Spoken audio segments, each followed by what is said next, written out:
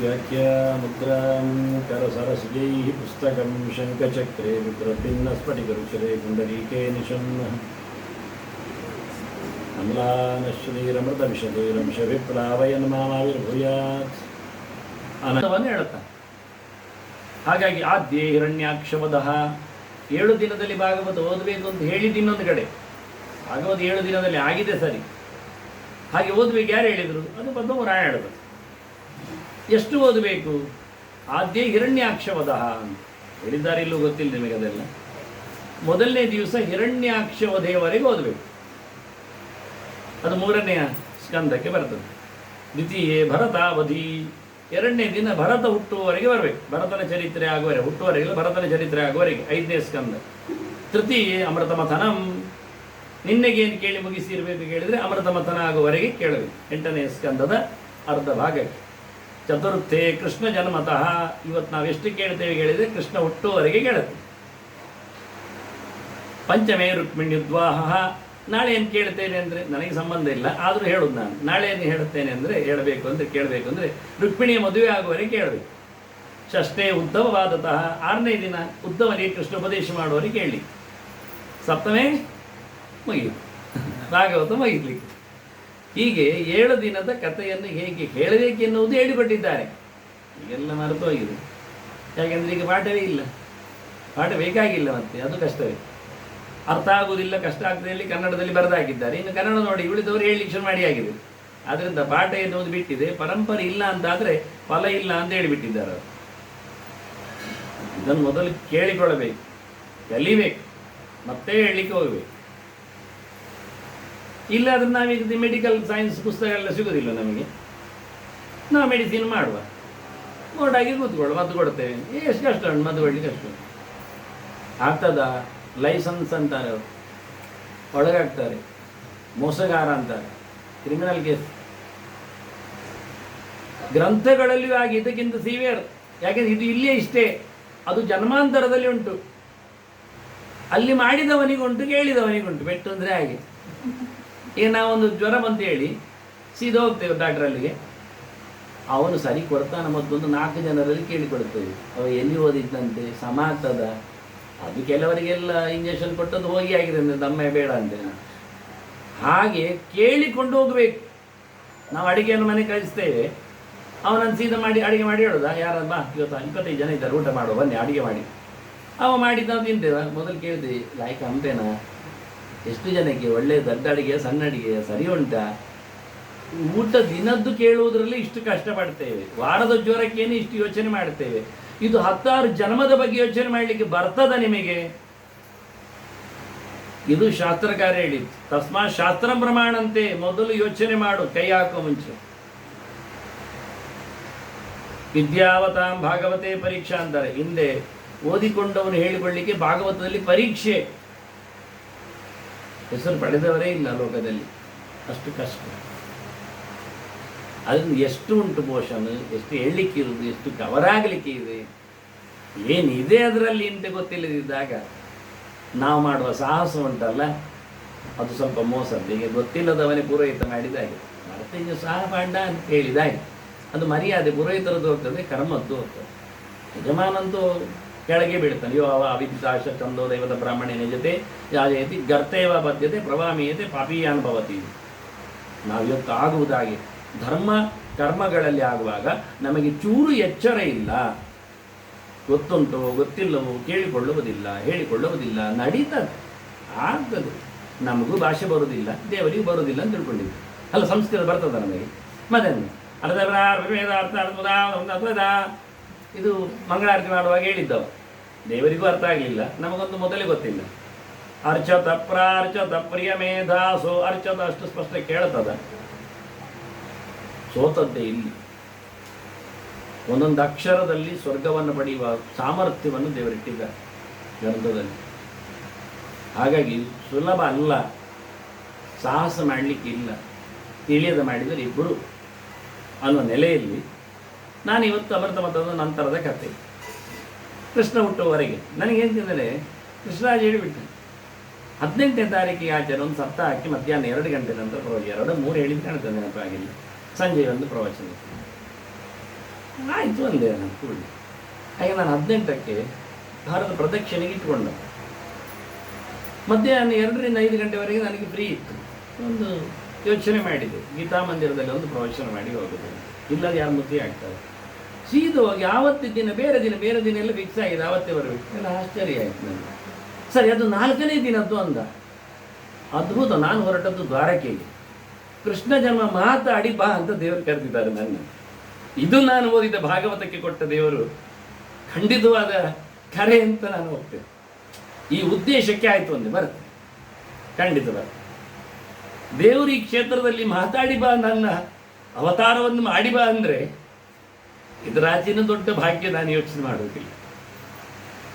ನಂತೇಶ್ವರದಲ್ಲಿ ಹೊತ್ತು ಕೂತು ಕಂಕಣ ಬಂಧ ಮಾಡಿ ನನ್ನ ಯೋಚನೆ ಅಂದಾಗ ಅನಂತಾಸನನ ದೇವರ ಮಹಾಪೂಜೆಯ ನಗರಿ ಬಡಿಯಿತು, ಮಂಗಳವಾದ್ಯ ಘೋಷ ಆಯಿತು. ಅದರಿಂದ ಬಂದು ಮಾತಾಡಿ ಹೋಗ್ತೇನೆ. ಯಾರಾದರೆ ನಮಗೇನು ಕೇಳುಗರು ಅಂತಾದರೆ ಆಯಿತು ಅಂತ. ಹಾಗಾಗಿ ಬಹಳ ದೊಡ್ಡ ವಿಷಯ, ತುಂಬ ಜಟಿಲ. ಪುರಾಣದ ಲಕ್ಷಣ ಅಂತ ಕೇಳಿದರೆ ಸರ್ಗ ಪ್ರತಿ ಸರ್ಗಷ್ಟೇ ವಂಶೋ ಮನ್ವಂತರಾಣಿ ಚ ಮನ್ವಂತರೇಶಾನುಕಥ ಪುರಾಣಂ ಪಂಚಲಕ್ಷಣಂ ಅಂತ. ಇದೆಲ್ಲ ಹೇಳುವುದಿಲ್ಲ, ಯಾರು ಸಹ ಗೊತ್ತು ಆಗುವುದಿಲ್ಲ, ಬಿಡಿ, ಹೊಸತ್ತೇ ಇರ್ತದೆ. ಪುರಾಣದ ಲಕ್ಷಣದಲ್ಲಿ ಪ್ರಧಾನವಾದ ವಿಷಯ ಮನ್ವಂತರದ ಚಿಂತನೆ.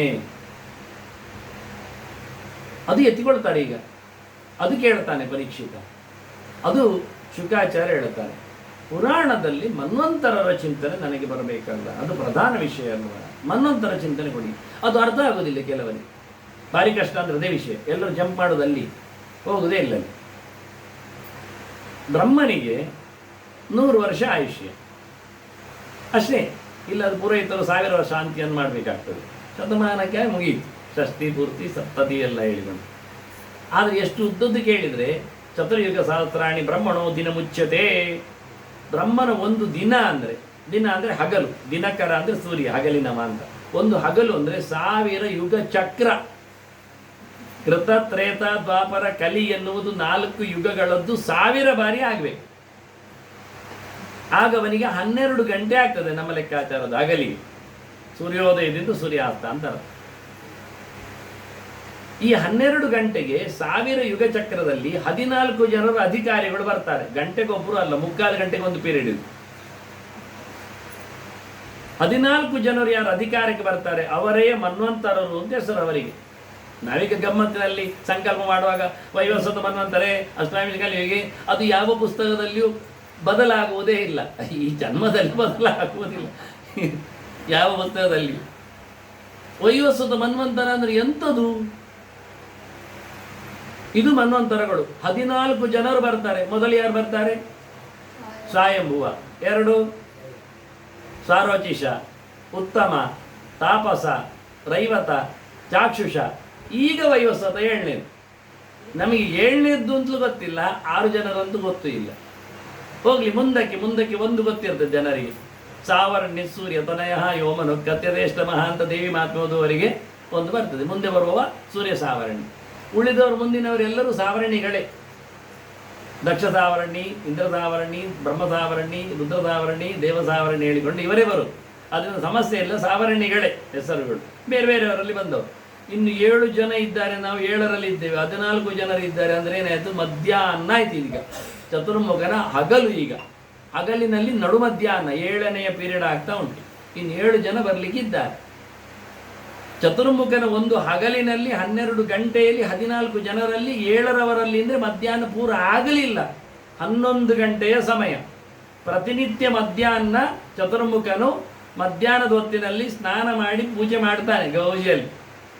ಅವನು ಪೂಜೆ ಮಾಡುವಾಗ ಹೀಗೆ ಯೋಚನೆ ಮಾಡಿ, ಮತ್ಸ್ಯಕರೂಪಲಯೋದ ವಿಹಾರಿನ್ ವೇದ ವಿನೇತ್ರ ಚತುರ್ಮುಖ ವಂದ್ಯ. ಅವನು ಯೋಚನೆ ಮಾಡು, ಚತುರ್ಮುಖ ವಂದ್ಯ ಅಂತ. ನನ್ನಿಂದ ಆರಾಧ್ಯನಾದ ವೇದ ತಂದುಕೊಟ್ಟ ದೇವರಿಗೆ ಮತ್ಸ್ಯನಿಗೆ ನಾನು ಪುಷ್ಪಾಂಜಲಿ ಮಾಡ್ತಾ ಇದ್ದೇನೆ. ಶುರು ಮಾಡುವಾಗ ಮತ್ಸ್ಯ ರೂಪವನ್ನು ದೇವರು ಅವತರಿಸಿ ಕಳೆದು ಬಂದ್ ಪೀಠದಲ್ಲಿ ಕೂತ್ಕೊಳ್ಬೇಕು. ಇದು ಕ್ರಮ. ಅವನು ಮಧ್ಯಾಹ್ನದಿಗೆ ಪೀರಿಯಡ್. ಹಾಗೆ ಕೃಷ್ಣ ಪೂಜೆವರೆಗೆ ಮಾಡಿ ಬುದ್ಧ ಪೂಜೆಯನ್ನು ಮಾಡಿ ಮುಟ್ಟಿಸಿದ್ದಾನೆ. ಇನ್ನು ಕಲ್ಕಿಯ ಪುಷ್ಪ ತೆಗೆದಿದ್ದಾನೆ. ಈಗ ಚಿಂತನೆ ಮಾಡ್ತಾ ಇದ್ದಾನೆ. 1000 ಜಪ ಮಾಡಲಿಕ್ಕುಂಟು ಪುಷ್ಪ ಹಾಕುವ ಮುಂಚೆವ. ಅದು ಧ್ಯಾನದಲ್ಲಿ ಮಾಡಲಿಕ್ಕೆ, ಜಪ ಮಾಡುವ ಮುಂಚೆ ಧ್ಯಾನ ಮಾಡಲಿಕ್ಕುಂಟು ಒಂದು ಟೈಮ್. ಧ್ಯಾನ ಯಾವತ್ತು ಎಚ್ಚರ ಆಗ್ತದೆ ಆಗ ಮತ್ತೆ ಜಪ ಮಾಡಲಿಕ್ಕೆ ನೋಡ್ತಾ ಇರುವುದು ದೇವರನ್ನು. ಸಾಕು ಅನ್ನುವಾಗ ಎಚ್ಚರ ಆದರೆ ಮತ್ತೆ ಜಪ ಮಾಡಲಿಕ್ಕೆ ಪ್ರತಿನಿತ್ಯ ಜಪ ಮಾಡಿದ್ದಂತೆ ಅರ್ಚನೆ ಮಾಡಲಿಕ್ಕೆ. ಈಗ ಕಲ್ಕಿಯ ಬಗ್ಗೆ ತೆಗೆದ ಇದ್ದಾನೆ ಅವನಿಗೆ. ಇನ್ನು ದೇವರ ಕಲ್ಕಿ ಅವತಾರ ಮುಗಿಸಿ ಒಂದು ಪೀಠದಲ್ಲಿ ಕೂತ್ಕೊಳ್ಳಬೇಕು. ಅದು ಮುಗಿದ ನಂತರ ಸಂಜೆ ಮತ್ತೆ ಪೂಜೆ ಇಲ್ಲ. ಅದನ್ನು ದೇವರು ಯಾರು ಬರೋದಿಲ್ಲ. ಇನ್ನು ಮುಂದಿನ 7 ಅವತಾರಗಳಲ್ಲಿ ದೇವರು ಬರಲಿಕ್ಕೆ ಹೋಗುವುದಿಲ್ಲ. ಇದು ಒಂದು ದಿನದ ಕತೆ. ಇಂಥದ್ದು 30 ದಿನಕ್ಕೆ ಒಂದು ತಿಂಗಳು, ಇಂಥದ್ದು 12 ತಿಂಗಳಿಗೆ ಒಂದು ವರ್ಷ, ಅಂಥದ್ದು 100ಕ್ಕೆ 100 ವರ್ಷ ಅವನ ಪೀರಿಯಡ್. ಇದು ಹಗಲಿನ ಲೆಕ್ಕದಾಗಿ ರಾತ್ರಿ ಲೆಕ್ಕ ಉಂಟು. ಮತ್ತೆ 1000 ಯುಗ ಚಕ್ರಗಳು ರಾತ್ರಿ, 14 ಮನುಗಳಿಲ್ಲ. ರಾತ್ರಿ ಯಾರು ಕಾರ್ಬಾರ್ ಮಾಡೋದಿಲ್ಲ, ರಾತ್ರಿ ಕಣ್ಮುಚ್ಚಿರ್ಲಿಕ್ಕೆ ಅಷ್ಟೇ. ಆದ್ರಿಂದ ಯಾರು ಅಧಿಕಾರಿಗಳಿಲ್ಲ. ಈಗ ಮನ್ವಂತರದ ಹೆಸರು ಹೇಳಿದ್ದೆ ನಿಮಗೆ. ಪ್ರತಿ ಮನ್ವಂತರದಲ್ಲಿಯೂ ಇಂದ್ರ ಇದ್ದಾನೆ. ಮನು ಬೇರೆ, ಇಂದ್ರ ಬೇರೆ. ಈಗ ವೈವಸ್ವತವನು, ವಿವಸ್ವಂತನ ಮಗ, ಸೂರ್ಯನ ಮಗ ಈಗ ಇರುವುದು. ಈಗ ಯಾರು ಸೂರ್ಯ ಇದ್ದಾನೆ ವಿವಸ್ವಾನ್, ಅವನ ಮಗ ಮನು ಅಂದರೆ. ಇದು ಕೇಳಲೇಬೇಕಾದ ವಿಷಯ ಅಂತದ್ದು ಪುರಾಣದಲ್ಲಿ. ಎಲ್ಲರೂ ಹೇಳ್ತಾರೆ, ಆದ್ರೆ ಗೊತ್ತಾಗುವುದಿಲ್ಲ, ಅದು ಕನ್ಫ್ಯೂಸ್. ಅವನೊಟ್ಟಿಗೆ ಇಂದ್ರ ಇದ್ದಾನೆ. ಇಂದ್ರ ಯಾರೆಲ್ಲ ಇದ್ದಾರೆ? ಆದವರೆಲ್ಲ ಇಂದ್ರ ಯಾರು ಕೇಳಿದರೆ, ಮೊದಲು ಇಂದ್ರ ಆದವ ಯಜ್ಞ ಇಂದ್ರ ಪದೇ ಸ್ಥಿತ ಅಂತ.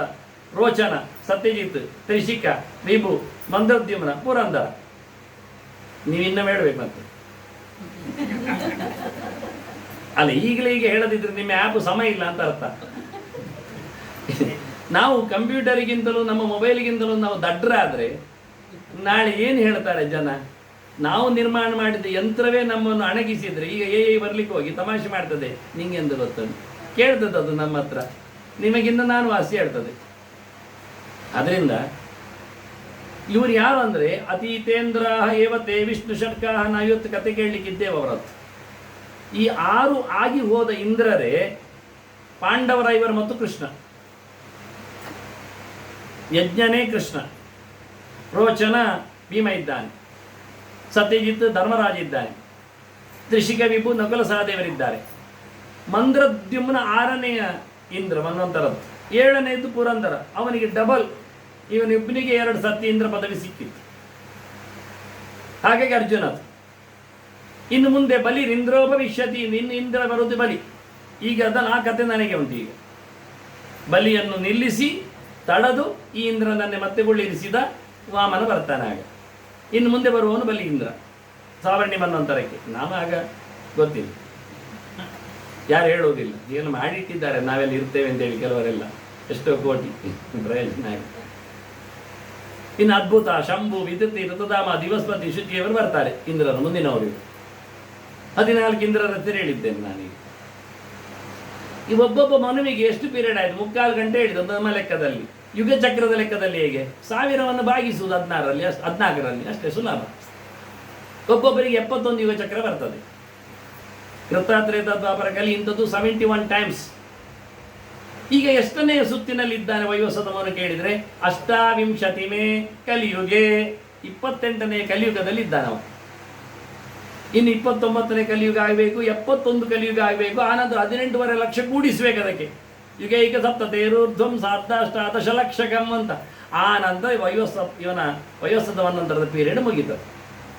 ಒಬ್ಬ ಪೀರಿಯಡ್ ಹೋದ ತಕ್ಷಣ ನಡುವೆಯಲ್ಲಿ, ಯಾಕೆಂದರೆ 71 ಗುಣಿಸು ಮತ್ತೆ 14 ಮಾಡಿದರೆ, ಯುಗಚಕ್ರ ಮಾಡಿದರೆ 994 ಬರ್ತದೆ.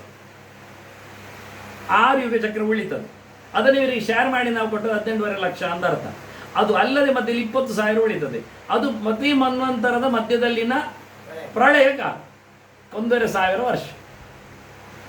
ಇದು ಮನ್ವಂತರ ಪ್ರಳಯ ಅಂದರೆ ಚತುರ್ಮುಖನ ಒಂದು ದಿನದಲ್ಲಿ 13 ಟೈಮ್ ಆಗ್ತದೆ. ಒಬ್ಬ ಹೋದ ನಂತರ ಒಬ್ಬರಾದ ನಂತರ ಹಾಗೆ 14ನೇ ಹೋದ ನಂತರ ಅದು ರಾತ್ರಿಯೇ ಆಗಿಬಿಡ್ತದೆ. ಆದ್ದರಿಂದ ಅದು ದಿನ ಪ್ರಳಯ. ಇಂಥದ್ದು ಚತುರ್ಮುಖರದ್ದು 36,000 ದಿನ ಮುಗಿದಾಗ ಮಹಾಪ್ರಳಯ ಆಗುತ್ತೆ. ಈಗ ಯಾರಿಗೆ ಹೆದರಿಕೆಲ್ಲ ಪ್ರಳಯ ಆಗ್ತದೆ ಅಂತ? ಆಗುವುದೇ ಇಲ್ಲ, ಪ್ರಳಯ ಆಗುವುದಿಲ್ಲ. ಪ್ರಳಯ ಆಗಬೇಕಾದ್ರೆ 28ನೇ ಕಲಿಯುಗ ಹೋಗಿ 71ನೇ ಕಲಿಯುಗ ಮುಗಿಬೇಕು. ಅದಾದ ನಂತರ ಚೂರು ಪೀರಿಯಡ್ ಆದ ನಂತರ ಪ್ರಳಯ ಆಗ್ತದೆ. ಅದು ಸಣ್ಣದು, 1,500 ವರ್ಷದ ಪ್ರಳಯ. ಆ ನಂತರ 8ನೇ ಮನ್ವಂತರ ಶುರು. ಈ ಪ್ರತಿ ಮನ್ವಂತರದಲ್ಲಿಯೂ ಇಂದ್ರನನ್ನು ರಕ್ಷಣೆ ಮಾಡಲಿಕ್ಕೆ ದೇವರು ಬರ್ತಾರೆ, ಉಪೇಂದ್ರ. ಅದೇ ವಾಮನ ಬಂದದ್ದು ಇಂದ್ರ ರಕ್ಷಣೆಗೆ. ಇಲ್ಲಿ ಈಗ ಹಿಂದಿನ ಬಂದಿದ್ದಾರೆ. ಹರಿ ಮೊದಲಿಗೆ ಬಂದಿದ್ದ, ವಿಭು, ಸತ್ಯಸೇನ, ತಾಪಸ, ಋತಧಾಮ, ದಿವಸ್ಪತಿ, ಇವರೆಲ್ಲ ಹಿಂದೆಲ್ಲ ಬಂದವರು. ಇಂದ್ರ ಪದವಿಯಲ್ಲಿ ಉಪೇಂದ್ರ ಪದವಿಯಲ್ಲಿ ಬಂದ ಭಗವಂತನ ರೂಪ ವಿಶೇಷಗಳು. ಮೊದಲಿಗುತ್ತದ್ದು ಧರ್ಮರಾಜನ ಯಮಧರ್ಮನ ಹುಟ್ಟಿದಲ್ಲಿ ಬಂದ ನರನಾರಾಯಣರ ತಮ್ಮನಾದ ಹರಿ. ತತ್ರೋಪೇಂದ್ರೇಣ ಹರಿಣ ಜಿತಃ ಧರ್ಮಾತ್ಮಜೇನತು ಅಂತ. ಆನಂತರ ವಿಭವೇ ನಮಃ, ಸತ್ಯಸೇನಾಯ ನಮಃ, ತಾಪಸಾಯ ನಮಃ. ಇವರೆಲ್ಲ ಮುಂದೆ ಮುಂದೆ ಬಂದು ತಾಪಸನ ಕಥೆಯನ್ನು ನೀವು ಕೇಳಿರ್ಬೋದು, ಗಜೇಂದ್ರ ವಾರದಲ್ಲಿ ಅವನು ಬಂದಿದ್ದಾನೆ. ಹೀಗೆ 14 ಉಪೇಂದ್ರರು, 14 ಇಂದ್ರರು, 14 ಮನುಗಳು, ಇನ್ನ ಜೊತೆಯಲ್ಲಿ ಅವರೊಟ್ಟಿಗೆ 7 ಋಷಿಗಳು, ಆನಂತರ ದೇವತೆಗಳು. ಇವರೆಲ್ಲ ಮನ್ವಂತರದ ದೊಡ್ಡ ಮೊತ್ತಗಳು. ಇಷ್ಟರವರೆಗೆ ಆದ ಕಥೆಗಳು ಏನಾಯಿತು? ಇನ್ನೊಂದರ ಮುಖ್ಯದಲ್ಲಿ ನೋಡುವ. ಭಾಗವತಕ್ಕೆ ಹೊಸದಾದ ಒಂದು ಇಂಟರ್ಪ್ರಿಟೇಷನ್ ಇದೆ, ಮಧ್ವಾಚಾರ್ಯ ಹೇಳಿದ್ದು. ಅದು ಗರುಡ ಪುರಾಣ ಹೇಳಿದೆ ಅಂತ ಹೇಳಿದ್ದು. ಗಾಯತ್ರಿ ಭಾಷ್ಯ ರೂಪೋಸೌ, ಇದು ಗಾಯತ್ರಿಯ ಜಪದ ಅರ್ಥ ಅಂತ. ಗಾಯತ್ರಿಯಲ್ಲಿ 10 ಜಪದ ಉಂಟು. ತತ್ ಸವಿತು ವರೆಣ್ಯಂ ಭರ್ಗಾದೇವಸ್ಯ ಧೀಮಹಿ ಧಿಯಃ ಯಃ ನಃ ಪ್ರಚೋದಯಾತ್. ಇದು 10 ಅವತಾರವನ್ನು ಹೇಳ್ತದೆ. ಅದರಲ್ಲಿ ತತ್ ಎನ್ನುವುದು ಮತ್ಸ್ಯ, ಬೆಳೆದತ್ತು, ದೊಡ್ಡದಾತ್ತು. ಅದು ನನಗೆ ಬಂದಿದೆ ಕತೆ, 9ನೇ ಸ್ಕಂದದಲ್ಲಿ ಅದು ಉಂಟು. ನಾನು ಹೇಳಬೇಕಾದ್ದು ಮತ್ಸ್ಯ ಅವತಾರ. ಒಂದು ಲಾಭ ಆಯ್ತಾ ಅವತಾರದಲ್ಲಿ. ಕೂರ್ಮ ನಿನ್ನೆ ಕೇಳಿದ್ದೀರಿ ನೀವು, ಅಮೃತ ತಂದಿದ್ದಾನೆ, ಬೇಡ. ವರಾಹ ಅದು ಮೊದಲು ಬಂದಿದೆ, 3ನೇ ಸ್ಕಂದದಲ್ಲಿ ಬಂದಿದೆ, ಅದು ಆಯಿತು. ನರಸಿಂಹ ಅದು 7ನೇ ಸ್ಕಂದದಲ್ಲಿ ಬಂದಿದೆ, ಅದು ಆಯಿತು. ವಾಮನ ಇವತ್ತು ಬರ್ತಾನೆ, 8ನೇ ಸ್ಕಂದದಲ್ಲಿ ಕೊನೆಯಲ್ಲಿದ್ದಾನೆ. ಪರಶುರಾಮ 9ರಲ್ಲಿ ಬರ್ತಾನೆ, ರಾಮ 9ರಲ್ಲಿ ಬರ್ತಾನೆ, ಕೃಷ್ಣ 10ರಲ್ಲಿ ಸ್ಟಾರ್ಟಲ್ಲಿ ಸಿಕ್ಕಿದ್ದಾನೆ. 5 ಅವತಾರದ ಕತೆ ನಾನು ಹೇಳಲಿಕ್ಕೆ ಉಂಟು. 7 ದಿನದಲ್ಲಿ 10 ಅವತಾರದಲ್ಲಿ ಅರ್ಧಕ್ಕರ್ಧ ನನಗೆ ಇದು ಎಂತ ಬೋನಸ್ ಗಮ್ಮತ್ತು ನೋಡಿ. ಆಯ್ಕೆ ಮಾಡುವ ನಮೂನೆ ನನಗಿದು ಆಶ್ಚರ್ಯ ಆಗುವುದಿಲ್ಲ. ಕೇಳಿಕೊಂಡಾಗೆ ಚೀಟಿ ಎತ್ತಿದ ಹಾಗೆ, ಆಯ್ಕೆ ಮಾಡಿಕೊಂಡ ಹಾಗೆ ದೇವರು ಹುಡುಕಿ ಕೊಡ್ತಾರೆ. ಕೆಲವೊಮ್ಮೆ ಪೆಟ್ಟು ಸಹ ಕೈ ಎಳೆದು ಟೀಚರ್ ಕೆಲವೊಮ್ಮೆ 10 ಹೇಳಿಕೊಡೋದಿಲ್ವ? ಶ್ರೀಪತಿ ಗೊತ್ತು ಬೇಕಾದ ಹಾಗಾಗಿ ದೇವರಿಗೆ ಸಾವಿರ ತೋಳುಗಳು. ಯಾಕೆ ಕೇಳಿದರೆ ನಮ್ಮದು ಬಯಕೆಗಳು ಬಹಳ ಕಡಿಮೆ.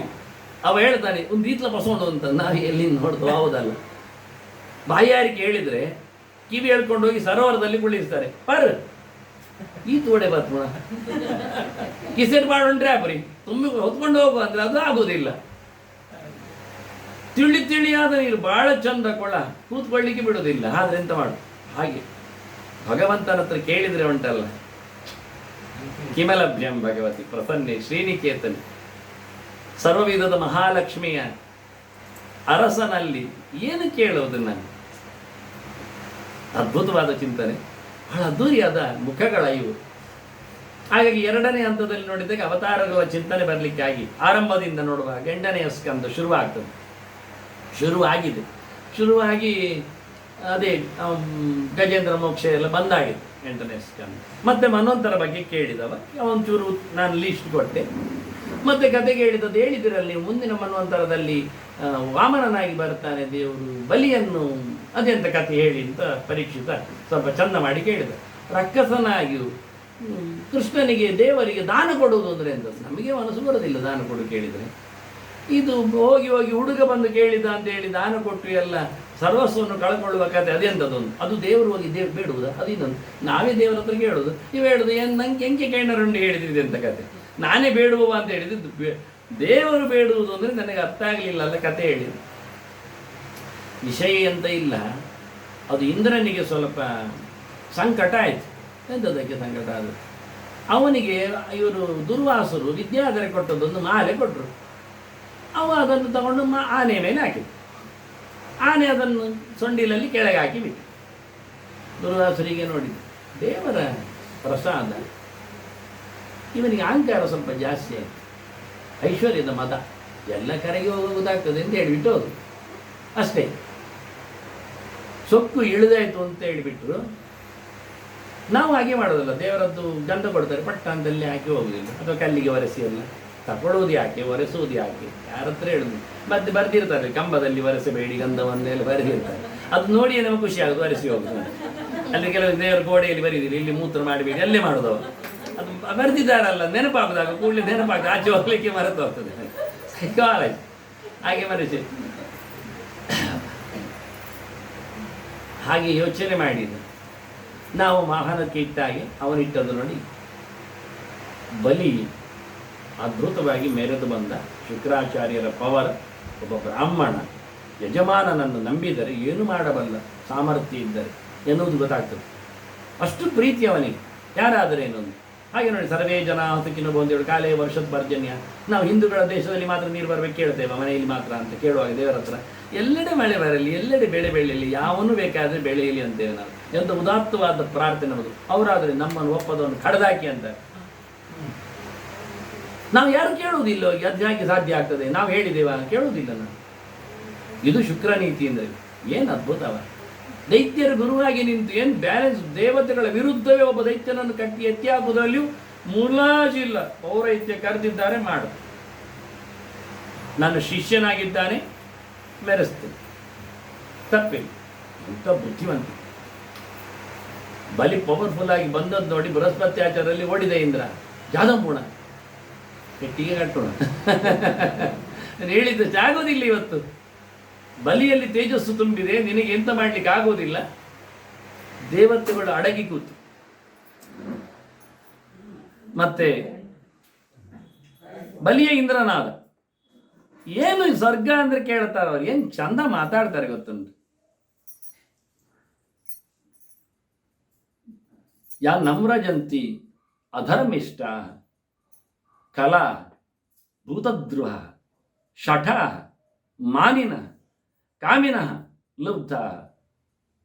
ಎಲ್ಲಿಗೆ ಬರಲಿಕ್ಕೆ ಯಾರಿಗೆ ಆಗೋದಿಲ್ಲ ಅಂತ ಸ್ವರ್ಗವನ್ನು ಗೆದ್ದ ಬಲಿ ಅಂತ. ಯಾರು ಬರುವುದಿಲ್ಲ ಸ್ವರ್ಗಕ್ಕೆ ನೋಡಿ, ಲೆಕ್ಕ ಹಾಕಿ ಅಂತ. ಈ 7 ಇದ್ದವ್ರು ಹೋಗೋದಿಲ್ಲ ಅಂತ ನಮ್ಮಲ್ಲಿ ಉಂಟ, ನೋಡಿಕೊಳ್ಳೋಣ. ಅದು ಹೇಳಿ ಬಿಡ್ಲಿಕ್ಕಾದ್ರೆ ಕಲಿಸು. ಅಧರ್ಮಿಷ್ಟ, ತಪ್ಪು ಮಾಡುವವನು ಎಂದು ಸ್ವರ್ಗಕ್ಕೆ ಕಾಲಿಡುವುದಿಲ್ಲ. ನಮ್ಮಿಂದ ಆಗೋದಾದ್ರೂ ಪ್ರಕಾರ ಮಾಡಬೇಕು, ಇಲ್ಲ ಬದಿಗೆ ನಿಲ್ಲಿ. ಅಡ್ಡ ಬರಬಾರ್ದು. ಅಡ್ಡ ಬರೋ ಮೂಲಕ ಅಧರ್ಮ ಪರಮಾವಧಿ ಆಗ್ತದೆ. ಯಾರ ವಿಷಯದಲ್ಲಿ ಕೈ ಹಾಕದಿರುವಂತೆ ನಾವು ಬದುಕಿದರೆ ಸ್ವರ್ಗವನ್ನು ಗೆಲ್ಲಬಹುದು. ಇಷ್ಟೆ. ತಪ್ಪು ಮಾಡದಿರಿ. ತಪ್ಪು ಮಾಡುವವರಿಗೆ ಬಾಗಿಲು ತೆಗೆಯುವುದಿಲ್ಲ ಸ್ವರ್ಗ. ಅನ್ನವ್ರಜಂತೆ ಅಧರ್ಮಿಷ್ಟ ಕಲಾ ದುಷ್ಟರು. ಕಮ್ಮಂದ್ರೆ ಸುಖ, ಅದನ್ನು ಕೊಳ್ಳೆ ಹೊಡೆಯುವರು, ಮತ್ತೊಬ್ಬರ ಸುಖಕ್ಕೆ ಧಕ್ಕೆ ಬರುವರು. ಮತ್ತೆ ಹೇಳ್ತಾನೆ ಭೂತದ್ರೋಹ, ಹಿಂಸೆ ಮಾಡುವ ಪ್ರಾಣಿ ಪಕ್ಷಿಗಳಿಗೆ, ಮರಮಟ್ಟುಗಳಿಗೆ, ಯಾರಿಗಾದರೂ ಹಿಂಸೆ ಮಾಡಬಾರ್ದು. ಮತ್ತೆ ಶಠ, ವಂಚಕ, ನಯವಂಚಕ, ಗೋಮುಖ ವ್ಯಾಘ್ರ, ಮೋರೆಯಲ್ಲಿ ಭಾರಿ ಚಂದ, ಒಳಗೆ ಭಾರಿ ಪರ್ತೆ ಅಂತ ವಂಚನೆ ಮಾಡುವುದು. ಮತ್ತೆ ಮಾನಿನ, ದುರಹಂಕಾರಿಗಳು, ಅಭಿಮಾನ, ಬಗ್ಗುವುದಿಲ್ಲ ಯಾವುದಕ್ಕೆ. ಎಂಥದ ದೇವಸ್ಥಾನ ಅಂತ ಹೇಳ್ತಾರೆ, ಎಂಥದ ಡಾಕ್ಟ್ರು ಎಂತಾನೆ ಆ ನಮೂನಿ ಬಿದ್ದುಕೊಂಡಿರ್ತಾರೆ. ಕಾಮಿನ, ಬೇಕೆಗಳೇ ರಾಶಿಗಳು, ಬೇಕುಗಳೇ ಕಂತೆ, ಅದಕ್ಕಾಗಿ ಎಂತೆಂದೋ ಮಾಡುದು. ಅದು ಹಾಳೆ. ಕಮ್ಮಿ ಮಾಡಿದಾಗ ಬೇಕುಗಳಿಗೊಂದು ಬ್ರೇಕ್ ಹಾಕಿದರೆ ಆರಾಮ ಹೋಗ್ಲಿಕ್ಕೆ ಬರ್ತದೆ, ಇಲ್ಲದ್ರೆ ಆಕ್ಸಿಡೆಂಟ್ ಆಗ್ತದೆ. ಮತ್ತೆ ಲುಬ್ಧ, ಲೋಭಿಗಳು, ಖರ್ಚು ಮಾಡುವುದು ಅಂದರೆ ಭಾರಿ ಲೆಕ್ಕಾಚಾರ ಮಾಡುವುದು ಅಂಥವ್ರು ಪ್ರಯೋಜನ. ಇಷ್ಟು ಜನ ಬರುವುದಿಲ್ಲ. ಅಂತ ನೆಲೆಯನ್ನು ಗೆದ್ದ ಬಲಿ ಅಂದರೆ ಹೇಗಿರಬೇಡ ಯೋಚನೆ ಮಾಡಿ ಅಂದರು. ಒಂದೊಂದು ಅನರ್ಥಕಾರಿ, ಒಂದೊಂದಿದ್ರೂ ಸ್ಟೆಪ್ ಹತ್ತಲಿಕ್ಕೆ ಆಗೋದಿಲ್ಲ. 7 ಗೆದ್ದವ, ಇನ್ನೇನು ಹೇಳಲಿಕ್ಕೆ ಉಂಟಂತ ಇದನ್ನು ಹೇಳಿಕೊಟ್ಟ. ಹೌದಾ, ಆಯಿತು. ಬಲಿರಾಜ ಬಂದದ್ದು ನೋಡಿ ಅದಿತಿಗೆ ಬೇಸರ ಆಯಿತು. ನನ್ನ ಮಗ ಇಂದ್ರ ಆಗಿದ್ದ, ಈಗ ಪದವಿ ಇಲ್ಲ ಅವನಿಗೆ. ಮಕ್ಕಳಿಗೆ ಕೆಲಸ ಹೋದ ತಕ್ಷಣ ತಾಯಂದ್ರಿಗೆ ಬೇಸರ ಆಗೋದು. ಯಾಕೆ? ದಿನ ಪಗಾರ ಬರ್ತಾ ಇರ್ತದೆ, ತಂದು ಕೊಡ್ತಾ ಇರ್ತದೆ. ಅವ್ರು ಕೇಳೋದೇ ಹಾಗೆ, ಎಲ್ಲರೂ ವಿಚಾರಿಸೋದು ಮಗ ಸಿಕ್ಕಿದ ತಕ್ಷಣ. ಅಲ್ಲ, ಹುಡುಗಿ ಹೆಂಗಾಗಿ ಸಂಘ ಸಿಕ್ಕಿದ ಕೇಳೋದು, ಮಗೆ ಇಲ್ಲಾಗ ಬರ್ಪೇನಾ ದುಡ್ಡು, ಮಗೆ ಇಲ್ಲೇ ಬರ್ಪೇನಲ್ಲ, ಮಗೆ ದುಡ್ಡು ಕೊಡ್ಪೇನಾ? ಹೌದು. ಮಗಳು ಇಲ್ಲಾಗ ಬರ್ಪಾಳ. ಹಾಗೆ ಹೆಣ್ಣು ಹುಡುಗಿ ಮನೆಗೆ ಬರಬೇಕು, ಗಂಡು ಹುಡುಗರು ದುಡ್ಡು ಕೊಡಬೇಕು. ಇಷ್ಟೇ ತಾಯಂದಿರ ಭಾರಿ ಪ್ರೀತಿಯ ಮಮತೆಯ ಕತೆ. ಹಾಗೆ ಇಂದ್ರ ಇಲ್ಲದ್ದು ನೋಡಿ ಅದಿತಿಗೆ ಭಾರಿ ಬೇಸರ ಆಗಿ ಕಶ್ಯಪನ ಹತ್ರ ಕೇಳಿದ್ವಿ, ಗಂಡನ ಹತ್ರ ಕೇಳಿ. ಏನಿದ್ರು ದೂರು ಕೊಡಬೇಕಾದ ಗಂಡನಲ್ಲಿ ಎನ್ನುವುದು ಹೆಂಡತಿಗೆ ಕಿವಿ ಮಾತಿತ್ತು.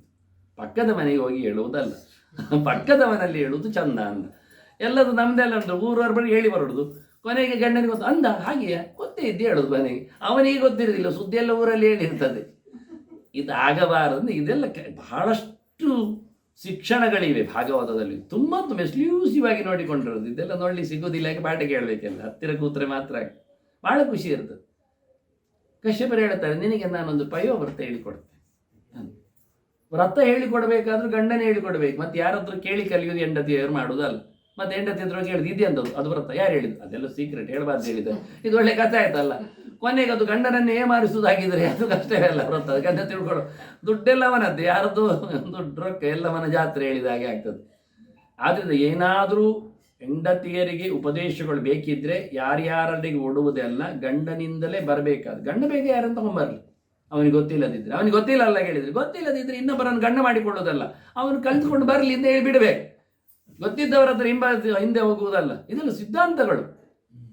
ಪತಿರೇವ ಶ್ರೀಯೋಪಾಸ್ಯ ಹೇಳಿಕೊಂಡಾಗೆ ಪತಿರಸ್ಮಿನ್ ಸ್ಥಿತ ಐತಿ ಅಂತ ಇನ್ನು ಯಾರತ್ರ ಕೇಳಿಕೊಳ್ಳಿಕ್ಕೆ ಇಲ್ಲವೇ ಅಲ್ಲ. ಇದೇ ವಿಷಯ ಇಷ್ಟೇ. ಯಾವ ಮಹಾ ಗುರುಗಳು ಬಂದರೂ ಸಹ ಅವರ ಕಾಲು ಸೇವೆ ಮಾಡ್ತೇನೆ ಕಾಲು ತಿಕ್ತೇನೆ ಹೇಳುವಂಥದ್ದುಂಟಲ್ಲ, ಮಹಾ ಮೂರ್ಖತನ. ಗಂಡನ ಅಜ್ಜಿಗಿಲ್ಲ, ಅವನ ಪರ್ಮಿಷನ್ ತಗೊಂಡು ಕೆಲವಕ್ಕೆ ವಿಷಯಕ್ಕೆ ಮಾತ್ರವೇ ಅವನ ಉಪಸ್ಥಿತಿಯಲ್ಲಿ. ಮತ್ತೆ ಇದರಲ್ಲಿ ಬಹಳ ಕಲೀಲಿಕ್ಕಿರುವಂಥದ್ದು, ಫಾರ್ವರ್ಡ್ ಪ್ರಶ್ನೆ ಅಲ್ಲವೇ ಅಲ್ಲ. ಇಷ್ಟು ಹೇಳಿ ಕಶ್ಮೀರ ಹೇಳ್ತಾರೆ, ನನಗೆ ನನ್ನ ಅಪ್ಪ ಹೇಳಿಕೊಟ್ಟದ್ದು, ಚತುರ್ಮುಖ ಹೇಳಿಕೊಟ್ಟದ್ದು ನನಗೆ ಅಪ್ಪ ಅಜ್ಜ ಹೆಚ್ಚೆಲ್ಲ ಹೇಳಿಕೊಡೋದು ಹೆಚ್ಚಾಗೆಲ್ಲ. ಕಶ್ಯಪನಪ್ಪ ಮರೀಚಿ ಅಪ್ಪ ಬ್ರಹ್ಮದೇವನಪ್ಪ ನಾರಾಯಣ. ಹಾಗಾಗಿ ನನಗೆ ಬ್ರಹ್ಮದೇವ ಹೇಳಿಕೊಟ್ಟದ್ದು, ಅಜ್ಜ ಹೇಳಿಕೊಟ್ಟರು ಭಾರಿ ವಿಶೇಷ ಅಂತ ಅರ್ಥ. ಅಜ್ಜನ ಪ್ರಸಾದ ಇದು, ಅಜ್ಜ ಹೇಳಿಕೊಟ್ಟ ಮಂತ್ರ ನಿನಗೆ ಹೇಳಿಕೊಡ್ತೇನೆ. ಪಯೋವ್ರತ ಅಂದರೆ ಇದು ಶಾಖವ್ರತದಾಗೆ ಅಲ್ಲ, ತರಕಾರಿ ಬಿಡುವುದಲ್ಲ. ಭಕ್ಷ್ಯವ್ರತ ಅಂತಾನವ. ಹಾಲು ತಿನ್ನುವುದು, ಹಾಲು ಕುಡಿಯುವುದು. ಅದು ನಾವು ಯಾವಾಗಲೂ ಮಾಡ್ತೇವೆ ಅಲ್ಲ, ಉಪ್ಪಿನಕಾಯಿ ತಿನ್ಲಿಕ್ಕಿಲ್ಲ ಅಂತ. ಅದು ಸ್ವಲ್ಪ ಕಷ್ಟ. ಹಾಲಿನಲ್ಲೇ ಬೇಯಿಸಿ ಅನ್ನವನ್ನು ಉಪಯೋಗಿಸಿಕೊಳ್ಳುವ ವ್ರತ ಇತ್ತು. ಪಾಯಸ ಅಂದರೆ ಅದು ಅರ್ಥ. ಪಾಯಸ ಅಂದರೆ ಎಂಥದ್ದು? ಅದು ಯಾವ ಪಾಯಸ ಕೇಳೋದಲ್ಲ. ಪಾಯಸ ಅಂದರೆ ಪಯಸ್ಸುತ ಒಂದು ಹಾಲಿನಲ್ಲಿ ಬೇಯಿಸಿದ್ದು ಅಂತ ಅರ್ಥ, ಅನ್ನವೇ. ಮತ್ತೆ ಉಳಿದದ್ದಕ್ಕೆಲ್ಲ ಪರಮಾನ್ನ ಹೆಸರು. ದೊಡ್ಡ ಮಟ್ಟಿನ ತಿನ್ನುವ ವಿಷಯ ಅಂತ. ಅನ್ನ ಅಂದರೆ ತಿನ್ನುವುದು ಅಂತ ಅರ್ಥ. ಅದು ಪರಮಾನ್ನ, ದೊಡ್ಡ ಐಟಮ್ ಒಂದು. ಅದು ಗೋಧಿ ಪರಮಾನ್ನ ಆಗ್ಬೋದು, ಅದು ಹೆಸರುಬೇಳೆ ಪರಮಾನ್ನ ಆಗ್ಬೋದು, ಅದೆಲ್ಲ ಪರಮಾನ್ನ. ಪಾಯಸ ಅಂದರೆ ಹಾಲಿನಲ್ಲಿ ಬೇಯಿಸಿದ ಅನ್ನವೇ. ಮತ್ತು ಅದನ್ನು ಹಾಲು ಪಾಯಸ ಹೇಳಬೇಕಾಗಿಲ್ಲ, ಡಬಲ್ ಆಯಿತು. PPC ಕಾಲೇಜ್ ಹೇಳಿದಾಗ ಹಾಗೆ ಗೊತ್ತಿಲ್ಲ ಜನರಿಗೆ. ಯೂಸೇಜ್ ಶಬ್ದದ ವಿಷಯವೂ ಗೊತ್ತಿಲ್ಲ, ಅರ್ಥವೂ ಗೊತ್ತಿಲ್ಲ. ಹಾಗಾಗಿ ಪಾಯಸದ ವ್ರತ ಇದು, ಪಯೋವ್ರತ. ಹಾಲಿನಲ್ಲಿ ಬೇಯಿಸಿದ್ದನ್ನೇ ತಿನ್ನಲಿಕ್ಕೆ, ಹಾಲಿನಲ್ಲಿ ಬೇಯಿಸಿದ್ದನ್ನು ಹೋಮ ಮಾಡಲಿಕ್ಕೆ, ಹಾಲಿನಲ್ಲಿ ಬೇಯಿಸಿದ್ದನ್ನು ಊಟ ಮಾಡಿಸಿದ ಜನರಿಗೆ ದೇವರಾನ್ ಭೋಜೇತ್. ಕಮ್ಮಿ ಅಂದರೆ 2 ಜನರನ್ನಾದರೂ ಊಟ ಮಾಡಿಸಿ. ಯಾಕೆ ಅದು 2 ಅಂದರೆ? ಒಬ್ಬನಿಗೆ ಅಂತ ಹೇಳೋದು, ಆ ಊಟ ಕೂತಾಗ ನನಗೆ ಸ್ವೀಟ್ ಆಗೋದಿಲ್ಲ ಹೇಳೋದು. ಮತ್ತು ನಾವು 5 ಬಗೆ ಪಂಚಭಕ್ಷ ಪರಮಾನ್ನ ಮಾಡೋದು. ಪ್ರಯೋಜನ ಎಂಥದ್ದು? ಚೂರಾದರೂ ಹಾಕೊಳ್ಳಿ ಹೇಳೋದು. ಮತ್ತು ಅವನಿಗೆ 400 ಹೋಗೋದು ಇಲ್ಲಿ ಚೂರು ಹಾಕಿ. ಅದರ ಬದಲು ಇಬ್ಬರನ್ನೇ ಹೇಳಿ ನೋಡು, ಯಾರಾದರೂ ಒಬ್ಬರು ಹಾಕ್ಕೊಳ್ಬೋದು, ಅವ ಬೇಡದಿವ. ಆದ್ದರಿಂದ ಟೇಸ್ಟ್ ಚೇಂಜ್ ಇರ್ತದೆ ಹೇಳಿ. ಇದೆಲ್ಲ ಭಾಗವತ ಕತೆ. ಇಬ್ಬರನ್ನಾದರೂ ಊಟಕ್ಕೆ ಕರಿ. ನಾವು ಕೆಲವೊಬ್ಬರನ್ನೇ ಕರೆಯುವುದು, ನಿಮಗೆ ಎಂತ ಮಾಡಿಸಿದ್ದು ಮಾರೆ ಇವ, ಮತ್ತೆ ಹೋಗುವಾಗೆಲ್ಲ ಮಾರ್ಕ್ ಮಾಡ್ತಾ ಹೋಗುದು. ಅದೆಲ್ಲ ಬೇಡ ತಿಂದು. ಆದ್ದರಿಂದ ಯಾವಾಗಲೂ ಎಲ್ಲಿಯಾದರೂ ಒಬ್ಬ ಬರುವುದು, ಕೈ ಕೊಟ್ಟರು ಊಟ ಇಲ್ಲ ಆಗುದಿಲ್ಲ, ಒಬ್ಬನಾದರೂ ಸಿಗ್ತಾರೆ ಮನೆಗೆ. 2 ಜನರನ್ನು ಇದೆಯಲ್ಲ ಅವ್ರು ಹೇಳುದು ಪಯೋವ್ರತ. 2 ಜನರನ್ನಾದ್ರೂ ಮಿನಿಮಮ್. ಮತ್ತೆ ಹೆಚ್ಚು ಎಷ್ಟು ಬೇಕಾದ್ರೆ ಮಾಡಿ, ನಮಗೆ ಸಂಬಂಧ ಇಲ್ಲ. ಕಂಬಕ್ಕೆಲ್ಲ ಎಲೆ ಹಾಕುವುದು ಮಾಡಿ, ಕಂಬಕ್ಕೆಲ್ಲ ಎಲೆ ಎಷ್ಟು ಕಂಬ ಉಂಟು ಲೆಕ್ಕ ಹಾಕಿ, ಅದು ನಮಗೆ ವಿಷಯ ಆಯಿತು ಅಂದ. ಮತ್ತೆ ಸ್ಟ್ರಿಕ್ಟ್ ಇರಬೇಕು, ನೆಲದಲ್ಲಿ ಮಲಗುವುದೆಲ್ಲ ಜಪ ಮಾಡಬೇಕು, ವಾಸುದೇವ ಮಂತ್ರ. ಉಪತಿಷ್ಠಸ್ವ ಪುರುಷಂ. ಗೊತ್ತುಂಟು ಹೇಳಿದ್ದು. ನಮಗೆಲ್ಲ ವಿಷಯ ಹಾಗೆ ಯಾವಾಗ ಚೂರು ಹೇಳಿದ ತಕ್ಷಣ ಪೂರ ಗೊತ್ತಾನೆ ಹೇಳುದು. ಎಂಥದ್ದು ಗೊತ್ತಾಯಿತು? ಎಂತ ಹೇಳಿದ್ದು ನಾನು? ನೀವು ಪೂಜೆ ಮಾಡಿ ಹೇಳಿದಲ್ಲ, ಯಾರನ್ನು? ಪುರುಷನನ್ನು. ಪುರುಷ ಅಂದರೆ ಎಂಥದ್ದು? ಪುರಾಸ, ಹಿಂದೆ ಇದ್ದದ್ದು. ಎಂಥದ್ದು ಮಾರಾಯ? ಹಿಂದೆ ಪ್ರಕೃತಿ ಇದ್ದದಲ್ಲ. ಹೆಂಗಸರದ್ದು ಮಾತ್ರ ಗುರುತಾ ಇರೋದು. ಪ್ರಕೃತಿ ಹಿಂದೆ ಇದ್ದದ್ದು ಸಮ. ದೇಶವು ಹಿಂದೆ ಇಲ್ವಾ? ಕಾಲು ಹಿಂದಿರಲಿಲ್ವಾ? ಎಲ್ಲವೂ ಇತ್ತಲ್ವಾ? ಮತ್ತೆಂಥದ್ದು? ಮತ್ತೆ ಭಗವಂತ ಆಗಬೇಕು ನಮಗೆ. ಪೂರ ಇದ್ದದ್ದಾಗಬೇಕು. ಪೂರ ಇದ್ದದ್ದು ಯಾರು ಇಲ್ಲ. ಪೂರ ಇದ್ದದ್ದು ಭಗವಂತ ಅಂದರೆ ಏನು? ನಾವು ಹೇಳಲಿಕ್ಕೆ ಹೇಳಿದೆ ಭಗವಂತ. ಅವು ದೇವರಲ್ಲ. ಹೌದು, ದೇವರು ಅಂದರೆ ಎಂಥದ್ದು? ದೇವರು ಅಂದರೆ ಎಂಥದ್ದು? ಜೀವ ಅಂದರೆ ಏನು? ಜೀವ ವಿರುದ್ಧವಾದದ್ದು ದೇವ. ಇಷ್ಟು ಹೇಳಲಿಕ್ಕೆ ಸಾಧ್ಯ. ಅದು ಶಾಲೆಯಲ್ಲೆಲ್ಲ ಬರೀತಾರೆ. ಅಮ್ಮ ವಿರುದ್ಧ, ಅಕ್ಕ ತಂಗಿ, ಅಣ್ಣ ತಮ್ಮ, ಎಲ್ಲ ವಿರುದ್ಧಗಳೇ ಇರುವುದು. ಸರಿಯಾದ್ದಿಲ್ಲೇ ಇಲ್ಲ. ಗಂಡ ವಿರುದ್ಧ ಪದ ಹೆಂಡತಿ ಬರೀಲೇಬೇಕಲ್ಲಿ, ಇಲ್ಲಾದ್ರೆ ಒಂದು ಮಾರ್ಕ್ ಕೊಡುವುದಿಲ್ಲ ಅವರು. ಇದು ಕಲಿತ ಶಾಲೆ ನಮ್ಮದು, ಇದು ನಮ್ಮದು ತಲೆ. ಹೀಗೆ ಎಲ್ಲ ಕಡೆ ನಿಜವಾಗಿ ಯಾವುದರಲ್ಲಿ ಯಾವ ಧರ್ಮ ಇಲ್ಲವೋ ಇನ್ನೊಂದರಲ್ಲಿ ಇದೆಯೋ ಅದು ವಿರುದ್ಧ ವಿಷಯ. ನೀರು ಬೆಂಕಿ, ದ್ಯಾಟ್ ಇಸ್ ಟ್ರೂ. ವಿರುದ್ಧ. ಬೆಂಕಿ ಇದ್ದಲ್ಲಿ ನೀರಿರಲಿಕ್ಕೆ ಸಾಧ್ಯವೇ ಇಲ್ಲ, ನೀರಿದ್ದಲ್ಲಿ ಬೆಂಕಿ ಇರಲಿಕ್ಕೆ ಆಗುವುದೇ ಇಲ್ಲ. ಇದು ಗಂಡ ಹೆಂಡತಿ ಆಗ್ತದ? ಅನ್ವಯ ಮಾಡಿ ನೋಡಿ. ಇದೆಲ್ಲ ಹೇಳಿಕೊಡೋರು ಈಗ ಯಾರು ವಿರೋಧ ಮಾಡೋದು? ನಮಗೆ ಗೊತ್ತಿಲ್ಲ. ವಿರೋಧ ಮಾಡಿ ಬರುವುದಿಲ್ಲ, ಕಲೀಲಿಲ್ಲ. ನಮ್ಮ ತಲೆಯಲ್ಲಿ ಉಂಟು, ಕಲಿತು ಆಗಿದೆ ಪೂರ ಅಂತ. ನಾವು ಮಕ್ಕಳು ಹೇಳಿಕೊಡುವುದೊಂದೇ, ಮಕ್ಕಳು ನಮಗೆ ಹೇಳಿಕೊಡ್ತಾರೆ ಕೆಲವರಿಗೆ. ಜೀವ ವಿರುದ್ಧವಾದ ಧರ್ಮ ಇರುವುದು ದೇವರಲ್ಲಿ, ದೇವರ ತದ್ವಿರುದ್ಧವಾದ ಧರ್ಮ ಇರುವುದು ಜೀವನಲ್ಲಿ. ದೇವರು ಯಾರ ಹೆಸರಲ್ಲಿಯೂ ಬದುಕುವುದಿಲ್ಲ, ಜೀವ ಯಾರ ಹೆಸರಿಲ್ಲದೆ ಬದುಕಲಿಕ್ಕೆ ಆಗುವುದಿಲ್ಲ. ಅವನಿಗೆ ಜೀವಕತ್ವಂ ಜೀವತ್ವಂ ಈ ಶಬ್ದದ ವಿಪರ್ಯಯ ಅಂತ. ಸ್ವತಂತ್ರವಾಗಿರುವುದೇ ದೇವರ ಲಕ್ಷಣ. ಯಾರ ಹಂಗೂ ಇಲ್ಲ ಅವನಿಗೆ. ದೇಶ ಬೇಡ, ಕಾಲ ಬೇಡ, ಊಟ ಬೇಡ, ಯಾರು ಬೇಡ. ಸ್ವಯಂ ಹಿಮ್ನಿ ಪ್ರತಿಷ್ಠಿತ ಅಂತ. ಇದು ದೇವ. ಜೀವ ಅಂದರೆ ಹುಟ್ಟಿ ಬರಲಿಕ್ಕೆ ಒಬ್ಬ ಅಪ್ಪ ಅಮ್ಮ ಬೇಕು, ಒಂದು ದೇಶ ಬೇಕು, ತಿನ್ನಲಿಕ್ಕೆ ಬೇಕು, ಬದುಕಲಿಕ್ಕೆ ಬೇಕು. ಮುಗಿಯಲಾರದಷ್ಟು ಜನರ ಋಣದಲ್ಲಿ ಬೀಳುತ್ತಾನವ. ಎಂದೆಂದು ಬ್ರಹ್ಮನೇ ಆದಿ ಜೀವನ ಆದರೂ ಹೊರಟು ಬಂದದ್ದೇ ಕಮಲದಲ್ಲಿ, ಅವ ನಾಭಿ ಕಮಲದಲ್ಲಿ, ಅದು ನಾರಾಯಣನಲ್ಲಿ ಹುಟ್ಟಿಸಿದ್ದೇ ಮಹಾಲಕ್ಷ್ಮಿ. ಆಂಸವೇ ಪಿತರಂ ಅಸ್ಯ ಮೂರ್ಧನ್. ನನ್ನ ಬೈತಲೆಯಿಂದ ನಾನು ಬ್ರಹ್ಮನನ್ನು ಹಡೆದಿದ್ದೇನೆ. ಅದು ಸೀಮಂತಿನಿ ಕರೆದದಕ್ಕೆ ಸೀಮಂತವನ್ನ ಏನಂತ ಅದು ಅರ್ಥ. ಹೆಂಗಸು ಸೀಮಂತಿ ಅಂದ್ರೆ ಆ ಪ್ರದೇಶದಲ್ಲಿ ನೆತ್ತಿಯಲ್ಲಿ. ಇದಕ್ಕೆ ಬ್ರಹ್ಮರಂದ್ರೆ ಹೆಸರು. ಬ್ರಹ್ಮ ಬಂದರಂದ್ರ ಅಮ್ಮನಲ್ಲಿ. ಹಾಗಾಗಿ ಭಗವಂತನ ಅದ್ಭುತವಾದ ಆಶ್ರಯ ಇದ್ದರೆ ಬ್ರಹ್ಮನಿಗೆ ಬದುಕಲಿಕ್ಕೆ ಉಂಟು, ಬರಲಿಕ್ಕೆ ಉಂಟು. ಬ್ರಹ್ಮನಂತ ಆದಿ ಜೀವನಿಗೆ, ಸರ್ವೋತ್ತಮ ಜೀವನಿಗೇನೆ ಇಷ್ಟು ಪರಿಸ್ಥಿತಿ ಆದರೆ ನಮ್ಮ ಪಾಡೆ ಅಂತ ಹೇಳು. ಅದನ್ನು ಭಗವಂತ ಅಂದರೆ ಎಲ್ಲ ಇರುವವ ಅಂತ ಅರ್ಥ. ಪೂರ್ಣವಾದ ಸ್ವಾತಂತ್ರ್ಯ, ಒಡೆತನ, ಸಂಪತ್ತು, ಅಧಿಕಾರ, ಸರ್ವಶಬ್ದ ವಾಚ್ಯತ್ವ ಇವೆಲ್ಲ ಇರುವುದು ಯಾರಿಗೆ ಕೇಳಿದ? ದೇವರಿಗೆ ಮಾತ್ರ. ಅದು ಭಗವಂತ. ಉಪತಿಷ್ಠಸ್ವ ಪುರುಷಂ ಭಗವಂತಂ. ಮತ್ತೆ ಹೇಳ್ತಾನೆ ಜನಾರ್ದನಂ. ನಿನಗೆ ಬೇಕಾದ ಒಬ್ಬ ಅಡ್ಡ ಬಂದಿದ್ದಾನೆ ಜನ, ಅವನನ್ನು ತೆಗಿಬೇಕು ಈಗ ಅಲ್ವಾ? ಬಲಿ ಆ ಸೀಟಿನಲ್ಲಿ ಕೂತಿದ್ದಾನೆ. ಎಂತ ಮಾಡಿದ್ರು ಹೇಳುವುದಿಲ್ಲವ. ಎಲ್ಲರನ್ನು ಕರೆಸಿ, ಕೇರಳದವರನ್ನು ಕರೆಸಿ ಮಾಡಿ ಆಯ್ತಿಲ್ಲ, ಅವ ಹೇಳಲಿಕ್ಕೆ ಆಗುವುದಿಲ್ಲವ, ಹೋಗ್ತಾ ಇಲ್ಲ. ಆದ್ದರಿಂದ ನಿಜವಾಗಿ ದೇವರ ಕೈ ಹಿಡಿದ್ರೆ ಬೇಡದವರನ್ನು ಎತ್ತಿಡಿದ್ದಾನೆ ಕೂಡಿ. ಅದು ಜನಾರ್ದನನ ಉಪಾಸನೆ ಮಾಡು ನೀನು. ಎಲ್ಲಿದ್ದಾನೆ? ಎಲ್ಲರಲ್ಲಿ ಇದ್ದಾನೆ. ತುಂಬ ಸುಲಭ ದೇವರ ನೋಡು. ಸರ್ವಭೂತ ಗುಹಾವಾಸಂ. ಪ್ರತಿಯೊಂದು ಪ್ರಾಣಿಯಲ್ಲಿ, ವಸ್ತುವಿನಲ್ಲಿ ಇರತಕ್ಕ ಸಂಗತಿ ಯಾವುದು ಕೇಳಿದರೆ ದೇವರು. ದೇವರಿಲ್ಲದ ಜಾಗ ಇಲ್ಲ. ಎಂತ ಮಾಡಿದ್ರು ಭಗವಂತನಿಗೆ ಎಲ್ಲ ಕಡೆ ಅದೇ ಗಮ್ಮತ್ತು. ಅಂದರೆ ದೇವರನ್ನು ಹೊರಗೆ ಹಾಕಲಿಕ್ಕೆ ಆಗುದಿಲ್ಲ. ಅವನಿಗೆ ಗೇಟ್ ಪಾಸ್ ಮಾಡೋದು, ಅವನಿಗೆ ಗಡಿ ಪಾರು ಮಾಡೋದು, ಎಂತ ಮಾಡೋದು. ಮತ್ತು ದೇವರಿಲ್ಲದೆ ನಾವು ಇರಲಿಕ್ಕೂ ಆಗುದಿಲ್ಲ. ಯಾಕೆಂದರೆ ದೇವರು ಎಲ್ಲ ಕಡೆ ಇರಲಿಕ್ಕೆ ಹೋಗಿ ಎಲ್ಲ ಕಡೆಯಲ್ಲಿ ದೇವರು ಇರುವುದರಿಂದ ಪ್ರತಿಬಿಂಬವಾಗಿ ನಾವು ಅಲ್ಲೇ ಇದ್ದೇವೆ. ಈಗ ಒಂದು ಕನ್ನಡಿಯಲ್ಲಿ ಪ್ರತಿಬಿಂಬ ಕಾಣ್ತದೆ ನಮ್ಮದು. ಪ್ರತಿಬಿಂಬ ಕಾಣಬಾರ್ದು ಆದರೆ ಏನು ಮಾಡಬೇಕು? ನಾವು ಕನ್ನಡಿಯನ್ನು ಹೊಡಿಬೇಕು. ದೇವರ ಪ್ರತಿಬಿಂಬ ನಾವು ದೇವರನ್ನು ಹೊಡಿಲಿಕ್ಕೆ ಆಗ್ತದಾ? ಇಲ್ಲ. ಅಲ್ಲ, ಕನ್ನಡಿ ತೆಗಿಸಿರಬೇಕು. ದೇವರನ್ನು ತೆಗೆದಿರ್ಲಿಕ್ಕೆ ಬರ್ತದೆ. ಯಾಕೆ? ಅಲ್ಲಿಯೂ ದೇವರಿದ್ದಾನಲ್ಲ. ಎಲ್ಲಿಡು ದೇವರನ್ನು? ಸರ್ವತ್ರ ದೇವರು ಇರ್ಲಿಕ್ಕೆ ಹೋಗಿ ನಾವು ಯಾವತ್ತೂ ಪ್ರತಿಬಿಂಬ ನಿತ್ಯ, ದೇವರು ನಿತ್ಯ. ಸರ್ವತ್ರ ದೇವರು ಇರ್ಲಿಕ್ಕೆ ಹೋಗಿ ಎಲ್ಲ ಕಡೆಯೂ ಜೀವರು ಇದ್ದು ಬಿಟ್ಟಿದ್ದಾರೆ, ಅನಂತ ಜೀವರಾಗಿ ಹೋಗಿದ್ದಾರೆ ಬಹಳ ಚಂದವಾಗಿ. ಆದ್ದರಿಂದ ಭಗವಂತ ಅಂದರೆ ಹಾಗೆ. ಅಂತ ಭಗವಂತನನ್ನು ಎಲ್ಲೆಡೆ ತುಂಬಿದವನನ್ನು ನೀನು ಪೂಜೆ ಮಾಡು. ಕಷ್ಟ ಇಲ್ಲ. ಈಗ ಸರ್ವಭೂತ ಗುಹಾವಾಸಂ ಯಾರಾಗಬಹುದು? ವಾಸುದೇವ. ಶುದ್ಧನಾದ ಭಗವಂತ ವಾಸುದೇವನನ್ನು, ಸ್ವಚ್ಛ ರೂಪನನ್ನು ಚಿಂತನೆ ಮಾಡು. ಅವನು ಜಗದ್ಗುರು, ಎಲ್ಲರಿಗೂ ಸ್ವಾಮಿ. ಹೀಗೆ ಉಪದೇಶ ಕೊಟ್ಟಿದ್ದಾನೆ. ಅಂದರೆ ಒಂದು ಹೇಳಿಕೊಡೋ ರೀತಿ ಒಂದು ಚೂರು ತಪ್ಪಬಾರ್ದು. ಹೇಳಿಕೊಟ್ಟದ್ದೇನು ಉಪಾಸನೆ ಕರೆಕ್ಟ್ ಆಗಿರಬೇಕು, ವೇಗ ಆಗಲಿಕ್ಕಿಲ್ಲ, ಆಚೀಚೆ ಹೋಗಲಿಕ್ಕಿಲ್ಲ. ಹಾಗೆ ಉಪಾಸನೆ ಮಾಡಿದ್ದಾಳೆ. ಗರ್ಭದಲ್ಲಿ ಹೊತ್ತಿದ್ದಾಳೆ. ಬ್ರಹ್ಮದೇವರೇ ಗರ್ಭವನ್ನು ನೋಡಿ ಸ್ತೋತ್ರ ಮಾಡಿದ್ದಾನೆ. ಓ, ನಮ್ಮ ದೇವರು ಬಂದು ಕೂತಿದ್ದಾನೆ ಅಂತ. ಅಷ್ಟರ ಮಟ್ಟಿಗೆ ಆಕೆ ತಪಸ್ವಿನಿಯಾಗಿ ಕೂತಿದ್ದಾಳೆ. ಪಾಲ್ಗುಣ ಶ್ಯಾಮಲೆ ಪಕ್ಷೆ ದ್ವಾದಶಾಹಂ ಪಯೋವ್ರತ ಅಂತೇಳಿ 12 ದಿನದ ಪಯೋವ್ರತ. ತ್ರಯೋದಶಿಯಲ್ಲಿ ಕೊನೆ ಆಗುವುದು. ಅಂದರೆ ಏಕಾದಶಿ ರಜೆ, ಊಟ ಮಾಡಲಿಕ್ಕಿಲ್ಲ. ಹಾಗೆ ವ್ರತ ಮಾಡಿದ್ದಾಳೆ. ಭಗವಂತ ಕಾಣಿಸಿಕೊಂಡಿದ್ದಾನೆ. ನಿನ್ನಲ್ಲಿ ನಾನು ಬರ್ತೇನೆ ಹೇಳಿದ್ದಾನೆ. ಅದಿತಿ ಸ್ತೋತ್ರ ಮಾಡಿದ್ದಾಳೆ. ಯಥಾ ಪ್ರಕಾರ ಒಟ್ಟಿ ಬಂದಿದ್ದಾನೆ. ಬಹಳ ಚಂದವಾದ ಚಕ್ರಶಂಖ ಗದಾ ಪದ್ಮ ಹಿಡಿದ ರೂಪ ಬರುವಾಗ ಕಾಣಿಸಿಕೊಂಡಿದ್ದಾನೆ. ಮತ್ತು ಯಥಾ ಪ್ರಕಾರ ನಾನು ಮಗುವಾಗಿರ್ತೇನೆ ಹೇಳಿಕೊಂಡು ಕೂಡಲೇ ಮಗು ರೂಪದಲ್ಲಿ ಕಾಣಿಸಿಕೊಂಡಿದ್ದಾನೆ. ಕ್ರಮ ಪ್ರಕಾರ ಸಂಸ್ಕಾರಗಳನ್ನು ಮಾಡಿದ್ದಾರೆ. ಬೇಕಾದ ಹಾಗೆ ಉಪನಯನಾದಿಗಳು, ದಂಡ, ಕಮಂಡೋಲೆ ಎಲ್ಲ ಕೊಟ್ಟಿದ್ದಾರೆ. ಅಮ್ಮನೇ ಕೋಮಣ ಕಟ್ಟಿದ್ದಾಳೆ. ಕಪಿನ ಚಾದರಂ ದೇವಿ ಹೇಳಿಕೊಂಡು ಎಲ್ಲ ಗಮ್ಮತ್ತಂದ್ರೆ ಮಗುವಿನ ಆ ಚೇಷ್ಟೆಗೆ, ಆ ಮಗುವಿನ ಮುಗ್ಧತನಕ್ಕೆ, ಆ ಹೆಣ್ಣುತನಕ್ಕೆ ಎಲ್ಲ ಅರ್ಥವಾಗುವಾಗಿ ಭಿಕ್ಷಾದಾರಂಬಿಕಾ ಸತಿ ಅನ್ನಪೂರ್ಣೆ ಭಿಕ್ಷೆ ಕೊಟ್ಟಿದ್ದಾಳೆ. ಭಾರತಿ ಅಂದರೆ ಕಮ್ಮಿಯ ಊಟದ ಒಡತಿ.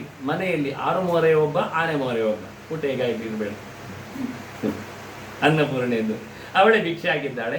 ಹೊರಟ ಇವಾಗ ಗಮ್ಮತ್ನಲ್ಲಿ ವಾಮನ ರೂಪದಲ್ಲಿ ಯಜ್ಞ ಮಾಡಕ್ಕೆ ಬಂದಿದ್ದಾನೆ. ನರ್ಮದೆಯ ತಟದಲ್ಲಿ ಬಲಿ ಯಜ್ಞ ಮಾಡ್ತಾ ಇದ್ದಾನೆ. ಬಂದ ತಕ್ಷಣ ಬಂದವರಿಗೆಲ್ಲ ಮೊದಲೇ ಹಾಕಿಕೊಂಡಿದ್ದಾನೆ ಅವನು. ಹೀಗೆ ಹೇಳಿಕೊಟ್ಟಿದ್ದಾರೆ. ಬಂದ ತಕ್ಷಣ ಕಾಲು ತೊಳೆದಿದ್ದಾನೆ. ಬಂದವರದ್ದು ಯಾರದ್ದಾದರೂ ಕಾಲು ತೊಳಿಬೇಕು ಹೇಳಿಕೊಟ್ಟಿದ್ದಾರೆ. ಕಾಲು ತೊಳೆದಿದ್ದಾನೆ. ನೀನೇ ಹೋಗ್ಲಿಕ್ಕೆ, ಕೆಲಸದವರನ್ನು ಕಳಿಸ್ಲಿಕ್ಕೆ ಇಲ್ಲ, ಕಾಲು ಅವನೇ ಹೋಗಿದ್ದಾನೆ. ಕಾಲು ತೊಳೆದಿದ್ದಾನೆ. ಕಾಲು ತೊಳೆದು ನೀರನ್ನು ತಗೊಂಡು ತಲೆ ಮೇಲೆ ಹಾಕ್ತಿದ್ದೆ. ನೋಡ್ತಾನೆ ದೇವರು, ಕೆಲಸ ಹೋಯ್ತು ಅಂದ. ನಾನು ಬಂದದ್ದೇ ಬಲಿಯಲ್ಲಿ ಸ್ವರ್ಗ ತಗೊಳ್ಳಿಕ್ಕೆ. ನನ್ನ ಪಾದದ ನೀರನ್ನು ಯಾರು ಭಕ್ತಿಯಿಂದ ತಲೆ ಮೇಲೆ ಹೊತ್ಕೊಳ್ತಾನೆ ಅವನಿಗೆ ಲೋಕ ಪೂರ ಕೊಟ್ಟರು ಕಮ್ಮಿ ಆಗ್ತದೆ ಅಂತ ದೇವರು. ಆಗಲಿ.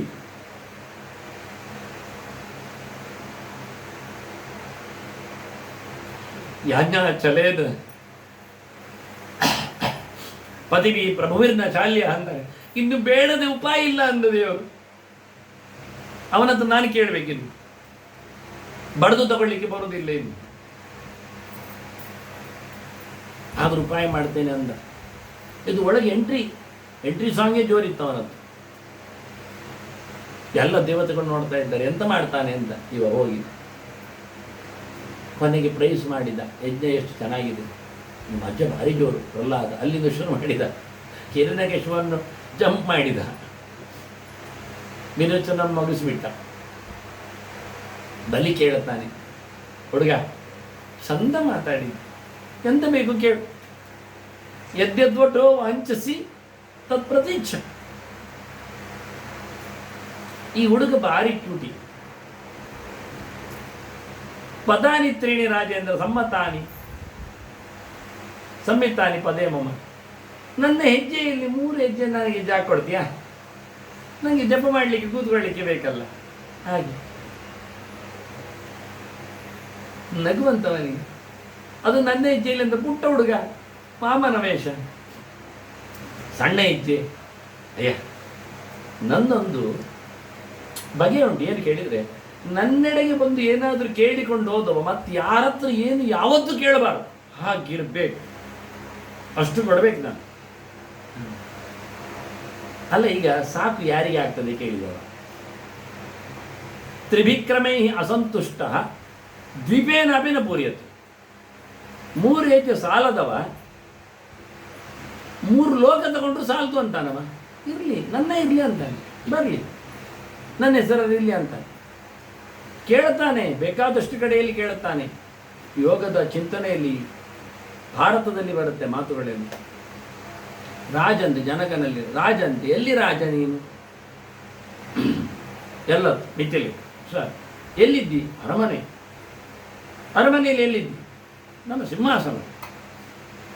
ಮತ್ತೆ ನನ್ನ ಅಂತಃಪುರದಲ್ಲಿ ಮಂಚದಲ್ಲಿ ಎಷ್ಟು 6-7 ಅಡಿ ಎಷ್ಟು ಜಾಗದಲ್ಲಿ ಅರ್ಧದಲ್ಲಿದ್ದೇನೆ. ಮತ್ತೆ ಅರ್ಧ ಹಂಗಿದ್ದಾಳೆ ಮಂಚದಲ್ಲಿ. ನೋಡಿ, ನೀನು ಈ ರಾಜ ಅಂತೆ, ನೀನು ಬಿದ್ದುಕೊಳ್ಳೋದು ಎಲ್ಲಿ ನೋಡು. ಅರ್ಧಕ್ಕರ್ಧ ದಿನ ನೀನು ಅಲ್ಲೇ ಇರ್ತೀಯ, ಮುಗಿಸ್ಬಿಡ್ತೀಯ. ಕೆಲವರು ಮನೆಯಲ್ಲೆಲ್ಲ 5-6 ಲಕ್ಷದ ಸೋಪ್ ಹಾಕಿರ್ತಾರೆ, ಯಾರಿಗೂ ಗೊತ್ತಿಲ್ಲ. ಕೆಲವೊಮ್ಮೆ ಬೆಕ್ಕೆಲ್ಲ ಮಲಗಿ ಮೂತ್ರ ಮಾಡಿರ್ತದೆ. ಕೆಲವ್ರ ಮನೆಯಲ್ಲಿ ನಾಯಿಗಳು ಮಾಡ್ತವೆ. ಅದರಲ್ಲಿ ಬಂದವರು ಕೂತ್ಕೊಳ್ಬೇಕು. ಈಗ ವರಸಿ ನೋಡಿ ಮೂಸಿ ಎಲ್ಲ ಏನು ಹೇಸಿಗೆ ನೋಡಿ ಅವ ಕೂತ ಜಾಗ. ಎಂಥ ಕರ್ಮಕ್ಕೆ ಮನೆಯವನಿಗೆ ಅವನು ವರಾಂಡದಲ್ಲಿ ಕೆಲವೊಮ್ಮೆ ಬಿದ್ದುಕೊಂಡು ನಿದ್ದೆ ಮಾಡೋದು. ಹೊರಗೆಲ್ಲ ನಿದ್ದೆ ಬರೋದಿಲ್ಲ ಅವನಿಗೆ, ತಲೆ ಬಿಸಿಯಲ್ಲೇ ಇರ್ತದೆ. ಬೇಸ್ಟ್ ಅದು. ಯಾರಿಗಾದ್ರೂ ಹೊಟ್ಟೆ ಕೊಡ್ಬೋದಲ್ಲ, ಆರಾಮಾಗಿ ಬದುಕ್ತಿದ್ರಲ್ಲ. 1 ವರ್ಷ ಬದುಕ್ತಾರೆ ಆ ದುಡ್ಡಿನಲ್ಲಿ, ಪ್ರಯೋಜನ ಇಲ್ಲ. ಅದು ಹೇಳಿಕೊಡ್ತಾನೆ. ಅದಕ್ಕೆ ಇವಾಗ ಹೇಳಿದ್ದ, ಎಂಥದಕ್ಕೆ ಜಾಗ ಯಾರಿಗೆ ಕೇಳ್ತಾನೆ? 3 ಹೆಜ್ಜೆ ಸಾಲದವ 3 ಲೋಕ ಅದು ಸಾಕು ಅನ್ನೋದಿಲ್ಲ. ಯತ್ ಪೃಥಿವ್ಯಾಂ ರೀಹಿಯವಂ ಹಿರಣ್ಯಂ ಪಶವಸ್ತ್ರೀಯ ನದುಹ್ಯಂತಿ ಮನಪ್ರೀತಿಂ ಪುಂಸ ಕಾಮಾತಸ್ಯ. ಬೇಕು ಎನ್ನುವ ಭೂತ ಹಿಡಿದವನಿಗೆ ಎಂತ ಕೊಟ್ಟರು ಸಾಲದು. ಇಡೀ ಲೋಕದಲ್ಲಿದ್ದ ಪೂರಾ ದುಡ್ಡವನ ಜಗಲಿಯಲ್ಲಿ ಬಿದ್ದಿದೆ ಅಂದ್ರು ನನ್ನ ಬರಡ ಅಂತಾನೆ, ನನ್ನ ಪ್ರಿಂಟಮ್ಮನಲ್ಲ ಬರಡ ಅಂತಾನೆ ಅಲ್ಲ. ಎಲ್ಲ ದವಸ ಧಾನ್ಯಗಳೆಲ್ಲ ಅವನ ಅಂಗಳದಲ್ಲಿ ಬಿದ್ದಿದ್ರು ಬರುವ ವರ್ಷದ್ದು ಇಲ್ಲಿ ಹಾಕ್ತಾರೆ ಕೇಳು. ಮಣ್ಣ ಸಾಮಾನ್ಯ ತಿಂದು ತೇಗ್ತಾನ ಆಗ್ತದೆ. ಯತ್ ಪೃಥಿವ್ಯಾಂ, ಇದೆಲ್ಲ ಹೇಳಿಕೊಟ್ಟಿದ್ದಾರೆ ಮೊದಲು. ಯತ್ ಪೃಥಿವ್ಯಾಂ ರೀಹಿ ಯವಂ ಹಿರಣ್ಯಂ ಪಶವಃ, ದನಕರುಗಳು ಸಹ ಎಲ್ಲ ಇಲ್ಲೇ ಇರಲಿ ಅಂತ, ಯಾರಿಗೂ ಬೇಡ ಅಂತ. ಸ್ತ್ರೀಯ, ಹೆಣ್ಣುಡುಗಿಯರು ಊರಿದ್ದೆಲ್ಲ ಬರ್ತದೆ. ನರಕಾಸುರ ಮಾಡಿದ್ದ ಮತ್ತೆ ಇದ್ದದ್ದನ್ನೆಲ್ಲ ಕಟ್ಟಿಕೊಂಡು ಆಗಿಬಿಟ್ಟಿದ್ದಾನೆ. ಮುಸುನ್ ನೋಡ್ಲಿಕ್ಕೆ ಪುರ್ಸೋತಿಲ್ಲ ಅವನಿಗೆ. 16,000 ಹುಡುಗಿಯರನ್ನು ಇಟ್ಟಿದ್ದಾನೆ. ಅವನ ಕಥೆ ಅಂತ ಕೇಳಿದರೆ, ಇನ್ನು ಎಂತಾದರೂ ಯಾರಾದರೂ ಎಲ್ಲಿ ಆದರೂ ರಾಜರೇ ಇರುವುದಿಲ್ಲ. ಯಾಕೆ? ಮದುವೆ ಆದರೆ ಅಲ್ವ ಹುಡುಗಿಯರಿಗೆ. ಮತ್ತೆ ಹುಡುಗರನ್ನೆಲ್ಲ ಕದ್ದಿಟ್ಟಿದ್ದಾನೆ 20,800 ಹುಡುಗರನ್ನು ಜರಾಸಂಧ. ಇನ್ನು ಅಲ್ಲಿ ಯಾರಾದ್ರೂ ಇದ್ರೆ ಅಲ್ವಾ ರಾಜರಾಗುವುದು, ಇವರದ್ದೇ ಪೂರ ಇಬ್ಬರದ್ದು ಕಾರ್ಬಾರ್ ಮುಗಿತಾ ಇಲ್ಲ. ಕೃಷ್ಣ ಮೊದಲು 2 ಮಂಡೆ ಅಂತ ಇದ್ದದ್ದು ಅದಕ್ಕೆ, ಅಲ್ಲಿ ಕ್ಲೀನ್ ಮಾಡಿದ ಇಲ್ಲಿ ಕ್ಲೀನ್ ಮಾಡಿ ಸ್ವೀಪ್ ಮಾಡಿ ಬಂದ. ನನ್ನ ಪೂರ ಒಳ್ಳೆ ಅಂದಲ್ಲ ಎಲ್ಲ ಹೋದ. ಹುಡುಗಿಯರನ್ನೀಗ ನೋಡಿದ್ರು ಅಂತ ಮತ್ತೆಲ್ಲ ನಾವು ಎಲ್ಲಿ ಹೋಗುದು, ಇನ್ನೆಲ್ಲ ನಮಗೆ ಲೇಬಲಲ್ಲಿ ಹಿಂದೆ ಕರೆದ ಆಪಣ್ ನಾವು ನರಕ ನೋಡಿದ್ನಂತ ಹೇಳ್ತಾರೆ. ಇದು ಯಾರಿಗೆ ಬೇಕು ಅಂತ ಹುಡುಗಿಯರಾಗಿ ಹೇಳಿದ್ರು. ಕೃಷ್ಣ ಬಿಡಿಸಿ ಯಾರಿಗೂ ಬಿಡಿಸೋ ಯೋಚನೆ ಬರಲಿಲ್ಲ, ನೀನು ಬಿಡಿಸಿದೆ ಕೃಷ್ಣ, ನೀನೇ ನನ್ನ ಮದುವೆ ಆಯಿತು ಅಂದ ಕೃಷ್ಣ. ಹೋಗಿ ನಿಮಗೆ ಮರ್ಯಾದೆ ಪ್ರಶ್ನೆಯೂ ಬೇಡ, ನಿಮಗೆ ಜನ ಏನಾದರೂ ಮಾಡೋದು ಬೇಡ, ಬನ್ನಿ ನನ್ನ ಮನೆ. ಭೂಯಾತ್ ಪತಿರ್ಮೇ ಭಗವಾನ್ ಕೃಷ್ಣಸ್ತು ಅನುಮೋದತ. ಅವ್ರ ಒಳಗೆ ಪ್ರಾರ್ಥನೆ ಮಾಡುದು, ದೇವರೇ ದಮ್ಮಯ್ಯ. ಅವಳು ಹೇಳಿ ಗಮ್ಮತ್ತು, ಭೂಯಾ ಪತಿರ್ಮೇ ಭಗವಾನ್, ನಮಗೆ ದೇವರು ಗಂಡನಾಗಲಿ, ಕೃಷ್ಣ ನೀನು ಆಯ್ತು ಹೇಳು. ಇದು ಎಲ್ಲಿ ಉಲ್ಟಾ ಬಲ್ಟಾ, ಕೃಷ್ಣ ಗಂಡನಾಗಲಿ ದೇವರ ಆಯ್ತು ಹೇಳು, ದೇವರೇ ದಮ್ಮಯ್ಯ ನೀನೇ ನನ್ನ ಗಂಡನಾಗಬೇಕು, ಕೃಷ್ಣ ಆಯ್ತು ಹೇಳು. ಅವರಿಗೂ ಕೃಷ್ಣ ದೇವರು ಗೊತ್ತಿತ್ತು, ಅವ್ರ ಸೀಕ್ರೆಟ್ ಹೇಳ್ತೇನೆ. ಅಗ್ನಿಪುತ್ರ ಮಹಾತ್ಮ ತಪಸ್ಸರಿತು ಮಾತಿರಿ.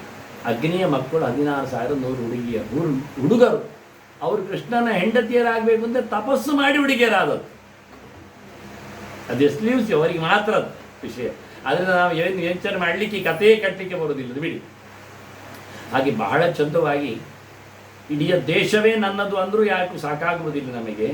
ಅದರಿಂದ ಬೇಡ ನನಗೆ, ಸಾಕು ನನಗೆ 3 ಹೆಜ್ಜೆ ಅಂತ ಕೊಡ್ತೇನೆ ಅಂತ ವಿಂಧ್ಯಾವಳಿ ಹತ್ರ ಹೇಳ್ತಾನೆ ಹೆಂಡತಿಯವರು, ನೀರು ಹಾಕುವಂತಾನೆ. ಹಾಗೂ ಶುಕ್ರಾಚಾರ್ಯ ಹೇಳ್ತಾರೆ, ಬೋದ್ರಿ ಕೊಡಬೇಡ, ನಾನು ಕೊಡ್ತೇನೆ ಹೇಳಿ ಅದಲ್ಲ, ಸುಳ್ಳು ಹೇಳ್ಬೋದು. ಅದು ಪ್ರಾಣ ಸಂಕಟ ಬಂದಾಗ ಸುಳ್ಳು ಹೇಳೋದ್ರಲ್ಲಿ ತಪ್ಪಿಲ್ಲ. ಪ್ರತ್ಯರ್ಥೆ ಪ್ರಾಣ ಸಂಕಟ ಬದುಕಿಗೋಸ್ಕರ ಹೇಳ್ಬೋದು. ಸ್ತ್ರೀ ಶುದ್ಧಲೆ ಹೇಳ್ತಾರೆ, ಹೆಂಗಸರ ಹತ್ರ ಸುಳ್ಳು ಹೇಳ್ಬೋದು ಅಂತ. ಇಲ್ಲಾದ್ರೆ ಅವರು ಇನ್ನೊಬ್ಬರಿಗೆ ಅದನ್ನು ಹಾಗೆ ಹೇಳ್ತಾರೆ, ಅದು ಇನ್ನೊಬ್ಬರಿಗೆ ಹೋಗ್ತದೆ, ಆದರೆ ಅವರ ರಹಸ್ಯ ಉಳಿಯುವುದಿಲ್ಲ. ಕುಂತಿಗೆ ಕರ್ಣನ ವಿಷಯದಲ್ಲಿ ಆದಾಗ ಧರ್ಮರಾಜ ಶಾಪ ಕೊಡ್ತದ್ದು, ಹೆಂಗಸರಲ್ಲಿ ಏನು ರಹಸ್ಯ ಉಳಿಬಾರದು. ಆದ್ದರಿಂದ ಅವರಲ್ಲಿ ಸುಳ್ಳು ಹೇಳಿದರೆ ಉಳಿಯದಿದ್ರೆ ತೊಂದರೆ ಇಲ್ಲ, ಹೋಗಲಿ ರಟ್ಟಾಗಲಿ ಅಂತೇಳಿ ಹಾಗೆ ಹೇಳ್ಬೋದು ಅನ್ನೋ ಒಂದು ಕಡೆ ಬಂದಿದೆ ವಾದ. ಯಾವುದು ಸುಳ್ಳು ಹೇಳ್ತಾರೆ ಯಾವ ಸತ್ಯ ಹೇಳ್ತಾರೆ ಗೊತ್ತಿಲ್ಲ, ಮತ್ತೆ ಅವರೇ ಅದನ್ನು ತಿರುಗಿಸಿ ಹೇಳಿದ್ರೆ ಇನ್ನೂ ಕಷ್ಟವೇ, ದುರಂತ.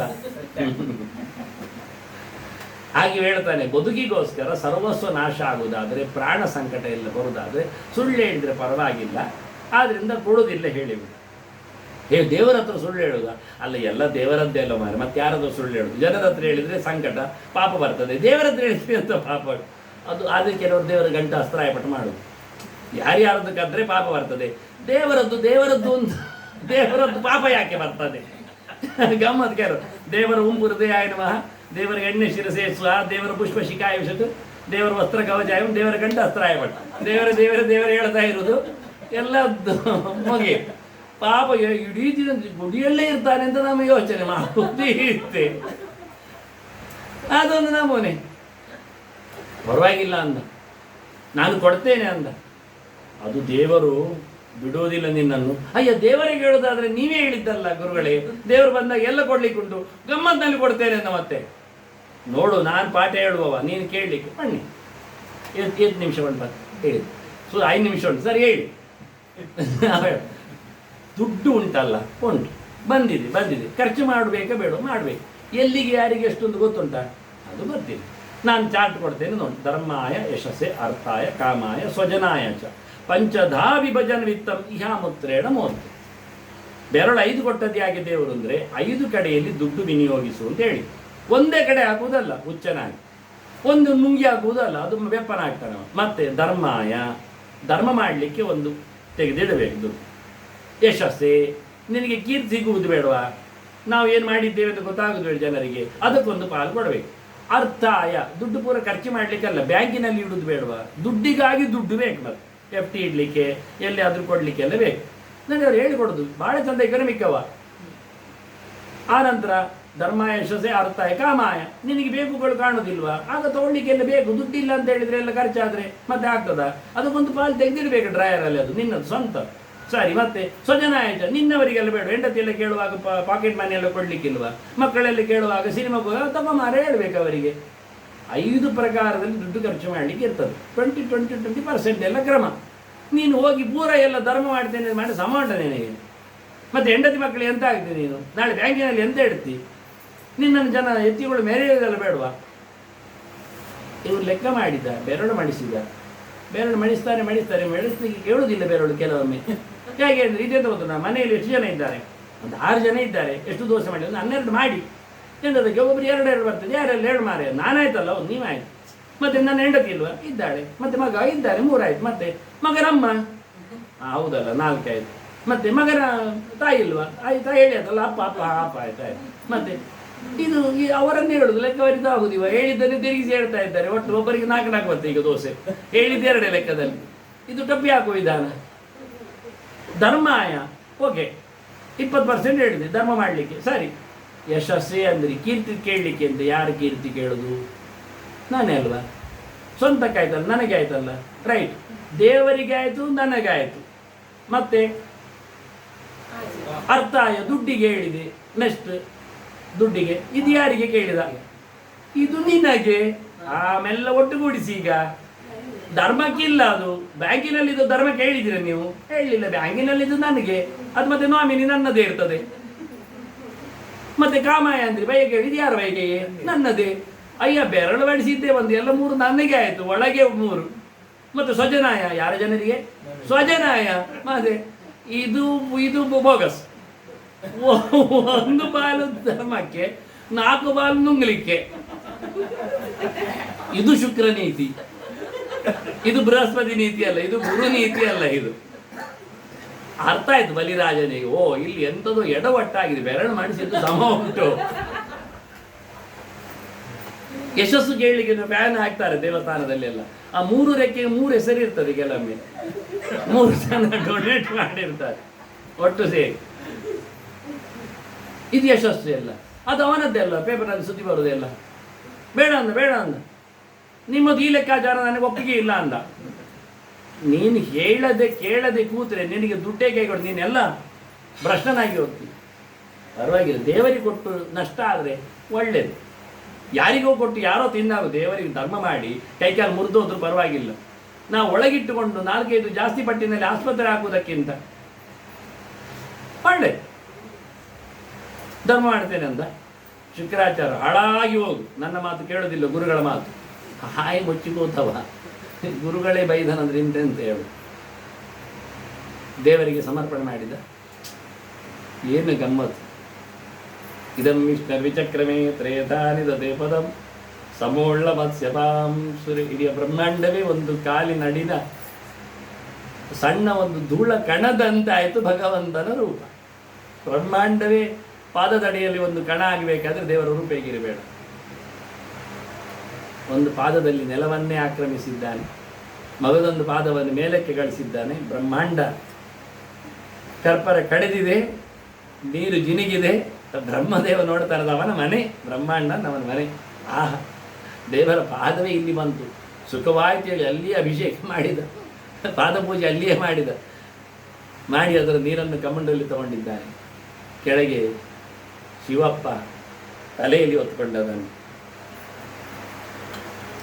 ಹೇಳುವವ ಅವನೇ. ಶುಕಾಚಾರ್ಯರು ಹೇಳೋದಂದ್ರೆ ಶಿವನೇ, ಹೇಳುವುದು ಶಿವ, ಸಬ್ಜೆಕ್ಟ್ ವಿಷ್ಣು, ಒಳಗೆ ಕೂತವ ವಾಯು. ಶುಕಂ ತಮಾಶು ಪ್ರವಿವೇಶ ವಾಯು. ಶುಕನನ್ನು ವೇದವ್ಯಾಸರ ಪಾಠ ಹೇಳುತ್ತೇನೆ ಅಂತ ಕುಳ್ಳಿರಿಸಿದಾಗ ವಾಯು ಪ್ರವೇಶ ಮಾಡಿದ, ಗಾಳಿ ಒಳಗೆ ಹೊಕ್ಕಿತು.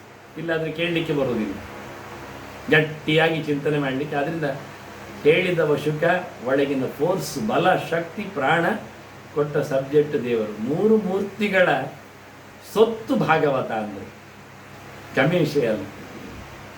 ಹಾಗಾಗಿ ರುದ್ರದೇವ ಹೇಳ್ತಾನೆ, ಶಿವ ಹೇಳ್ತಾನೆ, ಶುಕನೇ ಹೇಳ್ತಾನೆ, ನಾನು ಶಿವ ಅಲ್ವ? ಹೌದು. ನಾನು ಅಶಿವನ ಅಲ್ಲ. ಅವನೇ ಸೆಲ್ಫ್ ರಿಯಲೈಸೈಸ್ ಮಾಡಿಕೊಳ್ಳುವುದು. ನಾನು ಇರುವುದು ಎಲ್ಲಿ? ಅಡ್ರೆಸ್ ಕೊಟ್ಟರೆ, ಶಿವನದ ಅಡ್ರೆಸ್ ಕೊಟ್ಟರೆ ಸ್ಮಶಾನ.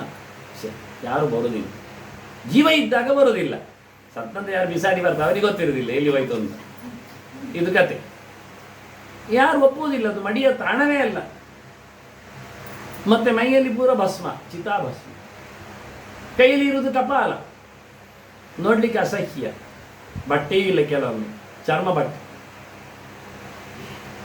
ಸುತ್ತಮುತ್ತಲು ಯಾರಾದ್ರೂ ಇದ್ರೆ ಕಂಬರೇಸಿ ಹೇಳಿದ್ರೆ ಎಲ್ಲ ಭೂತ ಪ್ರೇತಗಳೇ ಇಲ್ಲ, ಒಂದಕ್ಕೂ ಸಮಯ ಇಲ್ಲ. ಇವರೆಲ್ಲ ಅವನೊಟ್ಟಿಗೆ ಕುಣಿಯುವುದು. ಎಂತ ಕುಣಿತಾನೆ ಗೊತ್ತಿಲ್ಲ, ಕಾಲು ಮೇಲೆ ಮಾಡ್ತಾನೆ, ತಲೆ ಕೆದರಿ ಕೂತ್ಕೊಳ್ತಾನೆ, ಯಾವ ನಮೂನೆ ಅಂತ ಇಲ್ಲ. ಬೇಕಾ ಇದು? ಆದ್ದರಿಂದ ಶಿವನ ಚಿಂತನೆ ಮಾಡಲಿಕ್ಕೆ ಹೋದರೆ ಎಲ್ಲ ಅಶಿವಗಳೇ ಇರು. ಇಷ್ಟೇ ನೋಡಿದ್ದ ಕೇಳ್ತಾನವ. ನಾನು ಮಡಿಯಾಗಿದ್ದೇನೆ ಅಂದ. ರೇಷ್ಮೆ ಮಡಿಯ ಪಟ್ಟೆಯ ಇನ್ನ ಕರ್ಮ, ಪಟ್ಟೆ ಮಡಿ ಊಟ ಮಾಡುವುದಿಲ್ಲ, ಹೊಟ್ಟೆ ಮಾತ್ರ ಊಟ ಮಾಡ್ತದೆ ಯಾವಾಗಲೂ. ಅವನು ಹೇಳ್ತಾನೆ, ನಾನು ದೇವರ ಕಾಲ ಜಲವನ್ನು ತಲೆ ಮೇಲೆ ಹೊತ್ಕೊಂಡಿದ್ದೇನೆ, ನನ್ನಷ್ಟು ಮಡಿ ಇದ್ದಾರೆ ಕೇಳ್ತಾನವ.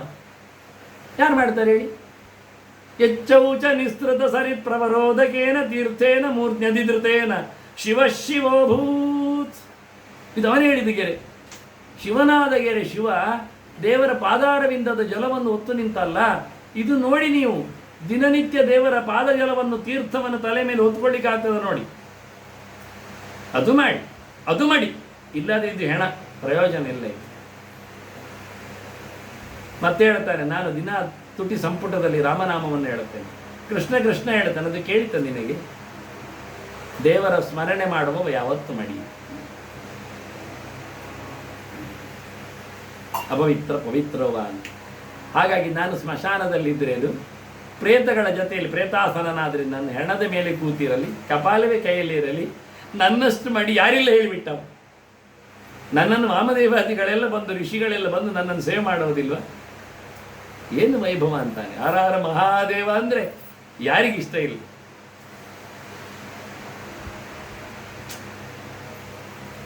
ತುಂಬ ಖುಷಿಯಲ್ಲಿ ಗಂಗೆಯನ್ನು ಹೊತ್ತು ನಿಂತವ. ಮೇಲಿನಿಂದ ಇಳಿದು ಬಂದ ಗಂಗೆ ವಾಮನನ ಪಾದ ನಖದಿಂದ, ವಾಮ ಪಾದಾಂಗುಷ್ಟ ನಖ ನಿರ್ಭಿಣ್ಣ, ಎಡ ಕಾಲಿನ ಹೆಬ್ಬೆರಳ ಉಗುರಿನ ತುದಿಯಲ್ಲಿ ಹೊಡೆತ ಬಿದ್ದು ಹೊರಗೆ ಚಿಮ್ಮಿದ್ದಾಳೆ ಗಂಗೆ. ಗಾಂ ಗತ, ಗಂಗಾ ಅಂದರೆ ಭೂಮಿಗೆ ಇಳಿದವಳು ಅಂತ, ಗೋ ಅಂದರೆ ನೆಲ, ಗಂಗಾ ಅಂದರೆ ನೆಲಕ್ಕೆ ಬಂದವಳು ಅಂತ, ನಮಗಾಗಿ ಬಂದವಳು. ನಾನು ಹೋಗ್ಬೇಕಲ್ಲಿ ಈಗ, ಇವತ್ತದನ್ನು ಪ್ರತಿಷ್ಠೆ ಮಾಡಿ ಹೋಗಲಿಕ್ಕೆ ತಾನು ಗಂಗೆಯನ್ನು ನೆನೆದು. ಹಾಗೆ ಬಹಳ ಚಂದವಾಗಿ ವಾಮನ ಕೇಳುತ್ತಾನೆ, ತ್ರಿವಿಕ್ರಮ ಕೇಳುತ್ತಾನೆ. ಬಲಿರಾಜ 3 ಹೆಜ್ಜೆ, 2 ಆಯ್ತು, ಇನ್ನು ಇಲ್ಲ. ಆಗ ಉಳಿದವರು ಹೇಳ್ತಾರೆ, ಸುಳ್ಳು ಹೇಳಿದಿ 3 ಕೊಡ್ತೇನೆ ಅಂತ 2 ಕೊಟ್ಟದ್ದು. ನೋಡಿ, 2 ಇಷ್ಟು ದೊಡ್ಡ ಚಕ್ಕಲಿ ಹಾಕಿದೆ, ಇನ್ನು 3ನೇದು ಬೇಕಂತೀವಿ ನೀವು. ನೋಡಿ, ಇನ್ನೂವರೆ ಗಲಾಟೆ ನೋಡಿ, 3 ಕೊಡ್ತೇನೆ ಹೇಳಿದಿ, ಕೊಡು. ಸುಳ್ಳು ಹೇಳಿದೆಯಲ್ಲ, ನರಕಕ್ಕೆ ಹೋಗು. ಅನೃತ ಮಾಡಿ ಆಗ ಹೇಳಿದಲ್ಲ, ಇಂಥ ಕಡೆಯಲ್ಲಿ ಸುಳ್ಳು ಹೇಳಬಹುದು ಒಂದು ಶುಕ್ರನೇ ಭಾರಿ ವಿಷಯ. ಅದು ಕೊಡ್ಲಿಕ್ಕೆ ಆಗಲಿಲ್ಲ, ಸುಳ್ಳು ಹೇಳಬೇಕು ಆಯ್ತೆ ಕಡೆಗೆ. ನೀ ಎಂತ ಕೊಟ್ಟಿ ಈಗ? ಕೊನೆಗೆ ಹೇಳ್ತಾನೆ, ದೇವರೇ ಉಂಟು ಎಂಥದ್ದು, ಕುರು ಶೀರ್ಷ್ಣಿಮೇ ಪದಂ, ನನ್ನ ತಲೆ ಮೇಲೆ ಕಾಲಿಡು. ಇಷ್ಟು ಜಾಗ ಉಳಿದಿದೆ, ಈಗ ಪುಟ್ಟಂತೆ ವಾದ ಆಗಬೇಕು. ದೊಡ್ಡದಾಗಲಿ ಇಡ್ಲಿಲ್ಲ. 18 ಪುರಾಣದಲ್ಲಿಯೂ ವಾಮನ ಬಲಿಯ ತಲೆ ಮೇಲೆ ಕಾಲಿಡ್ಲಿಲ್ಲ, ಚಿತ್ರದಲ್ಲಿ ಮಾತ್ರ ಇಟ್ಟದ್ದು. ಯಾಕಿಡ್ತಾನೆ? ಪಾದ ತೊಳೆದ ನೀರು ಹಾಕೊಂಡದ್ದಕ್ಕೇನೆ ಬೊಬ್ಬೆ ಹೊಡ್ಕೊಂಡು ಬಂದ ವಾಮನ, ಲೆಕ್ಕ ಅಂತೇಳಿ. ಇನ್ನು ತಲೆ ಮೇಲೆ ಕಾಲಿಟ್ಟಾನ? ಹೇಳಿ, ಹೋಗು ಅಂದ. ಕೊಡ್ಲಿಲ್ಲಲ್ಲ, ಕೊಡ್ಲಿಕ್ಕೆ ಆಗೋದಿಲ್ಲಲ್ಲ, ಮೆಟ್ಲಿಕ್ಕೆ ಹೋಗ್ಲಿಲ್ಲ. ಎಲ್ಲ ಹೇಳುದು, ಮೆಟ್ಟಿದ, ಕುಟ್ಟಿದ, ತಟ್ಟಿದ, ಎಂಥದ್ದು ಮಾಡಲಿಲ್ಲ, ಅಟ್ಟಿದ ಅಷ್ಟೇ.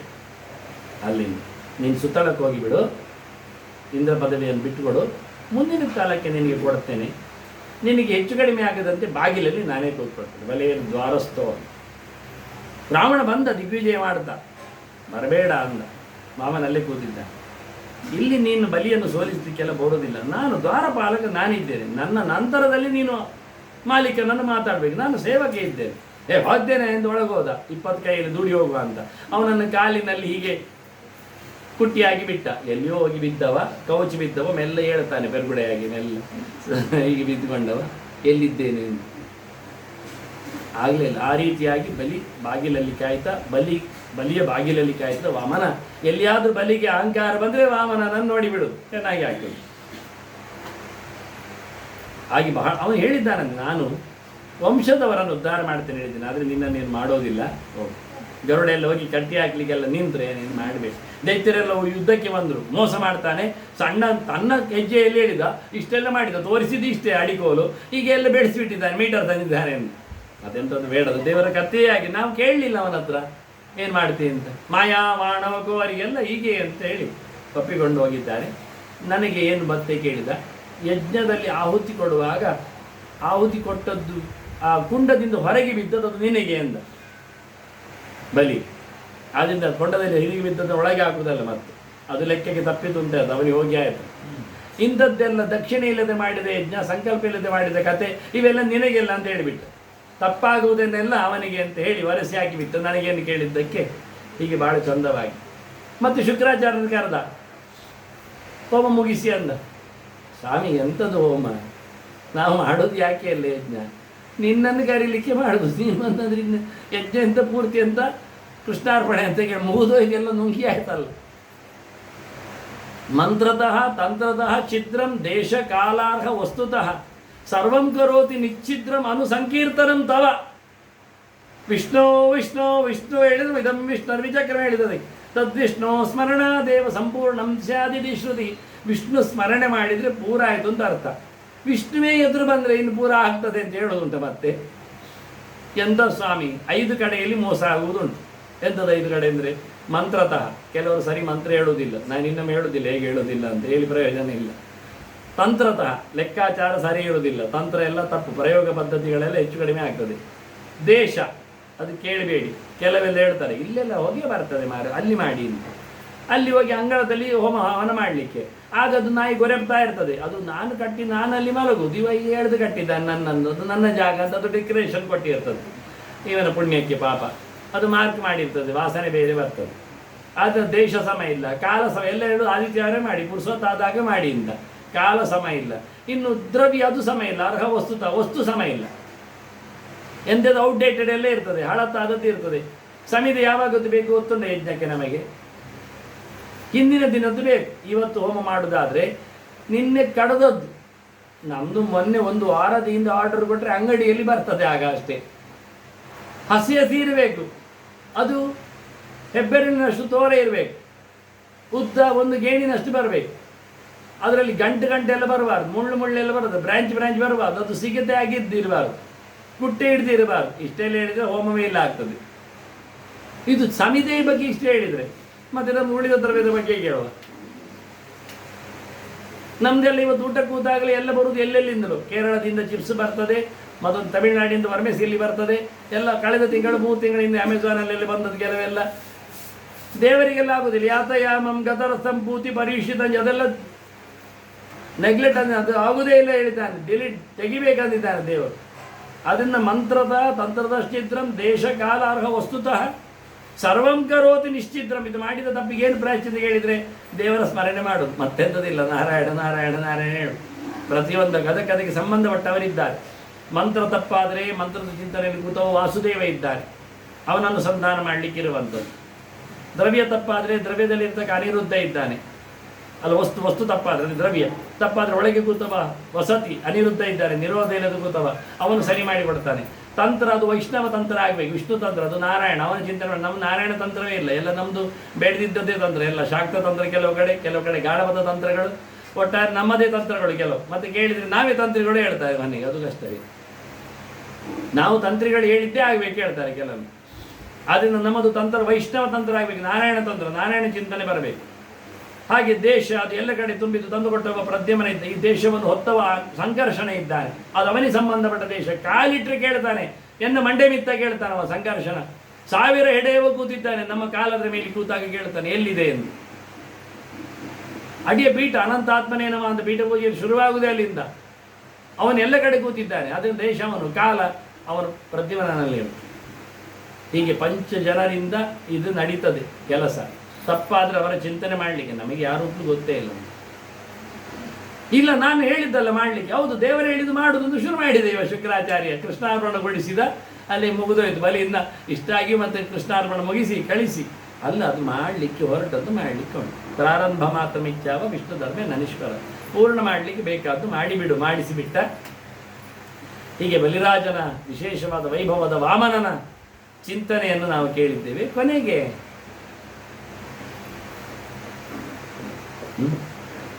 ಕೊನೆಗೆ ಕೇಳ್ತಾನೆ, ನನಗೆ ಮತ್ಸ್ಯನ ಬಗ್ಗೆ ಹೇಳಲಿಲ್ಲಲ್ಲ, ಹೇಳುವ ಅಂತ. ಅದು ವೈವಸ್ವತನ ಮಗ ಶ್ರಾದ್ದ ದೇವ. ಅವ ಕೃತಮಾಲಾ ನದಿಯಲ್ಲಿ ಜಪ ಮಾಡಲಿಕ್ಕೆ ಹೋಗಿದ್ದ. ಹಾಗೆ ಅರ್ಗೆ ಕೊಡ್ಲಿಕ್ಕೆ ಹೋಗುವಾಗ ಪುಟ್ಟ ಮೀನು ಕೈಗೆ ಬಂದಿದೆ. ಮೀನು ಬಂತಲ್ಲಿ ಅದು ಹೇಳ್ತದೆ, ಕೆಳಗೆ ಹಾಕಬೇಡ, ನನ್ನ ದೊಡ್ಡ ಮೀನು ತಿಂತದೆ ಹೇಳ್ತದೆ. ಆಯ್ತು, ನೀನು ಕೋಳಿಗೆಯಲ್ಲಿ ಇಡೊಂದು ಕೋಳಿಗೆಯಲ್ಲಿ ಹಾಕಿದ. ಅದು ಸ್ವಲ್ಪ ಇಲ್ಲಿ ಜಾಗ ಸಾಕದಲ್ಲ ನನಗೆ, ಆಯ್ತು ಹರಿವಾಣದಲ್ಲಿ ಹಾಕಿದ, ಬಾವಿಯಲ್ಲಿ ಹಾಕಿದ, ನದಿಗೆ ಬಿಟ್ಟ, ಕೊನೆಗೆ ಸಮುದ್ರಕ್ಕೆ ಹೊತ್ಕೊಂಡು ಹೋಗ್ತಾನಂತೆ. ಹೊತ್ಕೊಂಡು ಹೋಗ್ಲಿಷ್ಟು ಸುಲಭ ಆಗಿತ್ತಂತೆ, ವಾಸನೆ ಜಾರುವುದು ಏನಿಲ್ಲಂತೆ. ಆಗಲಿ ಮಾತಾಡೋದಿಲ್ಲ ಸತ್ಯವ್ರತ, ಸುಮ್ಮನೆ ತಗೊಂಡೋದು ಸಮುದ್ರಕ್ಕೆ ಬಿಟ್ಟ. ಯಾರು ನೀನು, ಏನು ಕತೆ? ನಾನು ದೇವರು, ಮೀನಾಗಿ ಬರ್ತೇನೆ, ಇನ್ನು ನಿನ್ನ ಮನ್ವಂತರ ಬರಲಿಕ್ಕೆ ಉಂಟು. ಈಗ ನೀನು ಒಡೆಯನಾಗಿ, ಇದು ಚಾಕ್ಷುಷದ ಕೊನೆಯಲ್ಲೇ ಕತೆ. ನಿನ್ನನ್ನು ನಾನು ಉಳಿಸಬೇಕಲ್ಲ, ಅದಕ್ಕೆ ನಾನು ಹೀಗೆ ಬಂದಿದ್ದೇನೆ. ಇನ್ನೆಲ್ಲ ಕಡೆ ನೀರು ತುಂಬಿದಾಗ ನಾನು ಬರ್ತೇನೆ, ಅದರಲ್ಲಿ ದೋಣಿ ಭೂಮಿಯಾಗಿ ಬರ್ತದೆ, ನೀನು ಅದಕ್ಕೆ ಕಟ್ಟು, 1,500 ವರ್ಷ ನಾವು ಆರಾಮವಾಗಿ ನೀರಿನಲ್ಲಿ ಇರುವ, ಮತ್ತೆ ಯಥಾ ಪ್ರಕಾರ ನಿನ್ನ ಪೀರಿಯಡ್ ಶುರುವಾಗ್ತದೆ ಅಂತ ಹೇಳಿ. ರೂಪಂಸ ಜಗೃಹೇ ಮಾತ್ಸ್ಯಂ ಚಾಕ್ಷುಷಾಂತರ ಸಂಪ್ಲವೇ ನಾವ್ಯಾರೋಪ್ಯ ಮಹೀಮಯ್ಯಾಂ ಅಪಾದ್ವೈವ ಸ್ವತಂ ಮನುಂ ಏಕಶೃಂಗಧರೋ ಮತ್ಸ್ಯ ಹಾಯಿಮೋ ನಿಯುತಯೋ 1,00,000 ಮೈಲು ಉದ್ದ ಮೀನು, ಬಂಗಾರದ ಮೀನು, ಹಳಾದಿ ಮೀನು, ಒಂದು ಕೊಂಬು. ಅದು ಹೇಳಿರ್ತಾರೆ, ನೀ ಇಷ್ಟು ಮೀನಲ್ಲಿ ನಿನ್ನನ್ನು ಐಡೆಂಟಿಫಿಕೇಶನ್ ಮಾಡೋದು ಹೇಗೆ? ಆಧಾರ್ ಕಾರ್ಡ್ ಕೊಡೋದು. ಅದು ಒಂದು ಕೊಂಬಿದ್ದದ್ದು ನಾನೇ ಅಂದ, ಸಾರಿ ಸಿಂಗಲ್ ಥ್ರೋ, ಒಂದು ಕೊಂಬಿನ ಮೀನು ನಾನೇ ಅಂದ. ಹಾಗೆ ಒಂದು ಕೊಂಬು ತಗೊಂಡ್ಬಂದಿದ್ದಾನೆ, ಅದನ್ನು ಕಟ್ಟಲಿಕ್ಕೆ ಅದಕ್ಕೆ ಭೂಮಿಯನ್ನು ದೋಣಿಯನ್ನು ಕಟ್ಟಿದ, ವಿಹಾರ ಮಾಡಿದ. ಪ್ರಶ್ನೆ ಉಂಟು ಅಂದ, ಕೇಳು, ನಾವು ನೀರು ಕುಡಿತಾ ಇರುವವರೆ, ಅದರಿಂದ ಪರವಾಗಿಲ್ಲ, ನೀರಿನಲ್ಲಿ ಹೇಳು. ಅವ ಪ್ರಶ್ನೆ ಕೇಳೋದು, ಇವ ಉತ್ತರ ಕೊಡೋದು. ಇದೇ ಮತ್ಸ್ಯ ಪುರಾಣ. ಬೇಕಾ? 1,500 ವರ್ಷದ್ದಷ್ಟೇ ಅವರಿಬ್ಬರು ಮಾತಾಡಿದ್ದು. ಒಂದೊಂದು ಎಸ್ಲಿಸಿಯುವಾಗ ಚಿಂತನೆಗಳ ಕಥೆಗಳು ಹೀಗೆ. ಮತ್ಸ್ಯೋ ಯುಗಾಂತ ಸಮಯ ಮನನೋಪಲಬ್ಧ ಕ್ಷೋಣಿಮಯೋ ಮಗಮಯೋ, ಬಹಳ ಅದ್ಭುತವಾದಂಥ ವಿಷಯ ಅದು. ಉಸ್ರಂಸಿತ ನುರುಭಯೇ ಸಲಿಲೆ ಮಖಾನ್ ಮಾದಾಯ ತತ್ರ ವಿಜಹಾರ ವೇದ ಮಾರ್ಗಾನ್. ಬ್ರಹ್ಮದೇವ ಈಗ ಕೂತಿದ್ದಂತೆ, ಅವ ಅಸುರ ಬಂದು ವೇದ ಹೇಳ್ತಾ ಇದ್ದಾನವ, ಅವ ವೇದ ಅಪಹಾರ ಮಾಡಿದ, ನೆನಪು ಬಾರದಂತೆ ಮಾಡಿದ. ನೋಡ್ತಾ ಇದ್ದಾನೆ, ಎಲ್ಲ ಮಂತ್ರ ಬರುವುದಿಲ್ಲಲ್ಲ, ಸಿಕ್ಕಿ ತಪ್ಪಿ ಹೋಯ್ತಲ್ಲ, ಅಂತ ಪವರ್ ಯಾರು ಕೊಟ್ಟರು ಅವನಿಗೆ? ಎಲ್ಲಿ ಹೋಯ್ತು, ಏನಾಯಿತು ಅಂತ ವೇದಾಭಿಮಾನಿಗಳನ್ನೆಲ್ಲ ಸೆರೆ ಹಿಡಿದ, ಎಲ್ಕೊಂಡು ನೀರೊಳಗೆ ಮುಳುಗಿಸಿಬಿಟ್ಟ. ಆಗ ಚತುರ್ಮುಖ ಪ್ರಾರ್ಥನೆ ಮಾಡಿದ್ದಕ್ಕೆ ಮೀನು ರೂಪದಲ್ಲಿ ಭಗವಂತ ಬಂದು ವೇದಗಳನ್ನೆಲ್ಲ ಮತ್ತೆ ಎದ್ದು ತಂದು, ಅದು ಗಮ್ಮತ್ತಂದ್ರೆ ಅಡಗಿ ಅಲ್ಲಿ ಗಲಾಟೆ ಮಾಡಿದ, ದೊಡ್ಡ ಮಟ್ಟಿನಲ್ಲಿ ನೀರಿನಲ್ಲಿ ಗಲಾಟೆ ಮಾಡಿದ ತಕ್ಷಣ ಈ ಹಸುರ ನೋಡಿದ, ಎಂಥದ್ದು ಗಲಾಟೆ ಅದು. ಮೆಲ್ಲ ಅಭಿಮಾನಿಗಳನ್ನೆಲ್ಲ ಅವಿತಿಟ್ಟು ಅವರನ್ನು ಗುಹೆಯೊಳಗೆ ಹಾಕಿ ಎಂತ ನೋಡು ಶಬ್ದ ಅಂತ ಬಂದಿದ್ದಾನೆ. ಬರುವಾಗ ಇದನ್ನು ತಗೊಂಡು ಹೋಗಿ ಇಲ್ಲಿ ವಾಪಸ್ ದೇವರಿಗೆ ಕೊಟ್ಟಾಗಿದೆ, ಬ್ರಹ್ಮದೇವರಿಗೆ. ಮತ್ತೆ ನೋಡಿದ, ಯುದ್ಧ ಮಾಡಿ ಪ್ರಳಯ ಪಯಸಿದಾತು ಸುಪ್ತ ಶಕ್ತೇರ್ಮಕೇಭ್ಯ. ಬಹಳ ಚೆಂದಾಗಿ ಮಲಗಿದ್ದ ರೂಪಗಳವು ಸುಪ್ತವಾಗಿತ್ತು, ಅದನ್ನು ಮತ್ತೆ ಎಳೆದು ತಂದಿದ್ದಾನೆ. ಶ್ರುತಿಗಣಮಪನೀತಂ ಪ್ರತಿಪಾದತ್ತ ಹತ್ವ ದಿತಿದ ಮಕದ ಯದ್ಯೋ. ಒಳ್ಳೆ ರೀತಿಯಲ್ಲಿ ಚತುರ್ಮುಖನಿಗೆ ಪಾಠ ಆಡಿದರು. ಭಜಿಕ್ವ ಮೀನನ್ನತೋಸ್ಮಿ, ಒಳ್ಳೆ ಸುಂದರವಾದ ಮಾಯಾ ರೂಪ, ಮೀನಿನ ರೂಪ ದೇವರು. ಕಾಣಿ ನೀರಿನಲ್ಲಿಯೂ ಇರುವಂಥದ್ದು, ನೀರಿನಲ್ಲಿಯೂ ಇಲ್ಲದೆ ಇರುವಂಥದ್ದು, ಹೊರಗೆ ಬರುವಂಥ ಮೀನಿನ ರೂಪದಲ್ಲಿ ಭಗವಂತ ಬಂದಿದ್ದಾನೆ. ಭಾಳ ಚಂದವಾಗಿ 2 ಸರ್ತಿ ಮೀನಾಗಿ ಬಂದಿದ್ದಾನೆ. ವೇದವನ್ನು ಅಪಹಾರ ಮಾಡಿದಾಗ ತಂದುಕೊಡ್ಲಿಕ್ಕೆ, ವಯಸ್ಸದನ್ನು ಉದ್ಧಾರ ಮಾಡಲಿಕ್ಕೆ ಇಲ್ಲಿ ಬಂದಿದೆ. ಹಾಗೆ 2 ಪ್ರಕಾರದಲ್ಲಿ, ಒಮ್ಮೆ ಸ್ವಯಂಭೂಮ ನಂತರ, ಮತ್ತೊಂದು 200 ಕೋಟಿ ವರ್ಷದ ನಂತರ ವಯಸ್ಸದವನು ಚಾಕ್ಷುಷದಲ್ಲಿ 150 ಕೋಟಿ ವರ್ಷದ ನಂತರದಲ್ಲಿ. ಹೀಗೆಂತ ಭಾಳ ಚಂದವಾದ ರೂಪಚಿಂತನೆಯನ್ನು ತೋರಿಸಿಬಿಟ್ಟ. ಮತ್ತೆ ಮನುಗಳ ಚರಿತ್ರೆ ಹೇಳಿಲ್ಲಲ್ಲ, ವಂಶೋದ್ಧಾರದ ಬಗ್ಗೆ ಹೇಳಬೇಕಲ್ಲ, ಅದು ಸುಲಭ ಉಂಟು ಮಾರಿದೆ.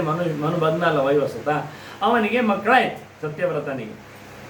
ಆಗ ಹೆಂಡತಿ ಶ್ರದ್ಧಾ ಹೇಳಿದ್ಲು ವಶಿಷ್ಠರ ಹತ್ರ, ನನಗೆ ಹುಡುಗಿ ಮಗು ಇರಲಿ ಅಂತ. ಆಯ್ತು ಹೇಳಿದ್ರು. ವಶಿಷ್ಠರು ಮಾಡಿದವರು ಹುಡುಗಿ ಮಗು ಅಂತ ಅಂದುಕೊಟ್ಟು. ಸತ್ಯವ್ರತಗೆ ಹೇಳ್ತಾನೆ, ಇಲ್ಲ ನನಗೆ ಸಕ್ಸೆಸರ್ ಆಗಲಿಕ್ಕೆ ಅರಮನೆಗೆ ಮತ್ತೆ ಗಂಡು ಮಗ ಬೇಕಿತ್ತಲ್ಲ, ಅದು ಮಾಡುವ ಅಂತೇಳಿ ಹುಡುಗಿಯನ್ನು ಗಂಡು ಮಾಡಿದ್ರು. ಮತ್ತೆ ಸರಿ, ಈಗ ಅದು ರಾಜ ಹೇಳಿದ್ದು, ರಾಣಿ ಹೇಳಿದ್ದು ಯಾಕೆ ಕೇಳಬೇಕು, ರಾಜ ಹೇಳಿದ್ದು ಕೇಳಿ ಆಯಿತು. ಕೊನೆಗೆ ಈ ಹುಡುಗ ಸುದ್ಯುಮ್ನ ಒಮ್ಮೆ ಇಳಾವ್ರತ ಖಂಡಕ್ಕೆ ಹೋದ. ಅದು ಪಾರ್ವತಿಯ ಶಾಪಗ್ರಸ್ತ ಏರಿಯಾ. ಯಾವಾಗಲೂ ಶಿವಪಾರ್ವತಿಯರು ಒಂದು ಕಡೆ ಇರುವುದು. ಇವರ ಋಷಿಗಳು ಪುರುಷೋತ್ತಾದಾಗೆಲ್ಲ ನಮಃ ಶಿವಾಯ ಅಂತ ಹೇಳಿಕೊಂಡು ಓಡಿ ಬರುದು. ಇದು ಅವರಿಗೆ ಅಳಕಾಯಿತು. ಆಗ ಪಾರ್ವತಿ ಹೇಳ್ತಾರೆ, ಎಂಥದ್ದು ಓದಲ್ಲಿ ಎಲ್ಲ ನಿನ್ನ ಹೆಸರು ಹೇಳಿಕೊಂಡು ಒಗ್ಗರಣೆ ಹಾಕಿ ಬಿಡ್ತಾರೆ, ಇವರ ಕಥೆ ಎಂಥದ್ದು. ಹಾಗಾದರೆ ಒಂದು ಕೆಲಸ ಮಾಡು, ಎಂತ, ಇದು ನಿನಗೆ ಬಿಟ್ಟಿದ್ದೇನೆ ಈ ಜಾಗ, ಪಾರ್ವತಿವನ ಅಂತ, ಸುಕುಮಾರಿವನ ಅಂತ ಹೆಸರು ಅದಕ್ಕೆ. ಇಲ್ಲಿ ಬಂದವರು ಯಾರಿದ್ರು ಹೆಣ್ಣು ಹಾಕ್ತಾರೆ, ಆಯ್ತಾ? ಖುಷಿ ಆಯ್ತಾ ಅಲ್ಲ ಅವರು. ಅದು ಯಾರು ಬರೋದಿಲ್ಲ ಪಕ್ಕಕ್ಕೆ, ವಿಷಯ ಗೊತ್ತಾಗಿದೆ, ಎಲ್ಲ ಪೇಪರಲ್ಲಿ ಹಾಕಿದ್ದಾರೆ ಅವರು. ಇವಾಗ ಗೊತ್ತಿಲ್ಲದೆ ಬಂದುಬಿಟ್ಟ ಅಲ್ಲಿಗೆ. ಇವನು ಕುದುರೆ ಹೆಣ್ಣಾಯ್ತು. ಇವ ನೋಡ್ತಾನೆ, ಇದು ಹೇಸಿಗೆ. ಇನ್ನು ಅರಮನೆಗೆ ಹೋಗುದು ಹೇಗೆ, ಹೋಗದಿರುವುದು ಹೇಗೆ? ಕೊನೆಗೆ ಹೋಗಿ ಹೇಳಿದ ವಿಷಯ ಹೀಗೆ ಆಗಿದೆ ಇಲ್ಲ ಅಂತ. ಮತ್ತೆ ವಸಿಷ್ಠರು ಮತ್ತೆ ಇದು ಒಳ್ಳೇದಾಯ್ತಲ್ಲ, ಮೊದಲು ಹೆಣ್ಣೆ ಹುಟ್ಟಿದ್ದು ಇಳ ಆಗ, ಮತ್ತೆ ಇವರು ಗಲಾಟೆ ಮಾಡಿದ್ದಕ್ಕೆ ರಾಜ ಹೇಳಿದ್ದಕ್ಕೆ ನಾನು ಅದನ್ನು ಗಂಡು ಮಾಡಿದ್ದು ಸುದ್ದಿಮನಾಯಿತು. ಈಗ ಮತ್ತೆ ಬಂದ ಯಥಾ ಪ್ರಕಾರ ಶಿವನಿಂದಾಗಿ ಮತ್ತೆ ಅದು ಹೆಣ್ಣಾಯಿತು. ಇರಲಿ ಬಿಡಿ ಅಂದ. ಇಲ್ಲ ಹಾಗಾಗೋದಿಲ್ಲ. ಸರಿ, ಹಾಗಾದರೆ ಶಿವನ ಹತ್ರವೇ ಕೇಳುವ ಎಂಥದ್ದು. ಶಿವ ಎಂತ ಮಾಡುವ? ಹಾಗಾದ್ರೆ ಒಂದು ಕೆಲಸ ಮಾಡಿ, ಎಂತ 1 ತಿಂಗಳು ಹೆಣ್ಣು 1 ತಿಂಗಳು ಗಂಡು.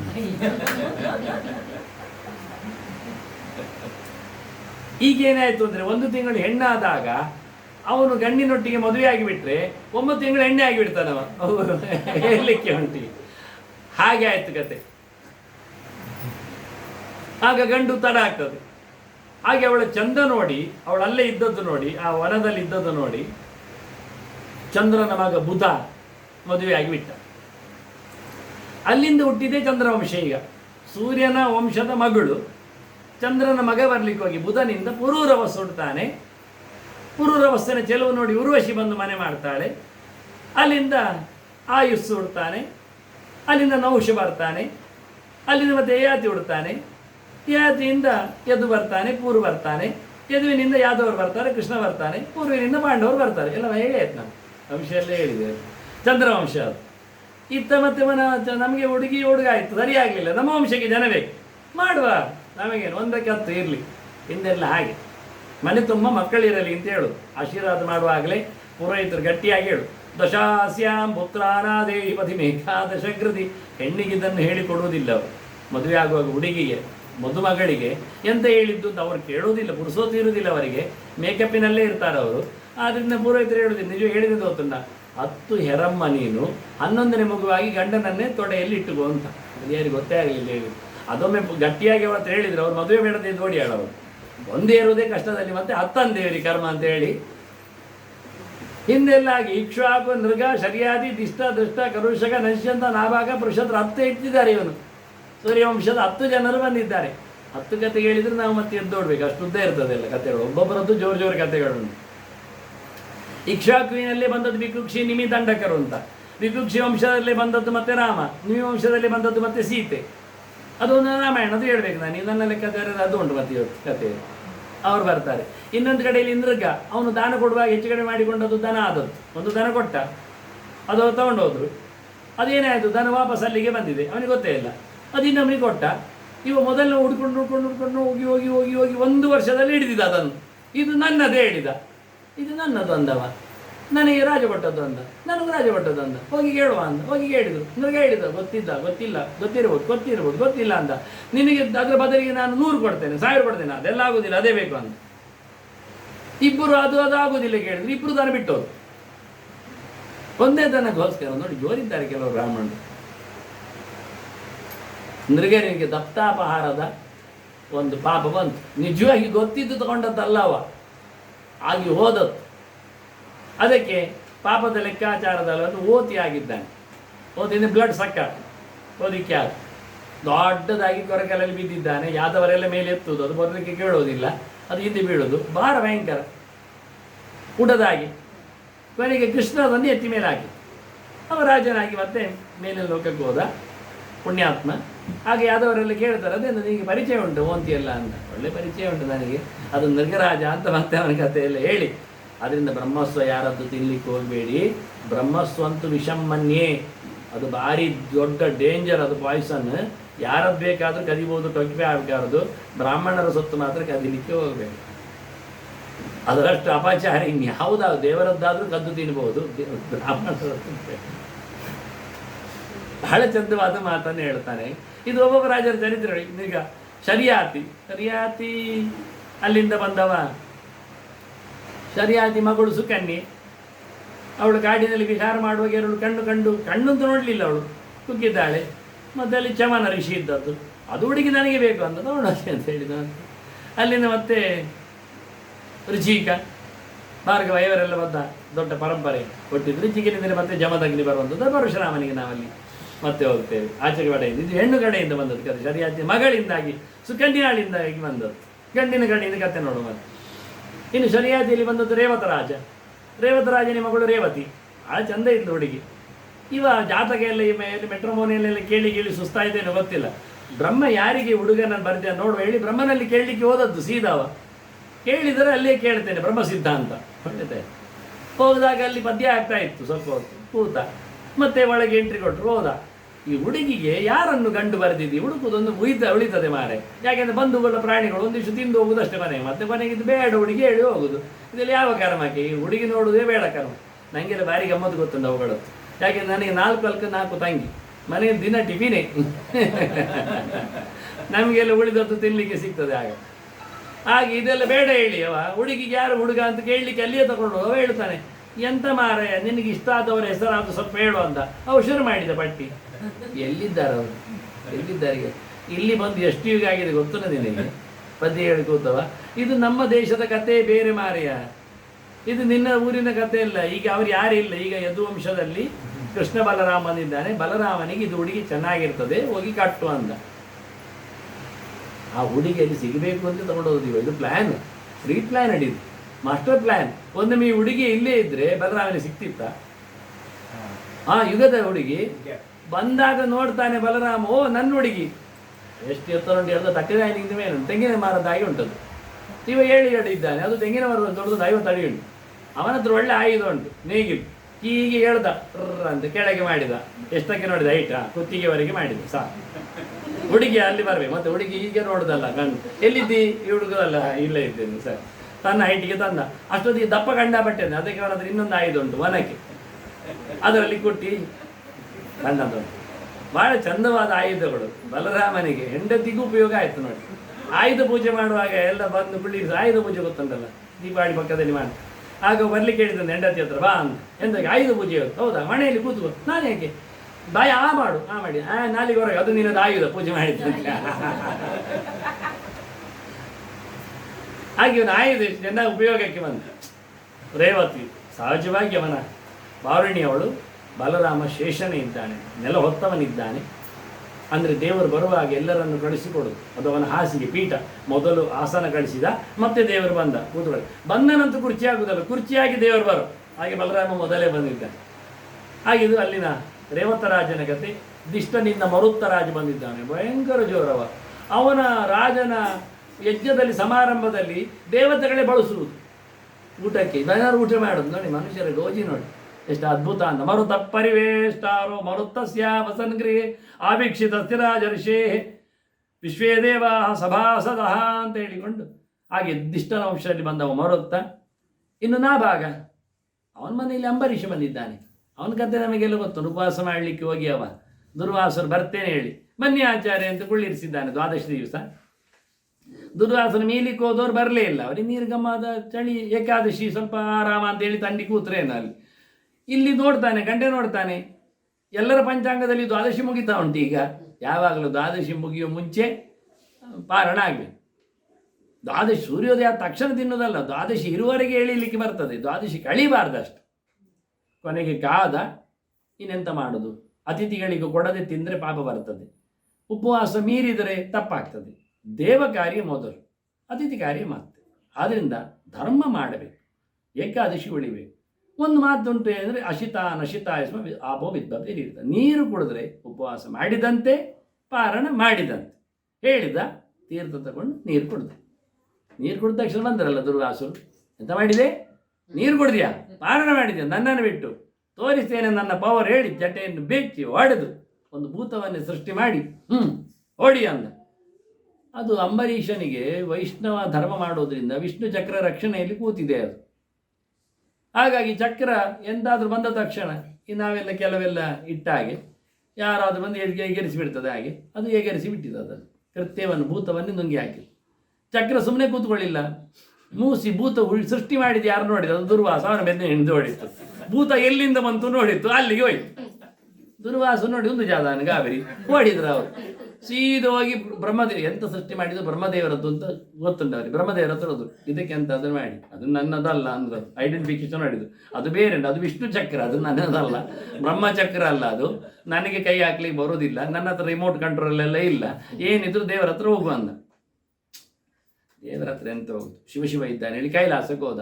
ಶಿವನಲ್ಲಿ ಹೇಳಿದ, ಇಲ್ಲಿ ಒಂದು ಗಾಬರಿ ಆಗಿದೆ ಅಲ್ಲ, ಅದು ಗಾಬರಿ ನನಗೂ ಗಾಬರಿ ಅಂದ. ಇದಾಗುವಂಥದ್ದಲ್ಲ, ಇದು ನನ್ನದಲ್ಲ ಇದು. ಮತ್ತೆ ಎಲ್ಲ ನೀನೇ ನಾನೆಲ್ಲ ಹೇಳ್ತಾರಲ್ಲ, ಅರಿಯಾರು ಅರಣ್ಯಾರಿ ಅರಿಯ ಎಂತ ಕರ್ಮ, ಅದು ಸುಳ್ಳೆ ಬೋಗಸ್ ಎಂಥದಿಲ್ಲ ಅಂದ.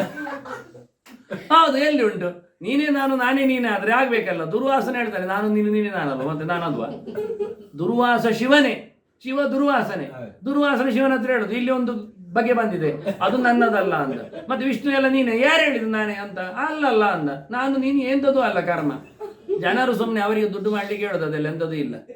ಅದು ಬೇರೆ. ಕಾಲು ಗಂಗೆ ಬಂದದ್ದು ದೇವರ ಕಾಲಿನಲ್ಲಿ ಹೊತ್ತುಕೊಂಡವ ಅವ, ಒಂದೇ ಆದ ಮಂಡ್ಯಲ್ಲಿ ಹೊತ್ಕೊಳ್ತಾನವ. ಮಂಡೆ ಉಂಟೆ ಯಾರಿಗೆ ಅದು ಹೇಳ್ತಾನೆ. ಶಿವ ಹೊತ್ತದ್ರಿಂದ ಶಿವ ಮೊಮ್ಮಗನೇ. ಎಲ್ಲಿ ಅದು ಗಣಪತಿ ಶಿವ ಒಬ್ಬನೆಯಾ? ಗಣಪತಿ ಅಪ್ಪ ಅವ, ಎಲ್ಲರಿಗೂ ಗೊತ್ತುಂಟು. ಗಣಪತಿ ಅಪ್ಪ ಶಿವ. ಮೊದಲು ಪೂಜೆ ಮಾಡಲಿ, ಎಂಥದೇ ಮಾಡಲಿ, ಡೊಳ್ಳೊಟ್ಟೆ ಇರಲಿ, ಆನೆ ಮಂಡೆ ಇರಲಿ, ಆದರೆ ದೊಡ್ಡದುಂಟು ಹೇಳಿ ದೊಡ್ಡ ಬೇಡದು ಅಲ್ಲ. ಕೆಲವು ಮಗ ಗಮ್ಮತ್ತಾಗ್ತಾನೆ. ಒರಿ ಮಗ ಬಸವ, ತಿನ್ನ ಮಗ ತೋಡಿ ಹೇಳಿಕೊಂಡು ಅಪ್ಪನಿಗಿಂತ 3 ಪಟ್ಟ ಮೇಲೆ ಆಗ್ತಾನೆ. ಅಮ್ಮ ಫೂ ಅಂದ್ರೆ ಬೀಳ್ತಲ್ಲ, ಆಗಿರ್ತಾಳೆ. ಹಾಗೆ ಹೇಳಿದಾಗ ದೊಡ್ಡ ಜನ ಹೇಳುದು ಇವನು ಎಂಥದ್ದು ಇಲ್ಲ, ಅದು ಪ್ರಯೋಜನ ಇವರೇ ತಿನ್ನಿಸಿದ್ದು ಸಾಕಿದ್ದವ ನಾನು. ಇಬ್ಬರದ್ದು ಎಂಥದ್ದು ಪಗಾರದಲ್ಲಿ, ಸ್ಯಾಲರಿಯಲ್ಲಿ, ಅದು ಪ್ರಯೋಜನ ಆಗಲಿಲ್ಲ. ಅದು ದೊಡ್ಡ ಗಾತ್ರ ನೋಡಿ ಅದೆಲ್ಲ ಹೇಳಬೇಡಿ. ವಿಷ್ಣು ಎತ್ತರದವನು ಯಾವತ್ತು. ನಸದಾಸೀತ್ ನೊಸದಾಸೀತ್ ತದಾನೀಮೇ ಗೋವ ಇದಮಗ್ರ ಆಸೀತ್ ಸದೇವ ಇದಮ ಸೌಮ್ಯ ಆಗ್ರಿ ನಾರಾಯಣ ಇದಮಗ್ರನ ಬ್ರಹ್ಮನೇ ಶಾನಃ. ಅವನು ಹೇಳಿದ, ಬ್ರಹ್ಮನು ಹೇಳಿದ, ಇದು ನನ್ನಿಂದ ಆಗುವಂಥದ್ದಲ್ಲ, ನಾವು ಯಾರೂ ಅಲ್ಲ, ನಾವು ದೇವರ ಆಟಿಕೆಗಳು, ಚೆಸ್ ಪ್ಯಾನ್ಗಳಿದ್ದಾಗೆ. ಅವನು ಹೇಳ್ತಾನೆ, ಅವನು ಹೇಳಿದ್ದೇ ಹಾಗೆ, ಅವನು ಬ್ರಹ್ಮದೇವ ಹೇಳಿದ್ದು, ನಾವು ಆಟಿಕೆಗಳು ವಸ್ತಿದ್ದಾಗೆ. ಕ್ರೀಡನ್ನಿವ, ನಾವು ನಮ್ಮನ್ನು ಆಡಿಸ್ತಾನೆ ದೇವರು. ಇದು ತೆಗೆದೋಯ್ತು, ಕಿಕ್ ಔಟ್, ರಾಜ ಹೋಯ್ತು. ಚೆಸ್ ಬೋರ್ಡ್ ಮಗಿಚ್ಚೆ ಆಯ್ತು, ಒಂದು ಬ್ರಹ್ಮಾಂಡ ಆಯ್ತು, ಇನ್ನೊಂದು ನೆಕ್ಸ್ಟ್ ಲರ್. ಆದ್ದರಿಂದ ನಮ್ಮಲ್ಲಿ ಆಗೋದೇ ಇಲ್ಲ ಅಂದ. ಮತ್ತೆ ಹರಿಸ್ತೇಶಂ ವಿದಾಸಿ, ಏನಿದ್ರು ದೇವರು ಒಳ್ಳೇದು ಮಾಡ್ತಾನೆ. ಹೋದ ದೇವರಲ್ಲಿಗೆ ಇಂತ ನೋಡಿಕೊಂಡು ಹೋಗ್ತಾನೆ. ದುರ್ವಾಸ ಬರೋಂತುಂಡು ನಿನ್ನ ಶೂಲ ಮಲ್ಲು ಚಕ್ರ. ದೇವರು ಹೇಳಿದ, ಹೌದಾ ಬಂದ? ಎಂಥದ್ದು ಮಾರಾಯ? ದುರ್ವಾಸ ಹೇಳುದು, ಎಂಥದ್ದು ಹೇಳು? ನಾನು ಅವನಿಗೆ ಕೊಟ್ಟು ಬಿಟ್ಟಿದ್ದೇನಲ್ಲ, ಎಂತ ಮಾಡಿದೀಗ? ಭಕ್ತ ಪರಾಧೀನ, ನಾನು ಭಕ್ತರಿಗೆ ನಾನು ವಶ. ನಾನೊಂದು ಮಾತು ಹೇಳಿಬಿಟ್ಟಿದ್ದೇನೆ ಅರ್ಜುನನಿಗೆ ಸಹ. ಅವನು ಅರ್ಜುನ ಮತ್ತೆ ಹೇಳಿದ, ಕೌಂತೆಯ ಪ್ರತಿಯಾನಿ, ಅರ್ಜುನ ಪ್ರತಿಜ್ಞೆ ಮಾಡು. ಎಂಥದ ಪ್ರತಿಜ್ಞೆ ಮಾಡೋದು? ಎಂತ ಅಂದರೆ, ನಮೇ ಭಕ್ತ ಪ್ರಣಶ್ಯತಿ ಅಂತ. ನನ್ನ ಭಕ್ತರಿಗೆ ಪೆಟ್ಟಾಗುವುದಿಲ್ಲ, ಅಳಿವು ಇಲ್ಲ, ಸೋಲಿ ಇಲ್ಲ. ಹೇಳು. ಅದಕ್ಕೆ ಹೇಳು, ನಿನ್ನ ಭಕ್ತರಿಗೆ ಸೋಲಿಲ್ಲಲ್ಲ, ನೀನೇ ಹೇಳು, ನೀನೇ ಡಿಕ್ಲೇರ್ ಮಾಡು. ನಾನು ಡಿಕ್ಲೇರ್ ಮಾಡಿದರೆ ನಾನೇ ಅದನ್ನು ಮಗುಚಿ ಆಗ್ತೇನೆ ಕೆಲವೊಮ್ಮೆ. ನಾನು ಹೇಳಿದ್ದನ್ನೇ ನಾನು ನಡೆಸುವುದಿಲ್ಲ. ನನ್ನ ಭಕ್ತ ಹೇಳಿದರೆ ನಡೆಸ್ತೇನೆ. ನೀನು ನನ್ನ ಭಕ್ತ ಹೇಳಿಬಿಡು, ಸರಿ ಅಂದ. ಅದನ್ನ ದೇವರ ಭಕ್ತ ಯಾರಿದ್ದಾನೆ ಅವನು ಯಾವತ್ತೂ ಏನು ಅಳಿವು ಇಲ್ಲ, ತೊಂದರೆ ಆಗುವುದಿಲ್ಲ. ಆದ್ದರಿಂದ ನನ್ನ ಭಕ್ತ ಅಂಬರೀಷ, ಅವನಿಗೆ ಕೊಟ್ಟು ಬಿಟ್ಟಿದ್ದೇನೆ. ಇನ್ನೇನು ನಾನು ಕೈ ಹಾಕ್ಲಿಕ್ಕೆ ಆಗುವುದಿಲ್ಲ. ಅದು ನನ್ನ ಕೈಯಲ್ಲಿಲ್ಲ, ರಿಮೋಟ್ ಕಂಟ್ರೋಲ್ ಎಲ್ಲ ಅವನ ಹತ್ರವೇ ಇರುತ್ತೆ. ನಾನು ಸೆಟ್ ಪೂರ ಕೊಟ್ಟಿದ್ದೇನೆ, ಅದರ ಸೆಕೆಂಡ್ ಒಂದು ಇಟ್ಕೊಳ್ಳಿಲ್ಲ, ನನ್ನಲ್ಲಿಲ್ಲ ಅಂತ. ಸರಿ, ಓಡಿ ಬಂದ ದುರ್ವಾಸರು. ಆಗ ಇವ ಕಾಯ್ತಾ ಕೂತಿದ್ದಾನೆ. ಅಂಬರೀಷ ತಲೆಯಲ್ಲಿ ಹೊತ್ತುಕೊಂಡು, ಅತಿಥಿಗಳಿಗೆ ಊಟ ಹಾಕಬೇಕು, ಬನ್ನಿ. 1 ವರ್ಷ ಆಗಿದೆ ಉಪವಾಸದಲ್ಲಿ ಕೂತವ. ಖುಷಿ ಪಟ್ಟ ದುರ್ವಾಸರು ನೋಡಿ.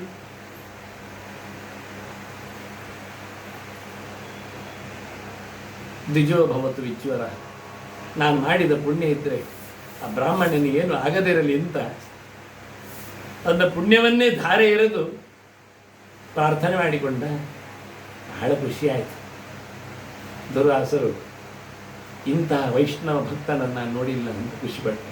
ದೇವರು ಹೇಳ್ತಾರಂತೆ, ವೈಷ್ಣವರಿಗೆ ಯಾರೇ ಅಪಚಾರ ಮಾಡಲಿ, ನನ್ನ ಅತ್ಯಂತ ಪ್ರಿಯನಾದ ಪಾತ್ರ ವೈಷ್ಣವನ ಮೆತ್ತ ಶಂಭು ಅಂತ ಆಗಿಕೊಂಡ್ರು, ಶಂಭುವೇ ಒಂದೊಮ್ಮೆ ಇನ್ನೊಬ್ಬ ವೈಷ್ಣವನಿಗೆ ಉಪಟಳ ಕೊಟ್ಟರೆ ನಾನೇ ಒಪ್ಪುವುದಿಲ್ಲ ಅಂತ ದೇವರು ತೋರಿಸಿಕೊಟ್ಟ ಕಥೆಯನ್ನಿದು. ಒಪ್ಪಲಿ. ಹೀಗೆ ಬಹಳ ದೊಡ್ಡದಾದ ಪ್ರಕರಣ ನಮ್ಮ ಸೂರ್ಯವಂಶದವರದ್ದು. ಮತ್ತಿತ್ತ ಚಂದ್ರವಂಶದವರ ಚರಿತ್ರೆಯಲ್ಲಿ, ಸೂರ್ಯವಂಶದಲ್ಲಿ ರಾಮನ ಕತೆ ಇನ್ನು ಬರಬೇಕಾದ್ದು. ಆದರೆ ಅದಕ್ಕಿಂತ ಮೊದಲು ಚಂದ್ರವಂಶದ ಆಯುಸ್ಸಿನ ಕತೆ ಹೇಳಿದೆ. ಆಯುಸ್ಸು ಶ್ರುತಾಯು, ರಯ, ಸತ್ಯ, ವಿಜಯ, ಜಯ ಅಂತ ಇವರ 6 ಜನ ಮಕ್ಕಳು. ಮತ್ತೊಮ್ಮೆ ಹೇಳುವುದಾದರೆ, ಮೊದಲಿಂದ ಚತುರ್ಮುಖ ಅಂದರೆ ಭಗವಂತನ ನಾರಾಯಣನ ಮಗ, ಅವನಿಂದ ಬಂದಿರತಕ್ಕಂಥ ಮರೀಚಿ, ಅವನಿಗೆ ಕಶ್ಯಪ, ಅವನಿಗೆ ವಿವಸ್ವಾನ್, ಅಲ್ಲಿಂದ ಬಂದಿರುವ ವೈವಸ್ವತ ಮನು ಶ್ರಾದ್ದದೇವ, ಅವನಿಗೆ ಇಳ, ಅವನಿಗೆ ಪುರೂರವಸ್, ಅಲ್ಲಿಗೆ ಆಯುಸ್ಸು, ಸತ್ಯಾಯು, ರಯ, ವಿಜಯ, ಜಯ ಅಂತ ಮಕ್ಕಳು. ಆ ವಿಜಯನ ವಂಶದಲ್ಲಿ ಗಾಧಿ ಇಂದ್ರನೇ ಹುಟ್ಟಿದ್ದಾನೆ. ಗಾದಿಗೆ ಸತ್ಯವತಿ ಅಂತ ಮಗಳು. ಸತ್ಯವತಿ ಮಗಳನ್ನು ಋಚಿಕ ಕೇಳಿದ್ದಾನೆ. ಋಚಿಕ ಕೇಳಿದಾಗ ಗಾದಿ ಹೇಳ್ತಾನೆ, ನನಗೆ 1000 ಕುದುರೆ ಕೊಡಬೇಕು. ಕೊಡುವ ಅಂದ. ಬಿಳಿ ಕುದುರೆ ಕೊಡಬೇಕು, ಕೊಡುವ. 1 ಕಿವಿ ಮಾತ್ರ ಕಪ್ಪಿರಬೇಕು, ಕೊಡುವ ಅಂದ. ನೋಡಿ ಗಮ್ಮ, 1 ಕಿವಿ ಮಾತ್ರ ಕಪ್ಪಂದು, ಇಡೀ ಬಿಳಿ. ವರುಣ ಹತ್ರ ಹೋಗಿ ಕೇಳಿದ, ನನಗೆ ಸತ್ಯವತಿ ಹುಡುಗಿ ಬೇಕು ಅವನದ್ದು, ಅದಕ್ಕೆ 1000 ಕುದುರೆ ಬೇಕಂತೆ, ಕೊಡವ. ಎಡ ತಗೊಂಡು ಒಂದು ಹುಡುಗಿಗೆ 1000 ಕುದುರೆ ಕೊಡು. ಒಂದು ಲೆಕ್ಕವಾದು, ಅವರಿಗೆಲ್ಲ ಲೆಕ್ಕ ಎಲ್ಲ. ಹಾಗೆ ಅಲ್ಲಿಂದ ಮುಂದೆ ಚರು ಜಪ ಮಾಡಿ ಕೊಟ್ಟ. ಸತ್ಯವತಿ ಕೊಡುವಾಗ ಸತ್ಯವತಿ ಹೇಳ್ತಾಳೆ, ಅಮ್ಮನಿಗೆ ಹೇಳ್ತಾಳೆ. ಅಮ್ಮ ಹೇಳ್ತಾಳೆ, ನನಗೂ ಕೊಡ್ಲಿಕ್ಕೆ ಹೇಳು ನನ್ನ ಅಳಿಯನ ಹತ್ರ. ಸರಿ, ಇದನ್ನು ನಿನ್ನ ಅಮ್ಮನಿಗೆ ಕೊಡು, ಇದು ನೀನು ತಿನ್ನು. ನಿನ್ನ ಅಮ್ಮನ ಹತ್ರ ಹೇಳು, ಅಶ್ವತ್ಥ ಮರವನ್ನು ನಾಲಿಗೆ ಮಳಿಗೆ, ನೀನು ಹೋಗಿ ಉದ್ದು ಮರವನ್ನು ಹಿಡಿಯಲಿಕ್ಕೆ ಉಂಟು. ಹೋಗಿ ಹೇಳಿದ್ದು, ಹೀಗೆ ಹೇಳಿದ. ಅದು ಯಾವಾಗಲೂ ಗಂಡಂದಿರಿ ಹೆಂಡತಿಯರಿಗೆ ಫಾರ್, ಅತ್ತೆಯರಿಗೆಲ್ಲ ಕಮ್ಮಿ. ಅದರಿಂದ ನಿನ್ನದು ಚಲೋ ನಾನು ತಿಂತೇನೆ, ನನ್ನ ಕೆಲಸ ನೀನು ಮಾಡು ಅಂತೇಳಿ ಹಾಗೆ ಅದಲು ಬದಲು ಮಾಡಿ. ಇವ ನೋಡಿದ್ದ ಋಷಿ, ತಪ್ಪಾಯ್ತಲ್ಲ, ಹೆಚ್ಚು ಕಡಿಮೆ ಆಗಿದಲ್ಲ, ನಿನ್ನಮ್ಮ ಮೋಸ ಮಾಡಿದ್ದಾಳಲ್ಲ. ನಿನ್ನಲ್ಲಿ ಈಗ ಕ್ಷಾತ್ರ ತೇಜಸ್ಸಿನ ಜನ, ನಾನು ಅರಸೊತ್ತಿಗೆ ಒಳ್ಳೇದು ಬೇಕು ಅಂತ ಕೊಟ್ಟಿದ್ದೇನೆ, ಬ್ರಹ್ಮ ತೇಜಸ್ ಬೇಕು ಅಂತ ಕೊಟ್ಟಿದ್ದೇನೆ, ನನಗೆ ಬೇಡ ಹಾಗೆಲ್ಲ ಹೇಳ್ತೇನೆ. ಅದೇ ನಿನ್ನ ಪೋಸ್ಟ್ಪೋನ್ ಮಾಡುವ ಅಂತ ಅವಳೇ ಹೇಳ್ತಾಳೆ. ಮೊಮ್ಮಗ ಬೇಕಾದರೆ ಜೋರಿನ ಹುಟ್ಟಲಿ, ನಮ್ಮ ಹುಡುಗಿ ಮಾತ್ರ ಒಳ್ಳೇದು ಬರಲಿ ಅಂತ. ಅಲ್ಲಿದು ಕರೆಕ್ಷನ್ ಆಗಲಿಲ್ಲ. ಅಲ್ಲಿ ಹುಟ್ಟಿದ್ದು ವಿಶ್ವಾಮಿತ್ರ, ಕ್ಷತ್ರಿಯನಾಗಿ ಹುಟ್ಟಿದ್ರು. ದಿಗ್ಬಲಂ ಕ್ಷತ್ರಿಯ ಬಲಂ ಬ್ರಹ್ಮ ತೇಜೋ ಪರಂ ಬಲಂ ಹೇಳಿ ಋಷಿಯ ಚರವಿನ ಪ್ರಭಾವದಲ್ಲಿ ಬ್ರಾಹ್ಮಣನಾಗಿ ಹೋದವ. ಇಲ್ಲಿ ಜಮದಗ್ನಿ ಹುಟ್ಟಿದ. ಜಮದಗ್ನಿ ಜೋರಿದ್ದಾನೆ, ಆದರೂ ಸ್ವಲ್ಪ ತಂಡಿದ್ದಾನೆ.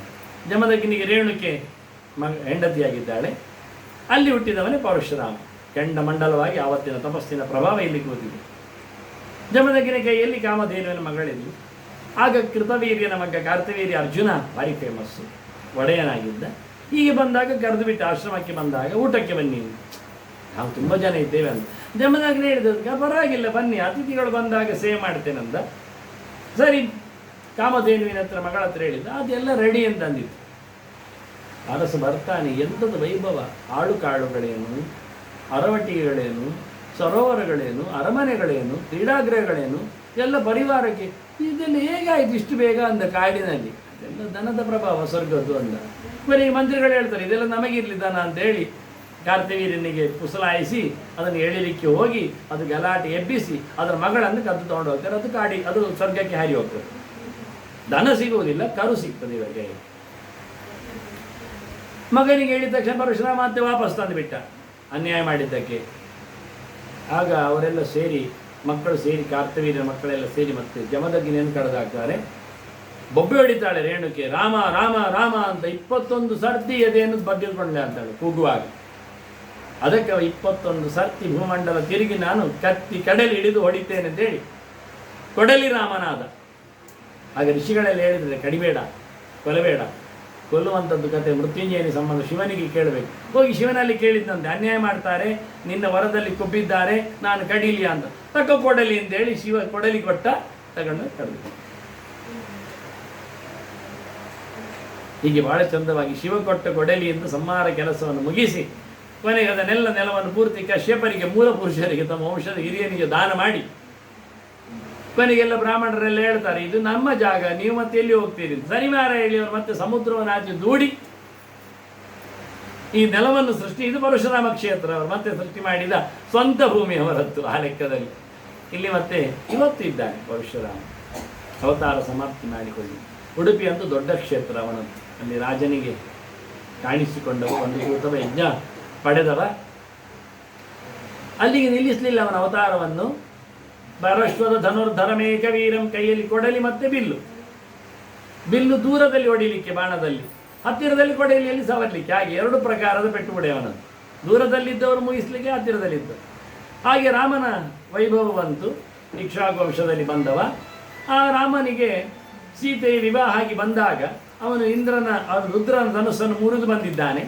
ಜನಕರಾಜನಿಗೆ ಶಿವ ಕೊಟ್ಟಿರತಕ್ಕ ಧನುಸ್ಸು, ಪಾರ್ವತಿಗೆ ಕೊಟ್ಟದ್ದು ಸೀತೆ. ಆಗಾದ್ರಿಂದ ಪಾರ್ವತಿಯ ಕೈಲಾಸಕ್ಕೆ ಸೀತೆ ಮತ್ತೆ ಒರಿಜಿನಲ್ ಹೋದದ್ದು, ಡೂಪ್ಲಿಕೇಟ್ ಬಂದದ್ದು ಇಲ್ಲಿ. ಅದು ಕಥೆ ಆಗಿ ಅಲ್ಲಿ ಮುರಿದದ್ದಕ್ಕೆ ಪರಶುರಾಮ ಹೇಳ್ತಾನೆ, ಧನುಸ್ಸು ಮುರಿದಿದ್ದೆ ನೀನು, ಅದು ಶಿವನದ್ದು. ಇದು ನನ್ನದು ವಿಷ್ಣುವಿನ ಧನುಸ್ಸುಂಟು, ಇದು ನೋಡು ಮುರಿ ತಗೋ ಅಂತ. ಅದನ್ನು ಎಳೆದ, ಬಾಣ ಬಿಟ್ಟಿದ್ದಾನೆ, ನಿನಗೆ ಇರಲಿ ಅಂತ ಕೊಟ್ಟು ಬಿಟ್ಟಿದ್ದಾನೆ. ಹಾಗೆ ಸಂಹಾರ ಮಾಡುವ ಮುಂದಿನ ಕೆಲಸ ರಾಮನಿಗೆ. ರಾಮನ ನಂತರದಲ್ಲಿ ಪರಶುರಾಮ ಭೀಷ್ಮನಿಗೆ ಹೇಳಿಕೊಟ್ಟಿದ್ದಾನೆ ಯುದ್ಧ ವಿದ್ಯೆ 106 ವರ್ಷ, ದ್ರೋಣರಿಗೆ 12 ವರ್ಷ ಹೇಳಿಕೊಟ್ಟಿದ್ದಾನೆ, ಕರ್ಣನಿಗೂ ಪಾಠ ಮಾಡಿದ್ದಾನೆ 4 ವರ್ಷ. ಆದ್ದರಿಂದ ಮಹಾಭಾರತ ಘೋರ ಯುದ್ಧವು ಪರಶುರಾಮನಿಂದ ಆಗಿದೆ. ರಾಮಾಯಣದ ಯುದ್ಧದಲ್ಲಿಯೂ ಅವನ ಪಾತ್ರ ಬಿಲ್ಲು ಕೊಟ್ಟು. ಮತ್ತೊಂದರ ಕ್ಷಣದಲ್ಲಿ ಪರಶುರಾಮ ರಾಮನಲ್ಲಿ ಐಕ್ಯನಾಗಿದ್ದಾನೆ. ಒಂದೇ ಜನರು ನೋಡುವಾಗ ಅದು ಬೇರೆ ಅಂತ ತಿಳಿದು ಬೇಡ, ಪರಶುರಾಮನೇ ರಾಮ, ರಾಮನೇ ಪರಶುರಾಮ. ಅದರ ಒಂದರೊಳಗೆ ಒಂದು ಮರ್ಜಿ ಆಗಿದೆ. ಈಗ ರೂಪಗಳು ಒಳಗೆ ಸೇರಿಕೊಂಡಿವೆ. ಕೊನೆಗೆ ರಾಮನ ಚರಿತ್ರೆ ನಾನು ಹೇಳಬೇಕಾಗಿಲ್ಲ. ತಿಷ್ಟನ್ವನಂ ಸದಯಿತಾನುಜ ಆರ್ತಿಮಾರ್ಷತ್ ಗುರುವರ್ತೆ ತ್ಯಕ್ತ ರಾಜ್ಯ ವ್ಯಚರದನವನಂ ಪಾದಪದ್ಮ್ಯಾಂ. ಎಲ್ಲ ಕಡೆ ತಿರುಗಿದವ. ಇವರೆಲ್ಲ ದಡ್ಡಗಾರಣ್ಯೆಲ್ಲ ಅವನದ್ದೇ, ಬೀಡು, ನಾಡು, ಕಾಡು.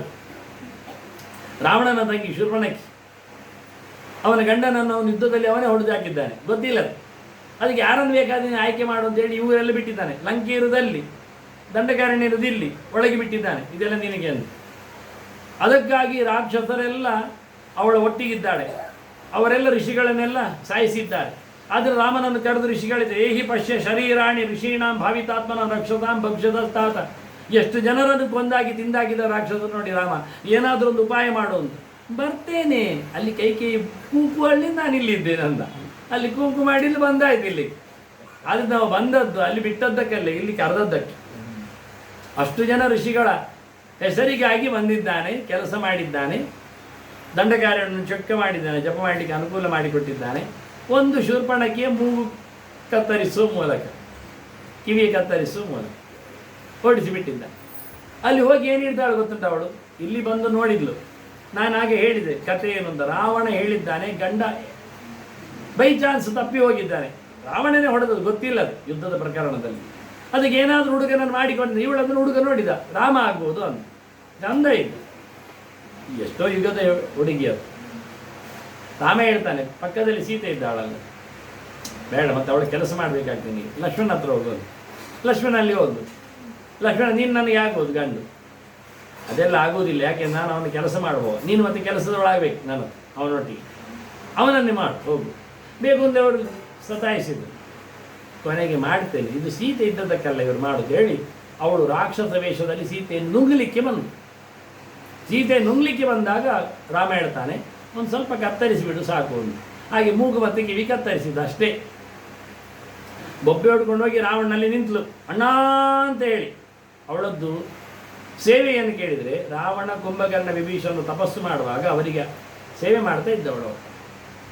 ಅದು ಅವರಿಗೆ ಭಾರಿ ಇಷ್ಟ. ಎಂತ ಬೇಕಾದ್ರೆ ತಂದು ಕೊಡೋದೆಲ್ಲ ಸೇವೆ ಮಾಡಿದ್ದವಳು. ಅದನ್ನು ಶೂರ್ಪಣಖಿಯಿಂದ ಒಂದೇ ತಂಗಿ ಭಾರಿ ಇಷ್ಟ ಅವರಿಗೆ. ಆಗ ನಿನಗೆ ಹೀಗಾಯ್ತು, ಎಂತಾಯ್ತು? ನಾನು ನಿನಗೊಂದು ಚಂದದ ಹುಡುಗಿ ತರಲಿಕ್ಕೆ ಹೋದದ್ದು ಮಾರಾಯರೆ, ಪೆಟ್ಟು ತಿಂದದ್ದು ಹೇಳಿದೆ. ಹೌದಾ, ಅದೇ ಆ ಹುಡುಗಿ, ಅದು ಭಾರಿ ಚಂದ ನೋಡು. ಸರಿ, ಅವಳು ಹಿಡಿಸಿಯಾಗಿದ್ದು ಬೇರೆ ರೀತಿ, ಮೊದಲು ಬಂದದ್ದು ಬೇರೆ. ಮಿಥ್ಯಾ ವಾಕ್ಯಂಚ ಪರಮಂ, ಸುಳ್ಳೇ ನಡೆಯುವುದು ಲೋಕದಲ್ಲಿ. ಎಲ್ಲ ಕಡೆ ಎಲ್ಲ ಮನೆಯಲ್ಲಿಯೂ ದೊಡ್ಡ ಗಲಾಟೆಯನ್ನು ಕೇಳಿದರೆ ಸುಳ್ಳು. ಸುಳ್ಳಿಗೆ 1000 ಸೀರೆ, ಬಗೆ ಬಗೆ, ಊರೆಲ್ಲ ತಿರುಗಿ ಬರ್ತದೆ. ಇದು ಸತ್ಯ ಹೊರಡುವಾಗಲೇ ಲೇಟ್ ಆಗ್ತದೆ, ಅದನ್ನು ಸಾಯಿಸಿಬಿಡ್ತಾರೆ, ಗೊತ್ತೇ ಇಲ್ಲ. ಸತ್ಯ ಗೊತ್ತಾದರೆ ಪೇಪರಲ್ಲಿ ದೊಡ್ಡ ಸಂಗತಿಯೂ ಆಗೋದಿಲ್ಲ. ಸುಳ್ಳನ್ನು ಇಷ್ಟು ದೊಡ್ಡ ಬರೀತಾರೆ, ಮತ್ತು ಸತ್ಯ ಸಣ್ಣದರಲ್ಲಿ ಬರೆದು ಆಚೆ ಬಿಸಾಡಿ ಆಗ್ತದೆ. ಅದು ಸುಳ್ಳು ಮಾಡಿದ, ಅಲ್ಲಿಗೆ ರಾಮಾಯಣ ಆಯಿತು. ಹೌದಾ, ಹೀಗಾಯ್ತಾ, ನಾನು ಹುಡುಗಿಯನ್ನು ತೆಗಿತೇನೆ ಅಂತ ಬಂದ.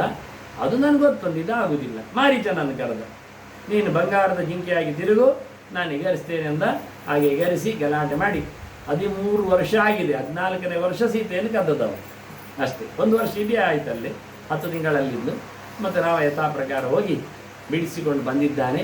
ಅದು ಮಾಯಾ ಸೀತೆ ಅಂತ ಎಲ್ರಿಗೂ ಗೊತ್ತೇ ಇದೆ. ಮತ್ತೆ ಅವಳು ಒಳಗೋಗಿ ಹೊರಗೆ ಬಂದಾಗ ಅಗ್ನಿಯಲ್ಲಿ ಪ್ರವೇಶ ಮಾಡಿದ್ದಾಳೆ, ಮತ್ತೊಂದು ಹೊರಗೆ ಬಂದಿದೆ. ಆದ್ದರಿಂದ ಮತ್ತೆ ಕೊನೆಗೆ ರಾಮ, ಇದು ನನ್ನದಲ್ಲ ಸೀತೆ ಅಂದ. ಒಳಗೋಗಿ ಹೊರಗೆ ಬಂದಿದ್ದಾಳೆ. ಒರಿಜಿನಲ್ ಸೀತೆ ಹೊರಗೆ ಬಂದಿದೆ, ಮತ್ತೆ ಡೂಪ್ಲಿಕೇಟ್ ಸೀತೆ ಒಳಗೆ ಹೋಗಿದೆ. ಇದು ಅವರಿಗೆ ಮಾತ್ರ ಗೊತ್ತಿರುವಂತಹ ಸೀಕ್ರೆಟ್. ಅದು ವಾಸ್ತವವಾಗಿ ದೇವರ ವಿಷಯ.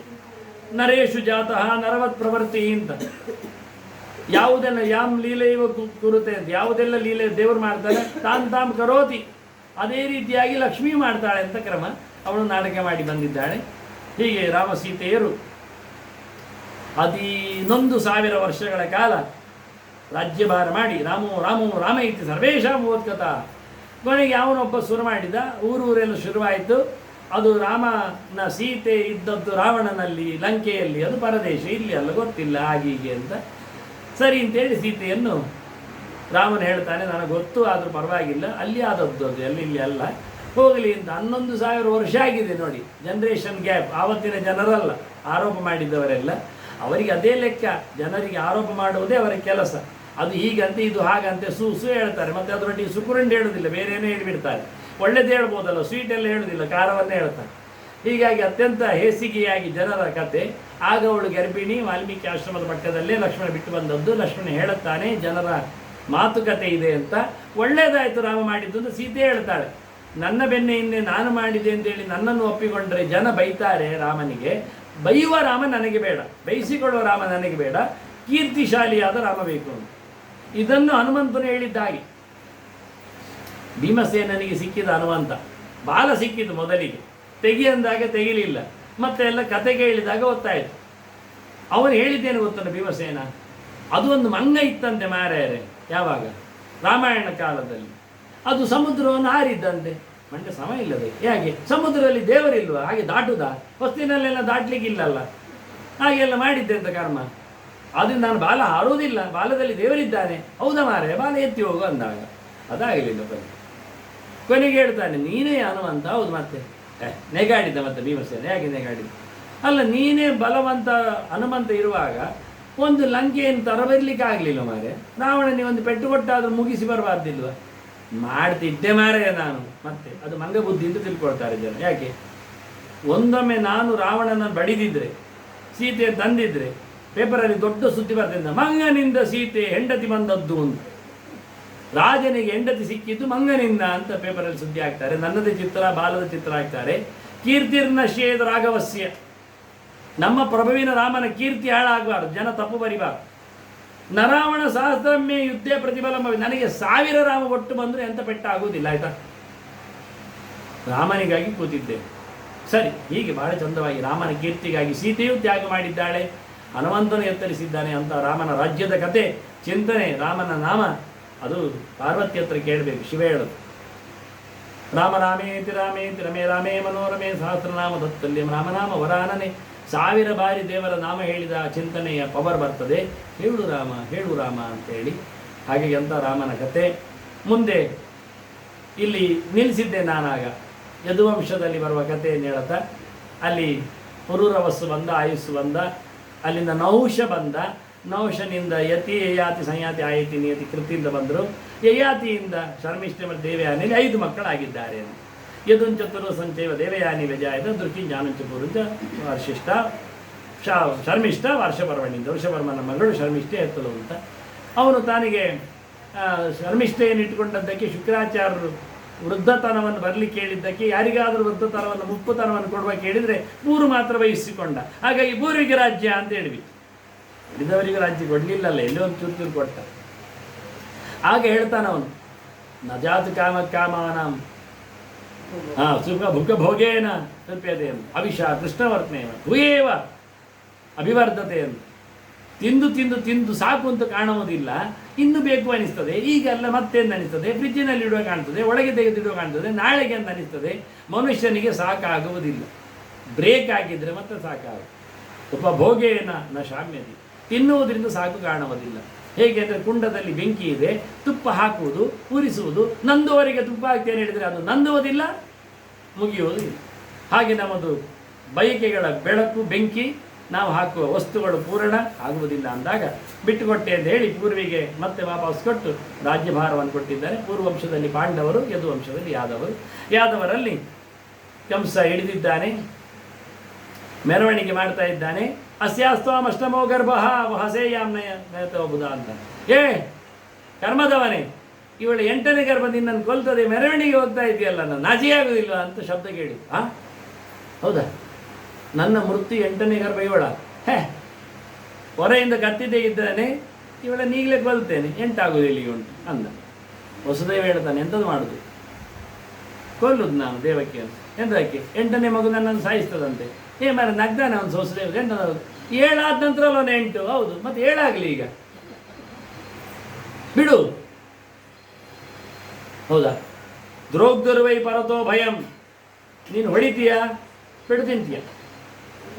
ಯಾರು ಅಪಚಾರ ಮಾಡ್ತಾರೆ, ದ್ರೋಹ ಮಾಡ್ತಾರೆ, ಅವರಿಗೆ ಖಂಡಿತ ದ್ರೋಹ ಆಗ್ತದೆ. ಹೇಗೆ ಗೊತ್ತಿಲ್ಲ. ಕೈಯಲ್ಲಿ ಹೊಡೆದವ ಕೋಲಲ್ಲಿ ಪೆಟ್ಟು ತಿನ್ಬೋದು, ಬೆನ್ನಿಗೆ ತಾಗಿದವ ಹೊಟ್ಟೆ ಹೊಡಿಬೋದು, ಮಂಡೆ ಕುಟ್ಟಿದ್ದವ ಕಾಲೇ ಎಳಿಬೋದು, ಈ ಜನ್ಮದಲ್ಲಿ ಹೊಡೆದವ ಬರೋ ಜನ್ಮದಲ್ಲಿ ಹೊಡಿಬೋದು. ಇಲ್ಲಿ ತಪ್ಪಿಸಿದವ ಪೊಲೀಸರಲ್ಲಿ ಸಿಕ್ಕಾಗ್ತಾನೆ, ರಾಜರು ಹಿಡಿತಾರೆ, ಯಮ ಬರಿತಾನೆ. ಎಲ್ಲಿ ಓಡ್ತಿ? ತಪ್ಪು ಮಾಡಿದವ ಓಡಲಿಕ್ಕೆ ಬರುವುದಿಲ್ಲ, ಅನ್ಯಾಯ ಮಾಡಿದವ ತಿನ್ನಲೇಬೇಕು ಪೆಟ್ಟು. ಇಲ್ಲಿ ಆದರೆ ಅಲ್ಲಿ ತಪ್ಪಿಸಿದರೆ ಬಡ್ಡಿ ಲೆಕ್ಕಾಚಾರ ಬರ್ತದೆ.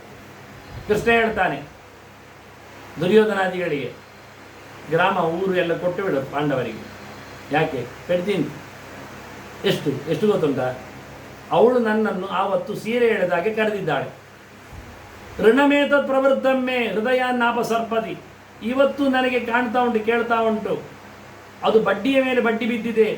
ಆಗ ಕುಗ್ಗಿದ್ದಕ್ಕೆ ಆಗಲೇ ಚೂರು ಟೆಂಪರರಿ ಅಂತ ಬಟ್ಟೆ ಕೊಟ್ಟು ಸರಿ ಮಾಡಿದ್ದೇನೆ. ಅದು ಕೃಷ್ಣ ಅಂತ ಕೂಗಿದ್ದುಂಟಲ್ಲ, ಆ ಕರೆಗೆ ಇನ್ನು ಕೊಡ್ಲಿಕ್ಕೆ ಆಗಲಿಲ್ಲ ನನಗೆ. ಬೇಗ ಕೊಟ್ಟು ಬಿಡಿ. ಕೃಷ್ಣನ ಲೆಕ್ಕವೇ ಬೇಗ. ಒಳಗಿಟ್ಟಲ್ಲ ಕಂಸ ಕತ್ತಿಯನ್ನು. ಹೌದು, ನೋಡ್ತಾ ಇರ್ತೇನೆ ಎಂಟಿ ಯಾವುದು ನೋಡುವ ಅಂತ. ಹುಟ್ಟಿದ ತಕ್ಷಣ ಕೊಡಬೇಕು ನಂಗೆ, ಎಲ್ಲ ಹುಡುಗಿಯರನ್ನು ಕಳಿಸ್ಬೇಕು ನೀನು. ಆಯಿತು ಅಂದ. ದೇವಿಗೆ ಮಗು ಗೊತ್ತಾಗಬೇಕಲ್ಲ. ಹಿಡಿದು ಬಡಿದಿದ್ದಾನೆ. 6 ಮುಗಿದಿದೆ, 7ನೇದು ಗರ್ಭಸ್ರಾವ ಆಗಿದೆ, 8 ಬಂದಿದೆ. ನೋಡುವಾಗಲೇ ಗೊತ್ತಾಗಿದೆ ಅವನಿಗೆ. ಸ್ವಪ್ನವೇ ಸ್ವಪ್ನ, ಬೆಳಕೇ ಬೆಳಕು. ಅದ್ಭುತವಾಗಿತ್ತು. ಕಾವಲುಗಾರನಾಗಿದ್ದಾನೆ. ದೇವರಿಗೆ ಎಂತ ಉಂಟು. ನರಸಿಂಹ ಬಂದಾಗಲೇ ನಮಗೆ ಗೊತ್ತು ಲೆಕ್ಕ ಎಲ್ಲ ತಪ್ಪಿದೆ ಅಂತ. ಇದೊಂದು ಲೆಕ್ಕವ. ಅದ್ಭುತವಾಗಿ ಮಗು ಹುಟ್ಟಿದೆ. ಕೃಷ್ಣ ಪಕ್ಷದ ಅಷ್ಟಮಿ ನಡುರಾತ್ರಿ, ಭಾದ್ರಪದ ಮಾಸ, ಸಿಂಹದಲ್ಲಿ ರವಿ ಇದ್ದಾಗ. ಹುಟ್ಟಿದ ನಂತರದಲ್ಲಿ ನವಮಿ ಬಂದಿದೆ. ಅಲ್ಲಿ ದುರ್ಗೆ ಹುಟ್ಟಿದ್ದಾಳೆ ಯಶೋದೆಯ ಮನೆಯಲ್ಲಿ. ತಮದ್ಭುತಂ ಬಾಲಕಮಂಬುಜಕ್ಷಣಂ ಚತುರ್ಭುಜಂ ಶಂಖಗದಾದ್ಯುದಾಯುಧಂ ಶ್ರೀವತ್ಸ ಲಕ್ಷ್ಮಂ ಗಲಶೋಭಿಕೌಸ್ತುಭಂ ಪೀತಾಂಬರಂ ಸಾಂದ್ರಪಯೋತ ಸೌಭಗಂ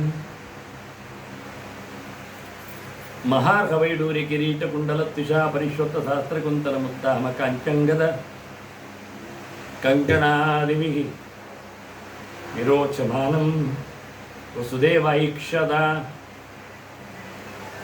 ಅಪ್ಪ ನೋಡಿದ ಮಗು ಏನು ಮುದ್ದಾಗಿದೆ, ಅದ್ಭುತವಾಗಿದೆ, ಹೇಳಲಿಕ್ಕೆ ಬರುವುದಿಲ್ಲ ಅಂದ. ಸಣ್ಣ ಮಗು, ನೀಳವಾದ ಕಮಲದ ಸೆರಳಿನಂತಿನ ಕಣ್ಣು. ಯಾವ ಮಕ್ಕಳು ಹುಟ್ಟುವಾಗ ಕಣ್ಣು ತೆರೆದಿರುವುದಿಲ್ಲ, ಮುಚ್ಚಿರ್ತಾರೆ. ಬಾಯಿ ಮುಚ್ಚಿರುವುದಿಲ್ಲ, ತೆರೆದಿರ್ತವೆ. ಬೊಬ್ಬೆ ಹಾಕ್ತವೆ. ಬೊಬ್ಬೆ ಹಾಕಿದಿದ್ದರೆ ನರ್ಸುಗಳು ಬಡಿದು ಬೊಬ್ಬೆ ಹಾಕಿಸ್ತಾವೆ, ಕ್ರಮ ಹಾಕಿ. ಇದು ಬಾಯಿ ಮುಚ್ಚಿದೆ, ಕಣ್ಣು ತೆರೆದಿದೆ, ಅಪ್ಪ ನಮ್ಮನನ್ನು ನೋಡ್ತಾ ಇದೆ. ಅವರಿಗೆ ಆಗ್ತಾರೆ ಎಲ್ಲ ಗುರ್ತಾದಾಗೆ ನೋಡ್ತಾ ಉಂಟಲ್ಲ. ಇದು ಎಂಥದ್ದು ಕತೆ?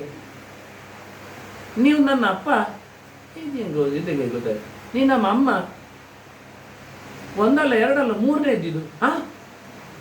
ಅವರಿಗೆ ಗೊತ್ತಿಲ್ಲ. ನೀವು ಮೊದಲು ನಾನು ಬರಬೇಕು ಅಂತೇಳಿ ಪಯೋವೃತ ಮಾಡಿ ಕರೀಲಿಲ್ವಾ? ಅದು ನಾನೇ. ನೀವು ಕಶ್ಯಪತಿಥಿಗಳು, ಈಗ ವಸುದೇವ ದೇವಕಿಯರು, ನಾನಾಗ ವಾಮನ, ನಾನೀಗ ಕೃಷ್ಣ. ಆಗಲೂ 4 ಕೈಯಲ್ಲಿ ಬಂದಿದ್ದೇನಲ್ಲ, ನೆನಪು ಮಾಡಲಿಕ್ಕೆ ಈಗ ಬಂದ. ಅದಕ್ಕೂ ಮೊದಲು ನೀನು ಕೃಷ್ಣಿ, ಅವನು ಸುತಪಸ್. ಆಗ ನಾನು ಕೃಷ್ಣಿಗರ್ಭ ಅಂತ ಬಂದಿದ್ದೆ. ಅದು ಮರೆತೋಗಿದೆ, ಜನರಿಗೂ ಮರೆತೋಗಿದೆ. ನಿನಗೆ ವಾಮನಿಗಾದರೆ ಬಲಿ ನೆನಪು ಮಾಡಿದ್ದ, ಇದನ್ನು ಯಾರು ನೆನಪು ಮಾಡೋದು? ನೀವು 3 ಸರ್ತಿ ನಾನು ಬೇಕು ಅಂತ ಬರಬೇಕು ಅಂತ ಕರೆದಿದ್ದೀರಿ, ನಾನು ಬಂದಿದ್ದೆ. ಅದ್ಭುತವಾದ ರೂಪ. ಅಂಬುಜೇಕ್ಷಣಂ ಚತುರ್ಭುಜ. ಈ ಮಗು ಆಡಲಿಕ್ಕೆ ಎಲ್ಲ ತಂದೆ ಬಿಟ್ಟಿದೆ, ನೀವೆಲ್ಲ ಕೊಡಬೇಕಾಗಿಯೇ ಇಲ್ಲ. ಚಕ್ರ, ಶಂಖ, ಗದಾ, ಪದ್ಮ. ಶಂಖ ಗದಾದಿದ ಮೊದಲು ಶಂಖದ ಶಬ್ದ ಹೇಳ್ತಾನೆ. ಹೊಸಾತು ಆಟಿಗೆ ಶಂಖ, ಅದೇ ಊದುತ್ತದೆ, ಯಾರು ಕೂಗಬೇಕಾಗಿಲ್ಲ. ಪಿ ಎಲ್ಲ ಬೇಡ ಅದಕ್ಕೆ. ಈಗೆಲ್ಲ ನಾವು ತಂದು ಕೊಡೋದು ವಿಷಯಲೆಲ್ಲ.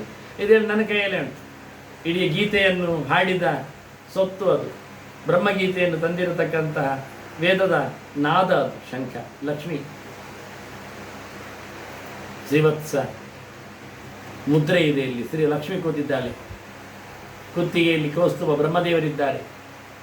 ಗಲಶೋಭಿ ಕೌಸ್ತುಭಂ ಪೀತಾಂಬರ ಸೊಂಟದಲ್ಲಿ ಹಳದಿ ಪಟ್ಟೆ ಬೇರೆ ಕೂತಿದೆ. ಹಳದಿ ಪಟ್ಟೆ ಇದ್ದಾಗ ಎಲ್ಲ ಹಾಕೊಂಡು ಬಂದಿದ್ದಾನೆ. ತುಂಬ ಖುಷಿಯಾಗಿದೆ. ಹೇಳ್ತಾರೆ, ಮಗು ಈ ರೂಪ ಎಲ್ಲ ಕಾಣಿಸ್ಬೇಡ, ದಿವ್ಯವಾಗಿರಬೇಡ, ಕಂಸ ಹೊಡಿತಾನೆ ನೋಡಿ. ಮತ್ತು ಅವರಿಗೆ ಹೆದರಿಕೆ. 8ನೇ ಮಗು, ಅವರು ಹುಡ್ತಾ ಇದ್ದಾರೆ 8ನೇದ್ದು ಹೊಡಿತದೆ ಅಂತ. ಗರ್ಭ ಬಂದಾಗಲೇ ಬ್ರಹ್ಮದೇವರು ರುದ್ರದೇವರೆಲ್ಲ ಬಂದು ಸ್ತೋತ್ರ ಮಾಡಿದ್ದಾರೆ. ಸತ್ಯವ್ರತಂ ಸತ್ಯ ಪರಂ ತ್ರಿಸತ್ಯಂ ಸತ್ಯಸ್ಯ ಯೋನಿಂ ನೀದಂತೆ ಸತ್ಯೆ ಸತ್ಯಸ್ಯ ಸತ್ಯ ಮುತ ಸತ್ಯನೇತ್ರಂ ಸತ್ಯಾತ್ಮಕಂತ್ವಾಂ ಶರಣಂ ಪ್ರಪನ್ನ ಏಕಾಯನಂ ಸೋತಿ ಬಲ ತ್ರಿಮೂಲ ಚತುರ್ಸಹ ಪಂಚಶಿಪ ಷಡಾತ್ಮ ಸಪ್ತತ್ವಕಷ್ಟ ವಿಳಪೋ ನವಾಕ್ಷೋ ದಿಶಚ್ಚ ದಶಚ್ಚದ ದ್ವಿಕಗೋಖ್ಯಾದಿ ವೃಕ್ಷಃ ತ್ವಮೇಕೈವಾಸ್ಯ ಪರಂ ನಿಧಾನಂ. ಎಂಥ ಅದ್ಭುತವಾದ ಸ್ತೋತ್ರಗಳೆಲ್ಲ ನಾನು ಕನ್ನಡದಲ್ಲಿ ಅನುವಾದ ಮಾಡಿ ಪರ್ವ ಸಮೀಕ್ಷೆಯಲ್ಲಿ ಹಾಕಿದ್ದೇನೆ. ನೋಡುಗರಿಗೆಲ್ಲ ಕೃಷ್ಣಾಷ್ಟಮಿಗೆ 10 ಜಯಂತಿ ಕೊಟ್ಟಿದ್ದೇನೆ ನಾನು ಅಲ್ಲಿ ಪರ್ವ ಸಮೀಕ್ಷೆಯಲ್ಲಿ. ಎಲ್ಲ ಜಯಂತಿಗಳನ್ನು 10 ಇನ್ನೂ 10 ದತ್ತ ಜಯಂತಿ, ವ್ಯಾಸ ಜಯಂತಿ, ಹಯಗ್ರೀವ ಜಯಂತಿ ಎಲ್ಲ ಹಾಕಿದ್ದೇನೆ. ಮಾಡುವವರಿಗೆಲ್ಲ ಹುಡುಕಿ ಮಾಡಲಿಕ್ಕೆ ಬರ್ತದೆ. ಕನ್ನಡದಲ್ಲೇ ಕೊಟ್ಟಿದ್ದೇನೆ. ಭಾರಿ ಖುಷಿಯಲ್ಲಿ ಕೃಷ್ಣ ಹೇಳ್ತಾನೆ, ಏನು ಗಾಬರಿ ಆಗಬೇಡಿ, ನಾನು ಪುಟ್ಟ ಮಗು ಆಗ್ತೇನೆ, ತಗೊಂಡೋಗಿ ನದಿ ಆಚೆ ಬಿಡಿ. ಬಿಡುದಾ? ಅಲ್ಲಿ ಒಂದು ಹುಡುಗಿ ಉಂಟು, ತಂದು ಬಿಡಿ. ಇಡುವುದೂ ಆಗುವುದಲ್ಲ, ತರುವುದೂ ಆಗುವುದಲ್ಲ. ಇನ್ನು ಕಂಸನಿಗೆ ತರತರ ಆಗ್ತಾನೆ ಅಂತಂದರೆ ಹುಡುಗಿ ಮಗು ಹೊಡಿತಾನೆ ಕಂಸ. ಮತ್ತೆ ಅವರಿಗೆ ಗಾಬರಿ. ನೀನು ಎಸ್ಕೇಪ್ ಆಗುವುದು, ಹುಡುಗಿ ಸಾಯುವುದು. ಮಾಡು, ಹೇಳಿದ್ದು ಮಾಡು. ಆಯ್ತು ಅಂದ. ಬುಟ್ಟಿಯಲ್ಲಿ ಆಗಿದ, ಸುತ್ತಿ ಕೊಟ್ಲು ಯಶೋದೆ, ಅಲ್ಲ ಇವಳು ದೇವಕಿ. ಇಷ್ಟಾದದ್ದಕ್ಕೆ ಕೊನೆಗೆ ಕೃಷ್ಣ ದೇವಕಿ ಕೇಳ್ತಾಳೆ, ಮಗು ನಾನು ನಿನ್ನೊಟ್ಟು ಆಡಲಿಲ್ಲ ಅಂದ. ಅಮ್ಮ ಹೋಗಿ ಆಯ್ತವ, ಬೆಣ್ಣೆ ಕಡೆಗೆ ಹೊಡೆದಿದ್ದಾನೆ, ಕಡಗೋಲು ಹಿಡಿದಿದ್ದಾನೆ, ಹಗ್ಗ ತಂದಿದ್ದಾನೆ, ತುಂಬ ಚೆಂದ ಆಯಿತು. ರುಕ್ಮಿಣಿ ನೋಡ್ತಾ ಇದ್ದಾಳೆ, ಉನ್ನೆನ್ನ ಪುರುಷೇನ ಇಂಚನ ಇಪ್ಪಣನ. ಹೋಗಿ ಕೇಳ್ತಾಳೆ, ಕೃಷ್ಣ ಇಂಥದ್ದೇ ಮೂರ್ತಿ ಮಾಡಿ ಕೊಡ್ಬೇಕು ನನಗೆ, ಚೆಂದ ಕಾಣ್ತದೆ. ವಿಶ್ವಕರ್ಮನನ್ನು ಕರೆಸಿ ಆ ಪುಟ್ಟ ಮೂರ್ತಿ ಮಾಡಿಕೊಟ್ಟ. ಅದು ರುಕ್ಮಿಣಿ ವನದಲ್ಲಿ ದ್ವಾರಕ್ಕೆ ಮುಳುಗುವವರೆಗೂ ಇತ್ತು. ಕೊನೆಗೆ ಸಮುದ್ರ ಅಂತರ್ವಾಸಿ ಆಯಿತು. 5,000 ವರ್ಷದ ಕೆಳಗೆ ಮಧ್ವರಥನ್ ತಂದು ಉಡುಪಿಯಲ್ಲಿಟ್ಟು. ದೊಡ್ಡ ಶರ ಭಾಗವತ ಹೇಳ್ತದೆ, ಕೃಷ್ಣವರ್ಣಂ ಕಲವು ಕೃಷ್ಣಂ ಸಾಂಗೋಪಾಂಗಂ ಸಪಾರ್ಷದಂ ಯಜ್ಞೈ ಸಂಕೀರ್ತನ ಪ್ರಾಯ ಯಜಂತಿ ಸುಮೇಧ ಸಹ. ಕಲಿಯುಗದಲ್ಲಿ ಕೃಷ್ಣ ಹೇಳಬೇಕಂತೆ. ಕೃಷ್ಣ ಕೃಷ್ಣ ಕೃಷ್ಣ ಕೃಷ್ಣ ಅಂತ ದಿನಕ್ಕೊಂದು 8,000 ಆದರು. 10 ನಿಮಿಷ ಉದ್ಧಾರ ಆಗಿದೆ ಅಂತಾನೆ. ದೊಡ್ಡ ಕಳ್ಳವ, ನಮ್ಮ ಕೃಷಿಯನ್ನೆಲ್ಲ ನಾಶ ಮಾಡ್ತಾನೆ. ಕೋಟಿಗಟ್ಟಲೆ ಜನ್ಮದಲ್ಲಿ ಮಾಡಿದ ಪಾಪದ ಕೃಷಿ, ಕೋಟಿ ಜನ್ಮಾರ್ಜಿತಂ ಪಾಪಂ ಕೃಷಿರಿತ್ಯುಚ್ಯತೆ ಬುಧೈ ತನ್ನಾಶನ ಕರೋ ದೇವ ಕೃಷ್ಣ ಇತ್ಯಭಿಧೀಯತೆ ಅಂತ. ಅಂತಹ ನಮ್ಮ ಪಾಪದ ಕೃಷಿ ನಾಡುವ ಏಕೈಕ ದೇವರು ಕೃಷ್ಣ. ಅವನೇ ಹೇಳಿಕೊಂಡ ಗೆರೆ. ಪುಟ್ಟದಾದ ಕೃಷ್ಣನ ಮೂರ್ತಿ ಉಡುಪಿಯಲ್ಲಿ ಇದ್ದಾಗ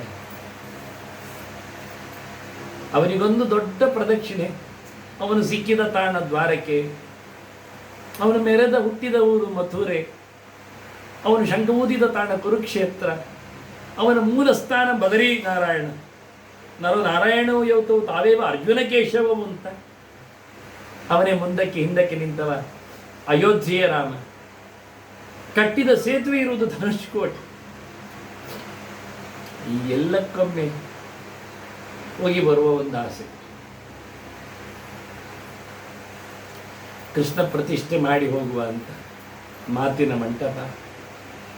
ಕೃಷ್ಣನ ಹುಟ್ಟು ಆಗಿದೆ. ಕಣ್ಣು ಒರೆಸಿಕೊಂಡು ಬಂದ.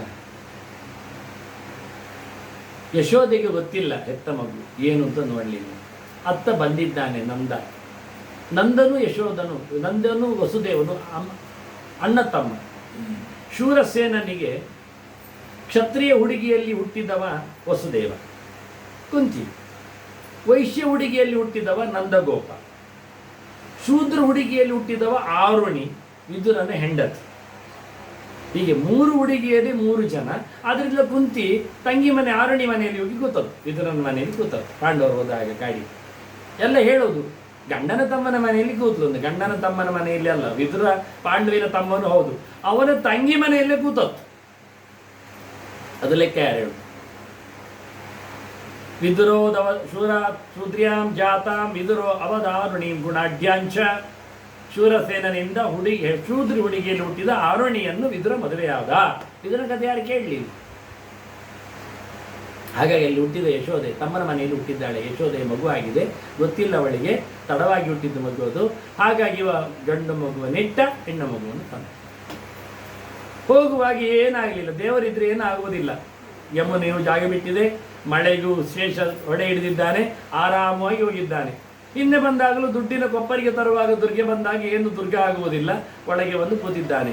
ಎಲ್ಲರೂ ಎದ್ದಿದ್ದಾರೆ, ಮಗುವಾಗಿದೆ ಹೇಳಿದ್ದಾರೆ, ಬಂದಿದ್ದಾನೆ, ಎಳ್ಕೊಂಡಿದ್ದಾನೆ. ಹೆಣ್ಣು ಮಗು ಬೇಡ ಅವು, ಎಳ್ಕೊಂಡ. ಕಷ್ಟಾಗಿದೆ ಅವಳಿಗೆ, ಬಡಿಲಿಕ್ಕೆ ಹೋಗಿದ್ದಾನೆ, ಹಾರಿ ಬಿಟ್ಟಿದ್ದಾಳೆ ಅವಳು. 8 ಕೈಯಾಗಿ ನಿಂತಿದ್ದಾಳೆ ದುರ್ಗೆ. ನಾನಲ್ಲ, ಬೇರೆ ಕಡೆ ಹುಟ್ಟಿದ್ದಾನೆ, ನಿನ್ನ ತಲೆ ಸರಿ ಇಲ್ಲ ಹೇಳಿ ಹೋಳಿದ್ದು. ಆದರೆ ಯಾರಿಗೂ ಕಾಣದಂತೆ ದೇವಕಿಯ ಮಡಿಲಲ್ಲಿ ಸಿಕ್ಕಿದ್ದಾಳೆ. ಆ ಮಗು ಇವಳಿ ಸಿಕ್ಕಿದೆ, ಆ ಮಗು ಅವಳಿ ಸಿಕ್ಕಿದೆ, ಅಷ್ಟೇ. ಆಚೀಚಾಗಿದೆ, ತಾಯಿ ಬೇರೆ ಆಯಿತು, ಮಗು ಇಲ್ಲಿ ಯಾರಿಗೆ ಗೊತ್ತೇ ಇಲ್ಲ, ಸೀಕ್ರೆಟ್. ಇವಳನ್ನು ಏಕಾನಂಶ ಅಂತ ಕರೀತಾರೆ. ಮತ್ತು ದುರ್ವಾಸರಿ ಕೊಟ್ಟದ್ದು, ಅವ್ರು ಬಿಟ್ಟು ಹೋದಾಗ ಗಲಾಟೆ ಆಗ್ತದೆ, ಮತ್ತೆ ಅವ್ರು ತೊಗೊಂಡೋಗಿದ್ದಾರೆ. ಇಷ್ಟೆಲ್ಲ ವಿಷಯಗಳಾಗಿವೆ ಅಲ್ಲಿ. ಹೀಗೆ ಭಾಳ ಚಂದವಾದಂಥ ಕೃಷ್ಣನ ಅವತಾರ.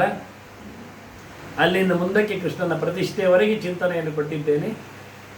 ಭಾಗವತ ಲೋಕದಲ್ಲಿ ಕೃಷ್ಣನ ಚರಿತೆಯಾಗಿ ಕೃಷ್ಣವೇದ ಅಂತ ಭಾಗವತಕ್ಕೆ ಹೆಸರು. ಎಲ್ಲೆಡೆಯಲ್ಲಿಯೂ ಕೃಷ್ಣನ ಚಿಂತನೆ, ಶಾಸ್ತ್ರೇ ಸ್ಕಂಧೆ ಪ್ರಕರಣೆ ಅಧ್ಯಾಯ ವಾಕ್ಯೆ ಪದೇ ಅಕ್ಷರೇ ಏಕಾರ್ಥಂ ಸಪ್ತದಾಜಾನ ಅವಿರೋಧೇನ ಮುಖ್ಯತೆಯನ್ನು. ಕೃಷ್ಣನ ಚರಿತೆಯನ್ನು 7 ಪ್ರಕಾರದಿಂದ ಕೇಳಲಿಕ್ಕೆ ಬರತಕ್ಕ ಭಾಗವತ ಇದು. ಕೃಷ್ಣನು ಮುಕ್ತರಿಂದಲೂ ಆರಾಧ್ಯನಿದ್ದಾನೆ. ಅಂತಹ ಶ್ರೀಕೃಷ್ಣ ನಮ್ಮನ್ನು ಕಲಿಯುಗದಲ್ಲಿ ಕಾಪಾಡುವಂತಾಗಲಿ, ಅವನ ಚರಿತೆ ಭಾಗವತ ನಿರಂತರ ನಮ್ಮ ಕಿವಿಗೆ ಬೀಳುವಂತಾಗಲಿ. ವಿಶೇಷವಾದ ಅಧಿಕ ಮಾಸದಲ್ಲಿ ಅಧಿಕವಾಗಿ ಕೇಳುವಂತೆ. ಅಧಿಕವಾಗಿ ಕೇಳೋದಂದರೆ ಕಮ್ಮಿ ಮೊದಲು ಕೇಳಬೇಕು ಅಂತ ಅರ್ಥ. ಅದಾಗಿದ್ದು ಅಧಿಕ ಆಗುವುದು, ಇದು ಮಾತ್ರ ಅಧಿಕ ಆಗುವುದಿಲ್ಲ. ಅಂತಹ ಪರಮ ಪಾವನವಾದಂಥ ಭಾಗ್ಯ ಅದು ನಮ್ಮದು ಆಗಲಿ ಅಂತ ಹೇಳ್ತಾ ಇವತ್ತು ಕೃಷ್ಣರಾಜ ನಂದ ಹಾಗಾಗಿ ಜಗಲಿಯಲ್ಲಿ ಕೃಷ್ಣನನ್ನು ತಂದಿದ್ದಾನೆ, ಎಲ್ಲರನ್ನು ಒಟ್ಟು ಮಾಡಿದ್ದಾನೆ. ದೇವರಿಂತಹ ಭಾಗ್ಯ ನಿರಂತರ ಕೊಡುವಂತಾಗಲಿ ಎಲ್ಲರಿಗೂ. ಶುದ್ಧವಾದ ಭಾಗವತ, ಒಂದು ಪದ್ಯ ಹೇಳಲಿಲ್ಲ, ನನಗೆ ಬರ್ತದೆ ಪದ್ಯ. ಆದರೆ ಭಾಗವತ ಹೇಳುವಾಗ ಭಾಗವತ ಹೇಳಬೇಕು ಅಂತ ಚೌಕಟ್ಟು ಹಾಕ್ಕೊಳ್ಬೇಕು. ನಾವು ಕೇಳಬೇಕು ಭಾಗವತದಲ್ಲಿ ಎಂಥದಿಲ್ಲ, ಎಂತ ಬೇಕಾದ್ರಲ್ಲೇ ಉಂಟು, ಕೊಡಿ ಹುಡುಕಿ. ನಾವು ಕೇಳುವುದು ಕಡಿಮೆ, ಇಡುವುದು ಜಾಸ್ತಿ. ನಾವು ಯಾಕೆ ಹೋಟೆಲಿಂದ ತಂದು ತಿನ್ನಬೇಕು? ಮನೆಯಲ್ಲಿ ಮಾಡಲಿಕ್ಕೆ ಜನ ಇರುವಾಗ, ಮೆಟೀರಿಯಲ್ ಇರುವಾಗ, ಹೊಟ್ಟೆ ಸರಿ ಇರುವಾಗ ನಾವು ಯಾಕೆ ಮಾತ್ರೆ ತಿನ್ನಬೇಕು, ಹೋಟೆಲ್ಲಿ ತರಬೇಕು, ಫಾಸ್ಟ್ ಫುಡ್ ಬೇಕು? ಬೇಡ. ಭಾಗವತ ಹೇಳ್ತೀನ, ಭಾಗವತ ಹೇಳು. ಅದು ನಿನ್ನ ಟ್ಯಾಲೆಂಟ್, ಅದು ನಿನ್ನ ಯೋಗ್ಯತೆ, ಅದು ನಿನ್ನ ಪಾಠ. ಇಲ್ಲಾದರೆ ನಿನ್ನ ಗುರುಗಳಿಗೆ ಪೆಟ್ಟು ಬೀಳ್ತದೆ. ಹೇಳಿಕೊಟ್ರೆ ಅಲ್ವ ಗುರುಗಳು, ಅದು ಅವ್ರ ಮಧ್ಯೆ ಇದ್ದರೆ ತಾನೆ. ಅದು ತಪ್ಪು. ಜವಾಬ್ದಾರಿಯಿಂದ ನಾವು ಮಾತಾಡಿದರೆ ಶುದ್ಧವಾಗಿರ್ತದೆ. ಆದ್ದರಿಂದ ಮತ್ತೆಲ್ಲ ಚೌಟಿಗೆ ಬೇರೆ ಮಾಡು, ಅದಕ್ಕೊಂದು ಸಪ್ತಾಹ ಬೇರೆ ಮಾಡು, ನಮಗೇನಂತ ಅಲ್ವಾ? ಏನಾಯ್ತು? ಅದು ಇಲ್ಲಿ ಯಾಕೆ? ಆಗ ಶುಕರೆಲ್ಲ ಪದ್ಯವನ್ನು ಹೇಳೋದಾದರೆ ಶುಕರಿಗೆ ಮಂಡ ಸಮಯ ಹೇಳೋದು ನಾನು. ಹಾಗೆ ಶ್ಲೋಕ ಹೇಳಬೇಕು ಅವರು, ಶ್ಲೋಕ ಹೇಳಿ ಅದನ್ನು ಕೇಳಿಸಿ. ಸ್ತ್ರೀ ಶೂದ್ರ ದ್ವಿಜಬಂಧೂನ ಹೇಳಿದಾಗೆ ಅಲ್ವಾ? ಹೆಂಗಸರು ಕೇಳಲಿಕ್ಕೋಸ್ಕರ ಪುರಾಣ ಬರೆದದ ನಂತರ ನಾವೇಕೆ ಅದನ್ನು ಹೇಳಿಸಬಾರ್ದು? ಅದನ್ನು ಹೇಳಿಸಿ ಅವ್ರನ್ನ. ಕೃಷ್ಣಾಯ ವಾಸುದೇವಾಯ ದೇವಕೀ ನಂದನಾಯ ಚ ನಂದಗೋಪ ಕುಮಾರಾಯ ಗೋವಿಂದಾಯ ನಮೋ ನಮಃ ಕುಂತಿ ಹೇಳಿದ್ದು. ಸಂಸ್ಕೃತದಲ್ಲೇ ಹೇಳಿದ್ದವಳು, ಮಂತ್ರವೇ ಹೇಳಿದ್ದವಳು. ಅದೆಲ್ಲ ಹೆಂಗಸರು ಹೇಳಬಾರ್ದು, ಮತ್ತೆ ಕುಂತಿ ಗಂಡಸರ? ಇದು ಒಳ್ಳೆ ಕಥೆ ಆಯ್ತಲ್ಲ. ಯೋಚನೆ ಮಾಡಿಕೊಳ್ಳಿ. ನಮಗೆ ಹೇಳಿಸಿದ್ದನ್ನು ನಾವು ಹೇಳುವ ಅಧಿಕಾರ ನಮ್ಮದಾಗಿಸುವ. ಬೇಡದಕ್ಕೆಲ್ಲ ಮೀಸಲಾತಿ ಮಹಿಳಾ ಅಂತೆಲ್ಲ ಶುರುವಾಗ್ತದೆ. ಇದಕ್ಕೆ ಯಾಕೆ ಆಗಬಾರ್ದು? ಇದು ನಮ್ಮದಾಗಬೇಕು. ಮನೆ ದ್ರೌಪದಿ ಕೃಷ್ಣ ಅಂತ ಕರೆದಿದ್ದಾಳೆ, ತಪ್ಪ? ಮುಟ್ಟಾದಾಗ ಕರೆದಿದ್ದಾಳು ಅವಳು.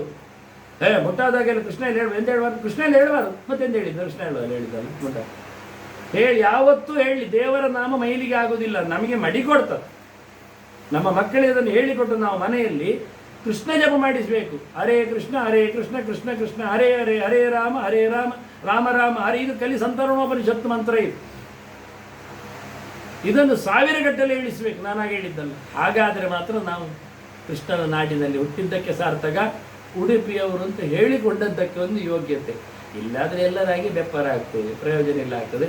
ಆದ್ದರಿಂದ ನಮ್ಮ ಉಡುಪಿಯನ್ನು ಮೆರೆಸುವ, ಕೃಷ್ಣನನ್ನು ನಿಲ್ಲಿಸುವ ಆಚಾರ್ಯ ಮಧ್ವರನ್ನು ಎಣಿಸುವ ಅಂತ ಹೇಳ್ತಾ ಮಗದೊಮ್ಮೆ ಎಲ್ಲರಿಗೂ ವಂದನೆಯನ್ನು ಸಮರ್ಪಿಸಿ ನನ್ನ ಭಾರತ ಪ್ರದಕ್ಷಿಣೆಗೆ ಕೃಷ್ಣ ಜನ್ಮೋತ್ಸವ ಅದು ಕಾರಣ ಆಗಲಿ, ದೇವರ ತಾಣ ದರ್ಶನ ಭಾಗ್ಯ ಸಿಗುವಂತಾಗಲಿ. ಶ್ರೀಕೃಷ್ಣ ಅರ್ಪಣಮಸ್ತು. ನಾರಾಯಣ ನಾರಾಯಣ ನಾರಾಯಣ.